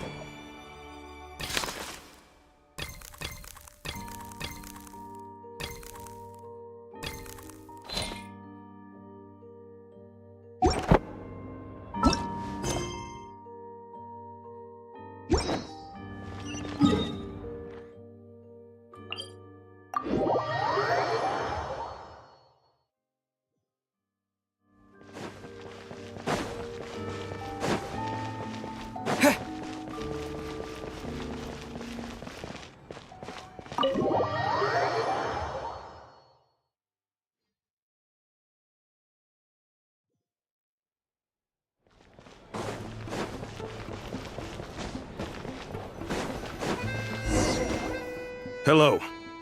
Sorry, but there's a sick person recovering in this room. Can I help you?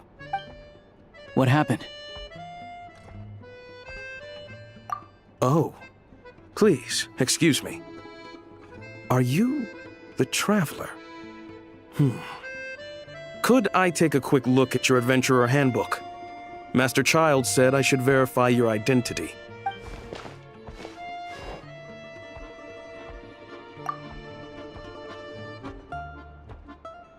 Ah, it's really you. Sorry for the inconvenience. We're under strict orders from Master Child to keep this room well guarded.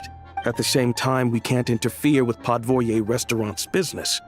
That would only seem all the more suspicious and draw unwanted attention to this room. Besides myself, a few of my colleagues are stationed in and around the restaurant, in plain clothes, of course. Rest assured, you're in safe hands. I didn't expect such a high standard of protection. Well, Master Child handpicked us for this special assignment. We're not about to let anything go wrong. Anyway, I won't keep you any longer. Please, head inside.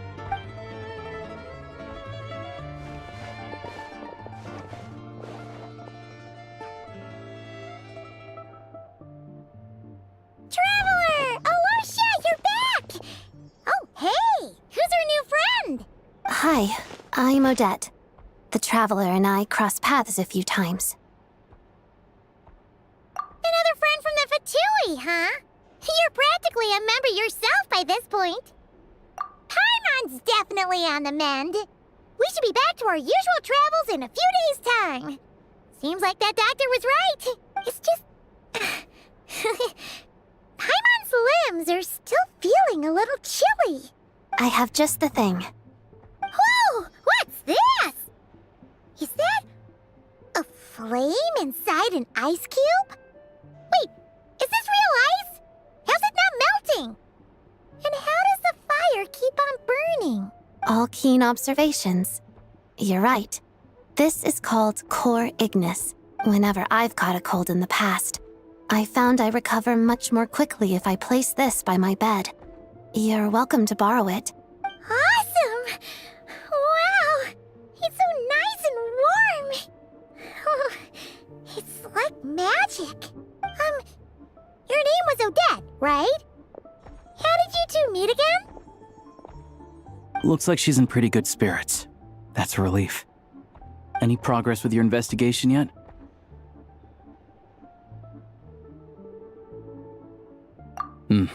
No surprises there, I'm sure. They're not likely to let anything slip. The Rokad, huh?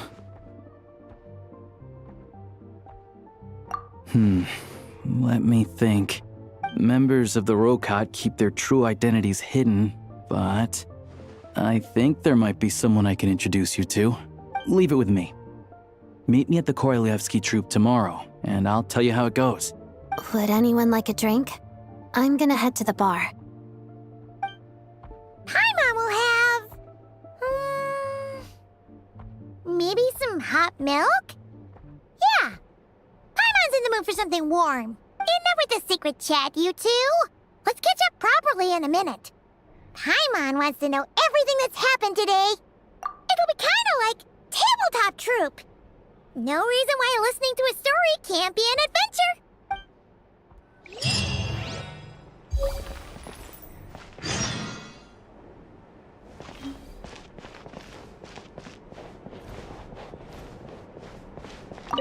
Hello again. Please rest assured, we'll keep a close watch on this place.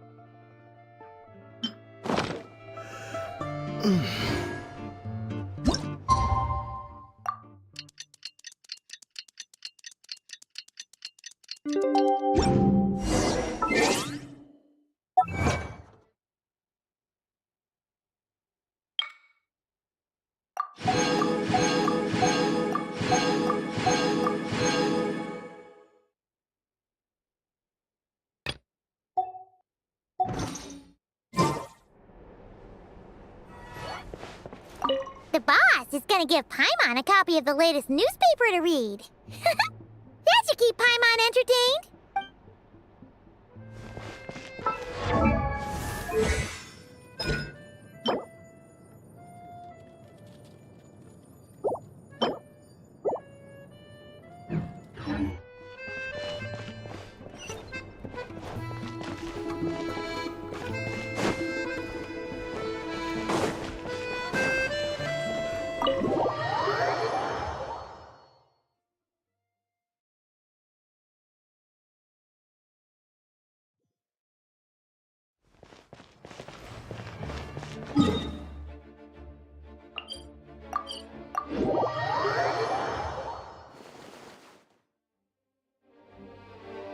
Ah, you made it.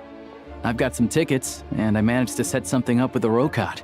It'll have to wait until after the show, though. Happy to stay and watch? I doubt you've seen the Korolyevsky troupe on stage before. Pleasure. Here, this is the way in.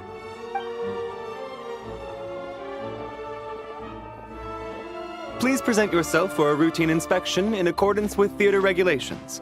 Thank you.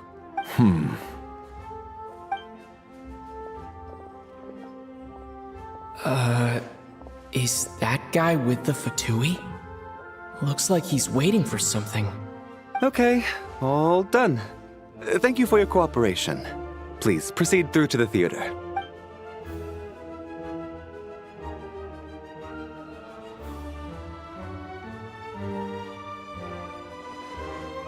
What's up? Everything okay? Snezhnaya's business and political leaders are always passing through here, so it makes sense that security's tight. Still, it's a little unusual to see the Fatui's Armory Palace guard here. You saw him, right? The guy right at the back. Strong, silent type. His name's Valeri. He's part of the Special Assignments Battalion, but I only ever see him here for one thing: to look for a guy named Mitya.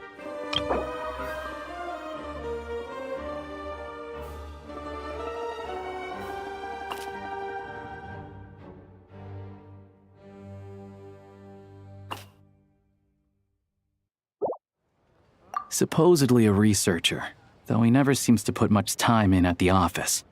The theater is one of his favorite places to hang out when he's playing hooky from work, but that's not for us to worry about. Let's go. The show's about to start.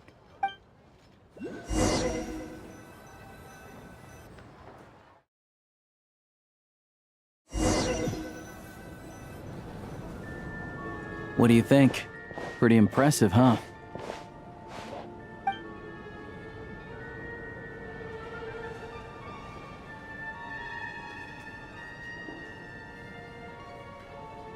Oh, the one in Fontaine?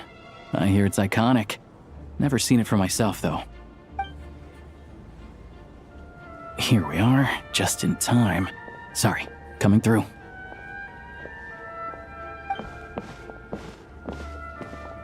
Ugh. If you're gonna show up late, keep your mouth shut. What's his problem? Whatever. No point arguing with people like that. Look, there she is. That's who I'm introducing you to later. She's the lead singer of the troupe, Vodyanitsa.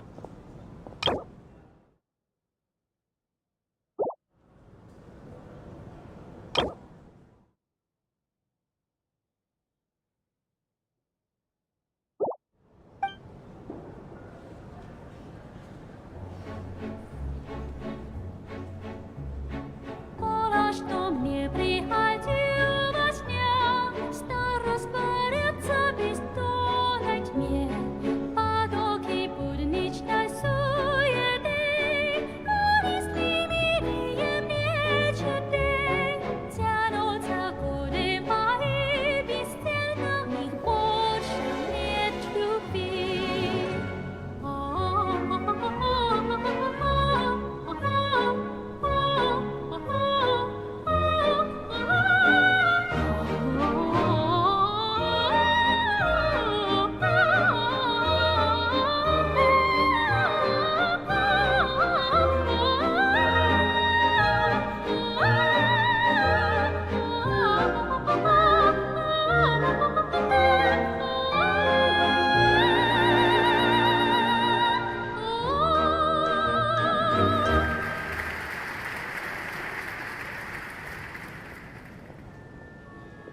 this leads directly to the green room. They're expecting us. Vodyanitsa will be waiting for us there.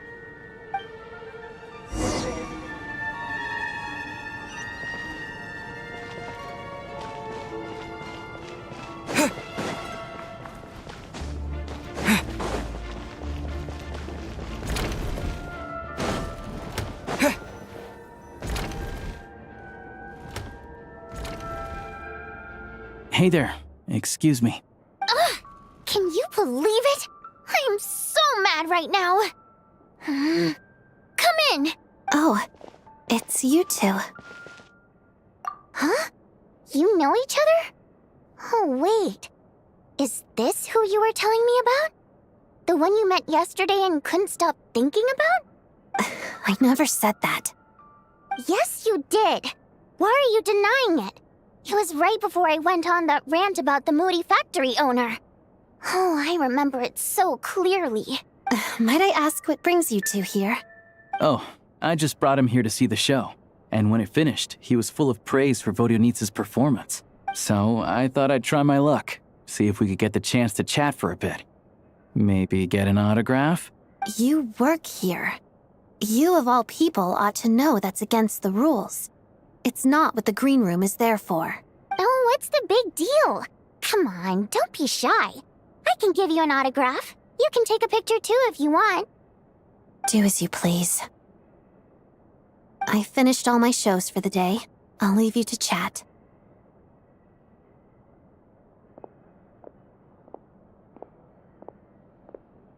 I wasn't making that stuff up, you know. Odette's just too proud to admit it. She thinks very highly of you. And so do I. You did the right thing in Svietloladovka. We're good. Odette's out of earshot. I'll lock the door.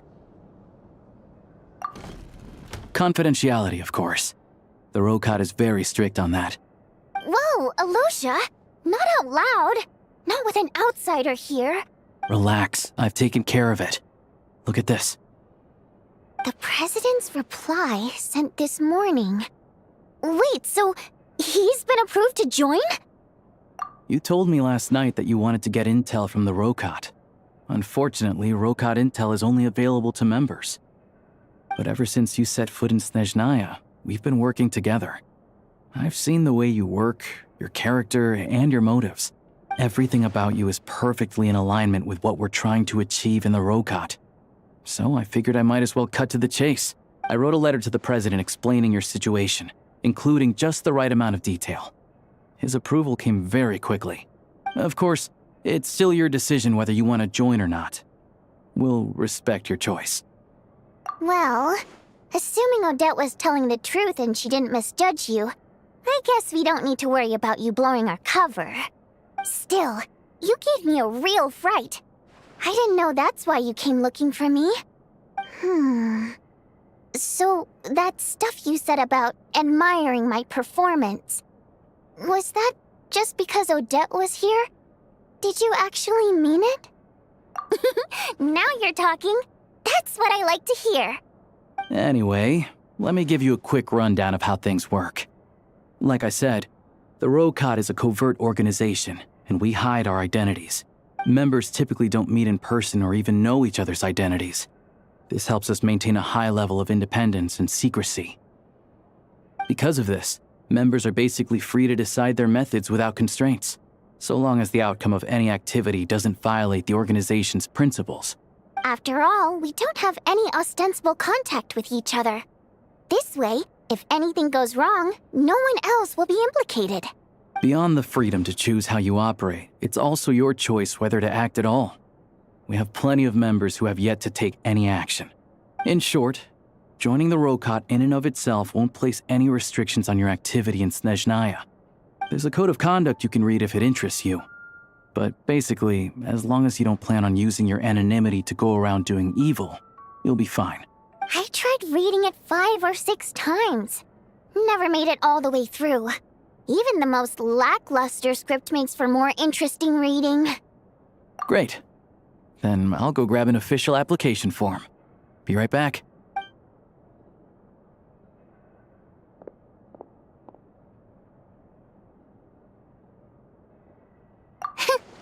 Well, Alosha has this pet dog, you see. His name's Tagarin, and this one time, Alosha brought him backstage. Tagarin took quite a liking to me, so I played with him for a little bit and fed him some treats. Then, the Rokot was out on a mission one day, and even though we were all in disguise, Tagarin recognized me right away. Just a coincidence, really. We didn't report it to the higher-ups, though, to avoid dealing with the fallout. Like... my job at the theater, for instance. I really needed to make ends meet. By the way, what were you complaining about just before we came in? Did everything go okay with Chuganov? Everything did not go okay. That's why I was so mad. I tried to make some small talk with him before I went on stage to fish for intel about the Iskra manufacturing plant. But he wouldn't take the bait. No matter what I said, he kept dodging the question. And then he started complaining. He said he didn't appreciate his second-rate seat in the stalls because he usually gets a private box. I mean, what did he expect? Everyone knows that if you want a box seat, you buy a ticket well in advance. But instead, he sends me a letter the day before the show when we're practically sold out. I had to juggle things around just to get him a half-decent seat, hoping he would appreciate the gesture enough to share some information. But nope, he didn't give me anything. Yeah, meeting Chuganov in person has definitely been a disappointing experience. Oh, you probably don't know who we're talking about, do you? Chuganov was that older guy you were sitting next to today. I'm sure he didn't make a great first impression on you either. To the citizenry, he's a family man and a kind boss. But our interactions with him tell a very different story. It's one thing to ask for a favor, but he acts like it's his right. He always expects special treatment. Take the ticket situation, for instance. I've actually gotten him a private box in the past. But not only was he not even grateful, now he's acting like I've sold him short this time. Not to mention that he's never paid for a single one of his tickets. And another thing, if he's such a big family man, why doesn't he bring his wife and daughter to see the show once in a while? I've never seen them here, not even once. Calm down, Vodyanitsa. If you won't do it the easy way, we'll have to try the hard way. But first things first, here's your application form. Go ahead and fill it out.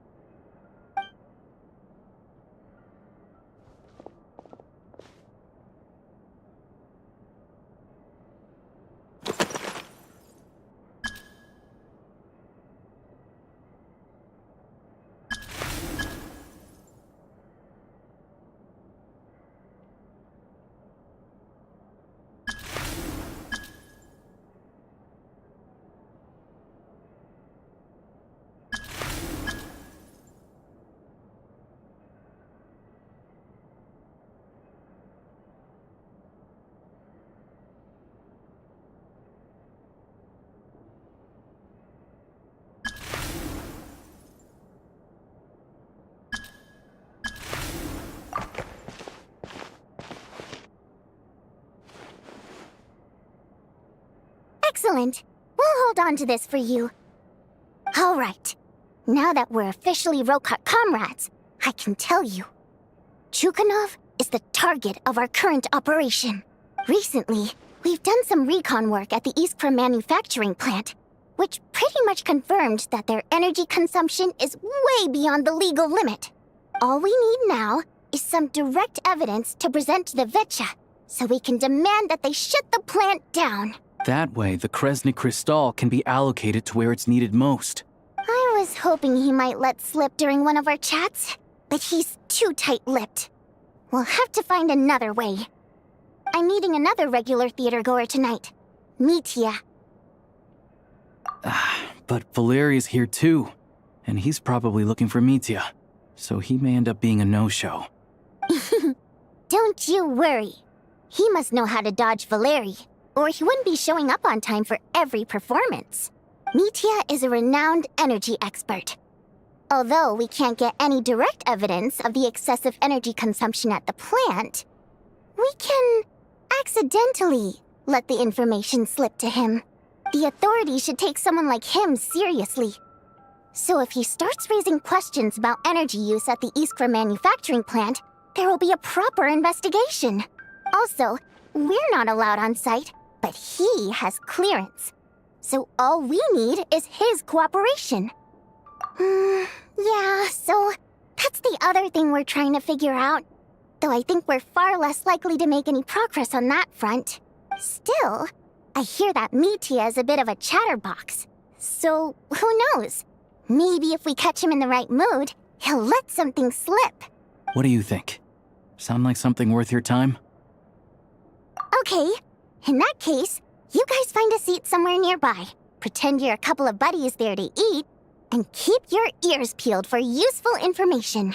He's a huge fan, so I doubt he'll have his guard up around me. But you two need to be convincing. If he suspects anything at all, he might stop talking. Sure. Don't worry. We'll make a believable pair of buddies. Perfect! You've sold me already. Now, help me tidy this room up a bit before we head out. Okay. What needs tidying? Everything!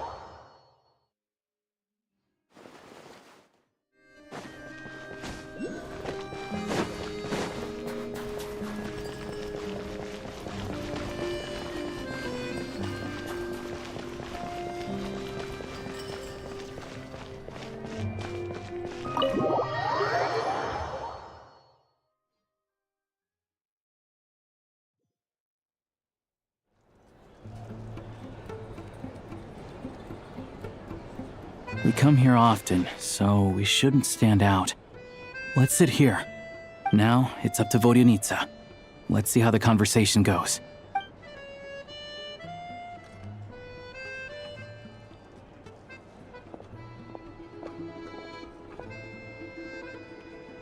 Mr. Mitya! Over here! Over here! Oh, sorry. I got a little held up on my way here. Now we have even less time than we planned. Go ahead and order some snacks and drinks, whatever you like. Let me see. According to my schedule, we still have 25 minutes left. You're really pressed for time today, huh? I was imagining this would be a leisurely chat. If you'd prefer, we can always reschedule for another afternoon when you have more time. No need. Getting to meet the lead singer is a very precious opportunity for me. I'm not about to pass it up. I've already had to decline your invitation several times because our schedules rarely align. If I don't grab this chance while it's here, who knows when the next one will come around? Well, it's very kind of you to make time just for me. I'm not too sure, to be honest. But Snezhnaya is full of weird and wonderful things like that, so people tend not to bat an eye. I'm sure the same will go for the Eye of Grey and Paimon. The reason I invited you out for tea and a chat today was to get some feedback from a true fan of the theater.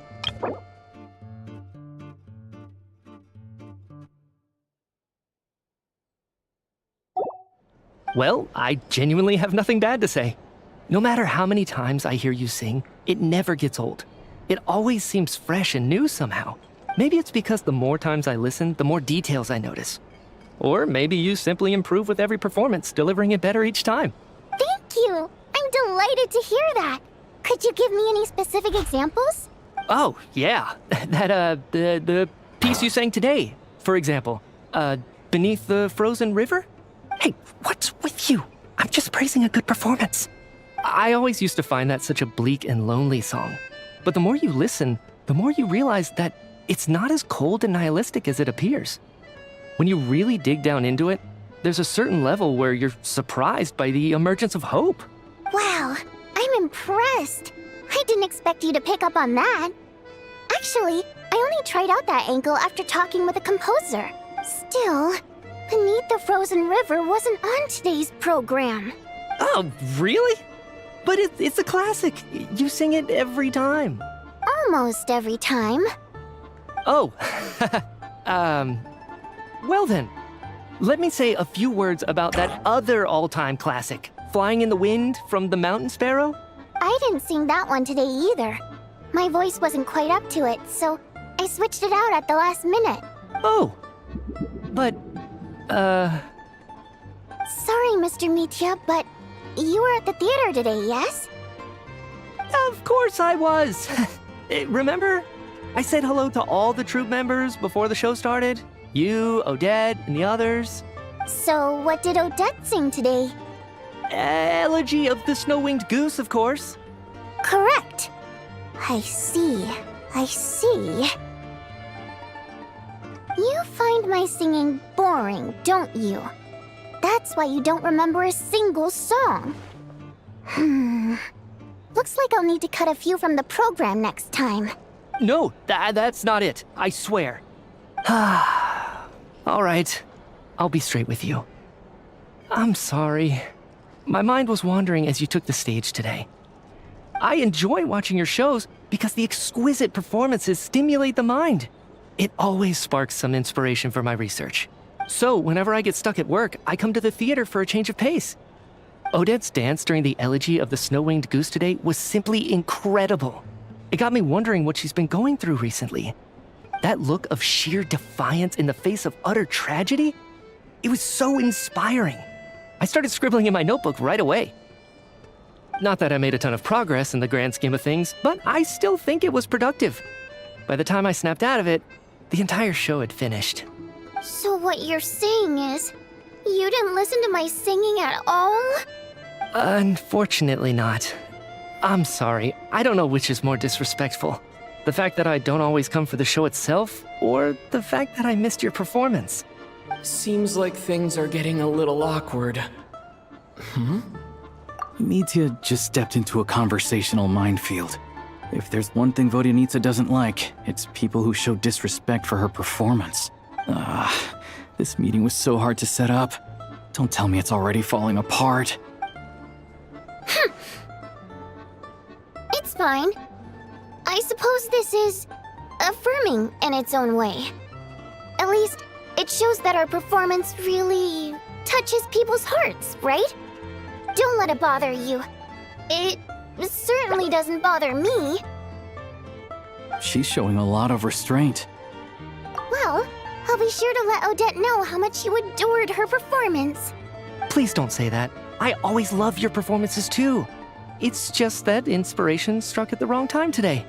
I'm usually all ears. I know, I can tell. That's why I value your opinion.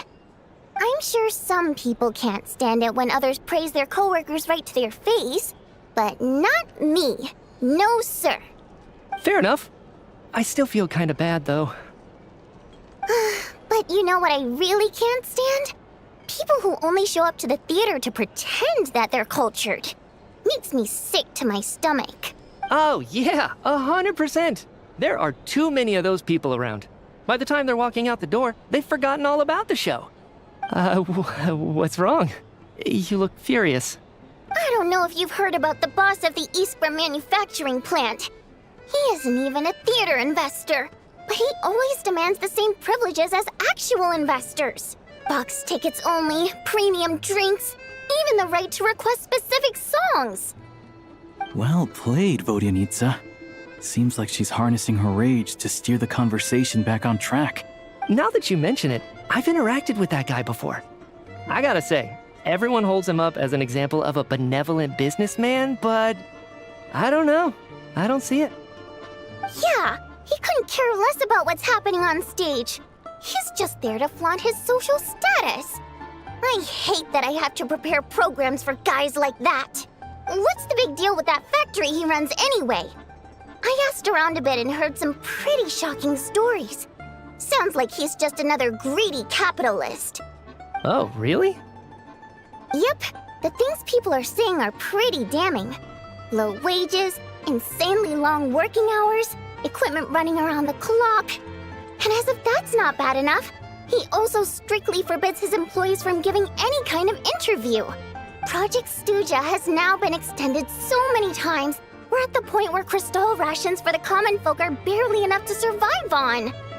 Yet he even wants to get his greedy hands on them just to boost his own profits. If the rumors are true, he's in serious violation of the law. Interesting. So you've heard about it too? What? So it's really true? Who knows? I've only heard the same rumors you have. But there's no smoke without fire. The Rooster's been coming down on us hard lately, demanding that we track and trace every single batch of Crystal. My coworkers in the Department of Energy have been tearing their hair out over it. The Rooster? I didn't realize he cared that much. Yeah. Even though there are no restrictions on Crystal trading, the poor will wind up freezing to death if we let the rich buy as much as they want. That's clearly unfair. Looks like we'll need to arrange an investigation into the Iskra manufacturing plant as soon as possible. I never knew you kept up with current affairs beyond the theater, Miss Vodyanitsa. You really have a heart for the common person. Most Fae in your position have long been indifferent to the plight of humans. Well, those of us who choose to live in human cities are naturally going to pay attention to any significant upheaval. Isn't the Rooster a Fae himself? I'm just surprised to learn that even someone with as much experience as him is getting so stressed out over Project Stuja. What is the end goal of this project anyway? This is it. We're finally going there. I'm sure Mitya can sense on some level that she's fishing for information. But since their conversation is so relaxed, he might just let something slip. It's stressing me out too. If I'd only made better progress with my research, things wouldn't have dragged on this long. Oh, so your work is related to Project Stuja? That's right. The Armory Palace needs a brand new energy source. Not the power of the Light Realm and not elemental energy. Right now, the only thing that meets the requirements is the power contained within stellar linchpins. But harnessing that power is costly. Each step of the process requires enormous amounts of Kresnik crystal, from extraction to quantification to attempts at conversion. Progress has been painfully slow, and the team is getting burned out as time goes by. Sometimes, I see people staring into space as if in a trance. Could it be that this new energy source has side effects? No, it doesn't affect us, because the energy is used for... Okay, I got it. Stop choking me. Sorry, I can't talk about that. I think we're all just exhausted. We've been working ourselves to the bone for so long with so little progress to show for it.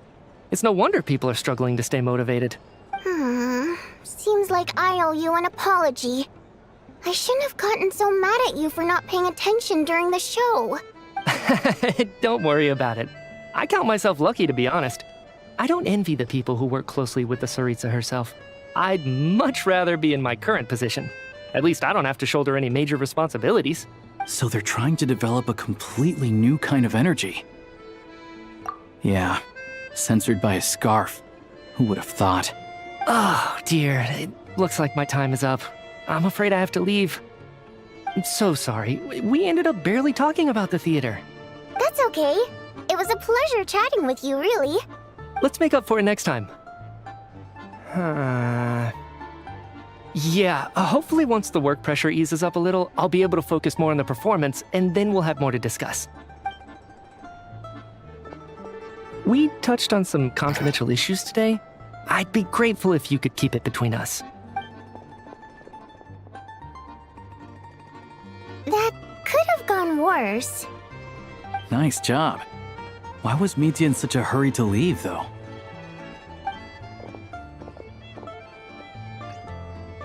Sorry, routine inspection.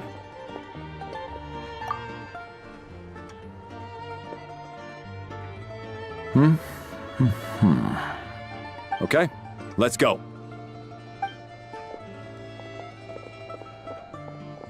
So he wasn't rushing to get back to work. He must have calculated that Valeri would find him here in exactly 25 minutes. That's frighteningly accurate. One of the main duties of the Special Assignments Battalion is to ensure that important figures stick to their schedules. All right, time for us to get going too. Excuse me, check please. We'll settle our check too, then. Oh, hello there. Mr. Mitya paid the check before leaving. He also asked me to pass on a message. He said it was an honor to share his tea break with Miss Vodyanitsa and her two friends. Wait. So he knew we were here all along? This raises a lot of questions. Did he deliberately mention the new energy source so that we'd overhear it? Maybe his work isn't confidential after all. Maybe the key here is the purpose of this new energy. I guess that's the next thing to look into.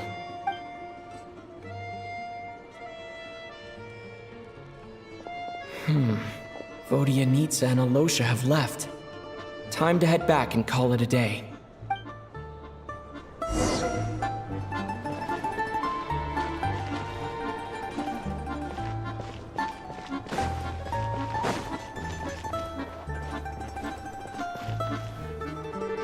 You're back! Here pretty early today. Paimon was just gonna mention that. After she woke up today, Paimon felt like her temperature was completely back to normal. But her strength still hasn't returned. Still, there's some good news. Paimon thinks she might have figured out the source of the problem. It's like there's some kind of mysterious power affecting Paimon.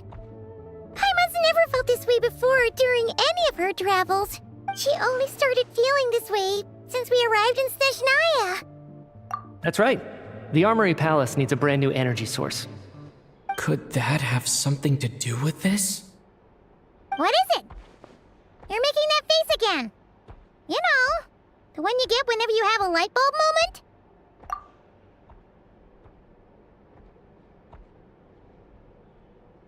So, they're trying to develop a new energy source here?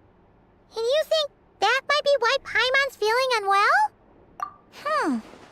Well, Mitya denied that the energy they're researching has any side effects. Although, he did say that people working on the project have been having issues with their concentration and short-term memory. And even so, those are completely different symptoms from Paimon's. It's pretty faint, so it's kind of hard to tell. But, if anything, it seems like it's coming from roughly the same direction as the Armory Palace. Sure, Paimon's with you there. But how, though? The Rokat only has a limited amount of intel. Oh, great point! They argue about Project Snezhnaya every day. If we could sit in on one of their sessions, we might pick up some new leads. Good idea!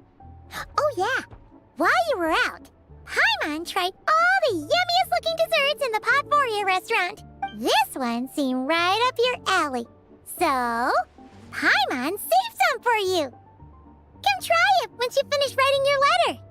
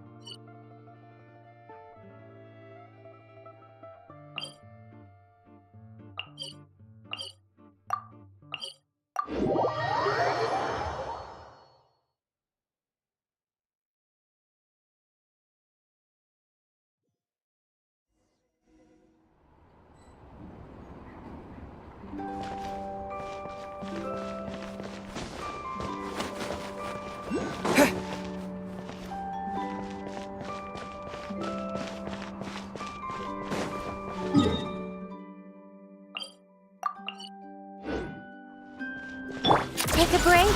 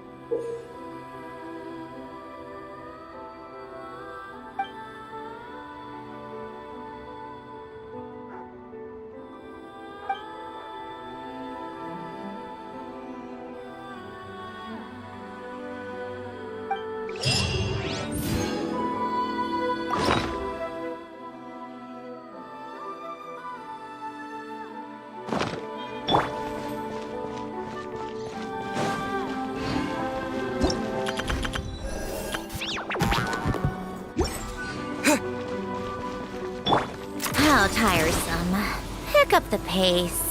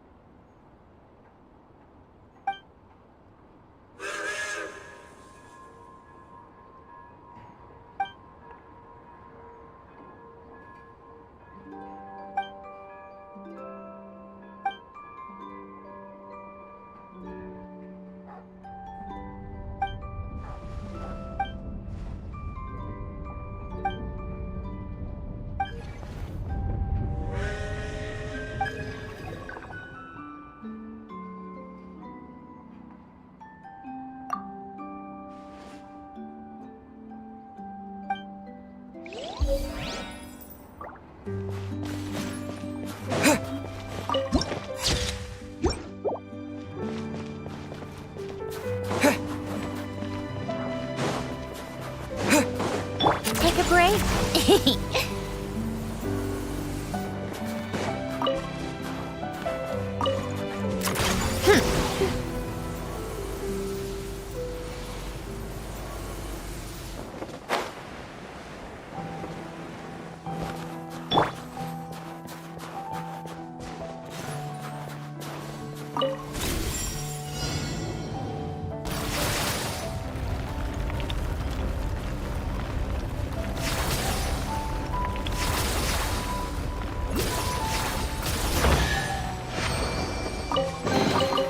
Is this an answer from this?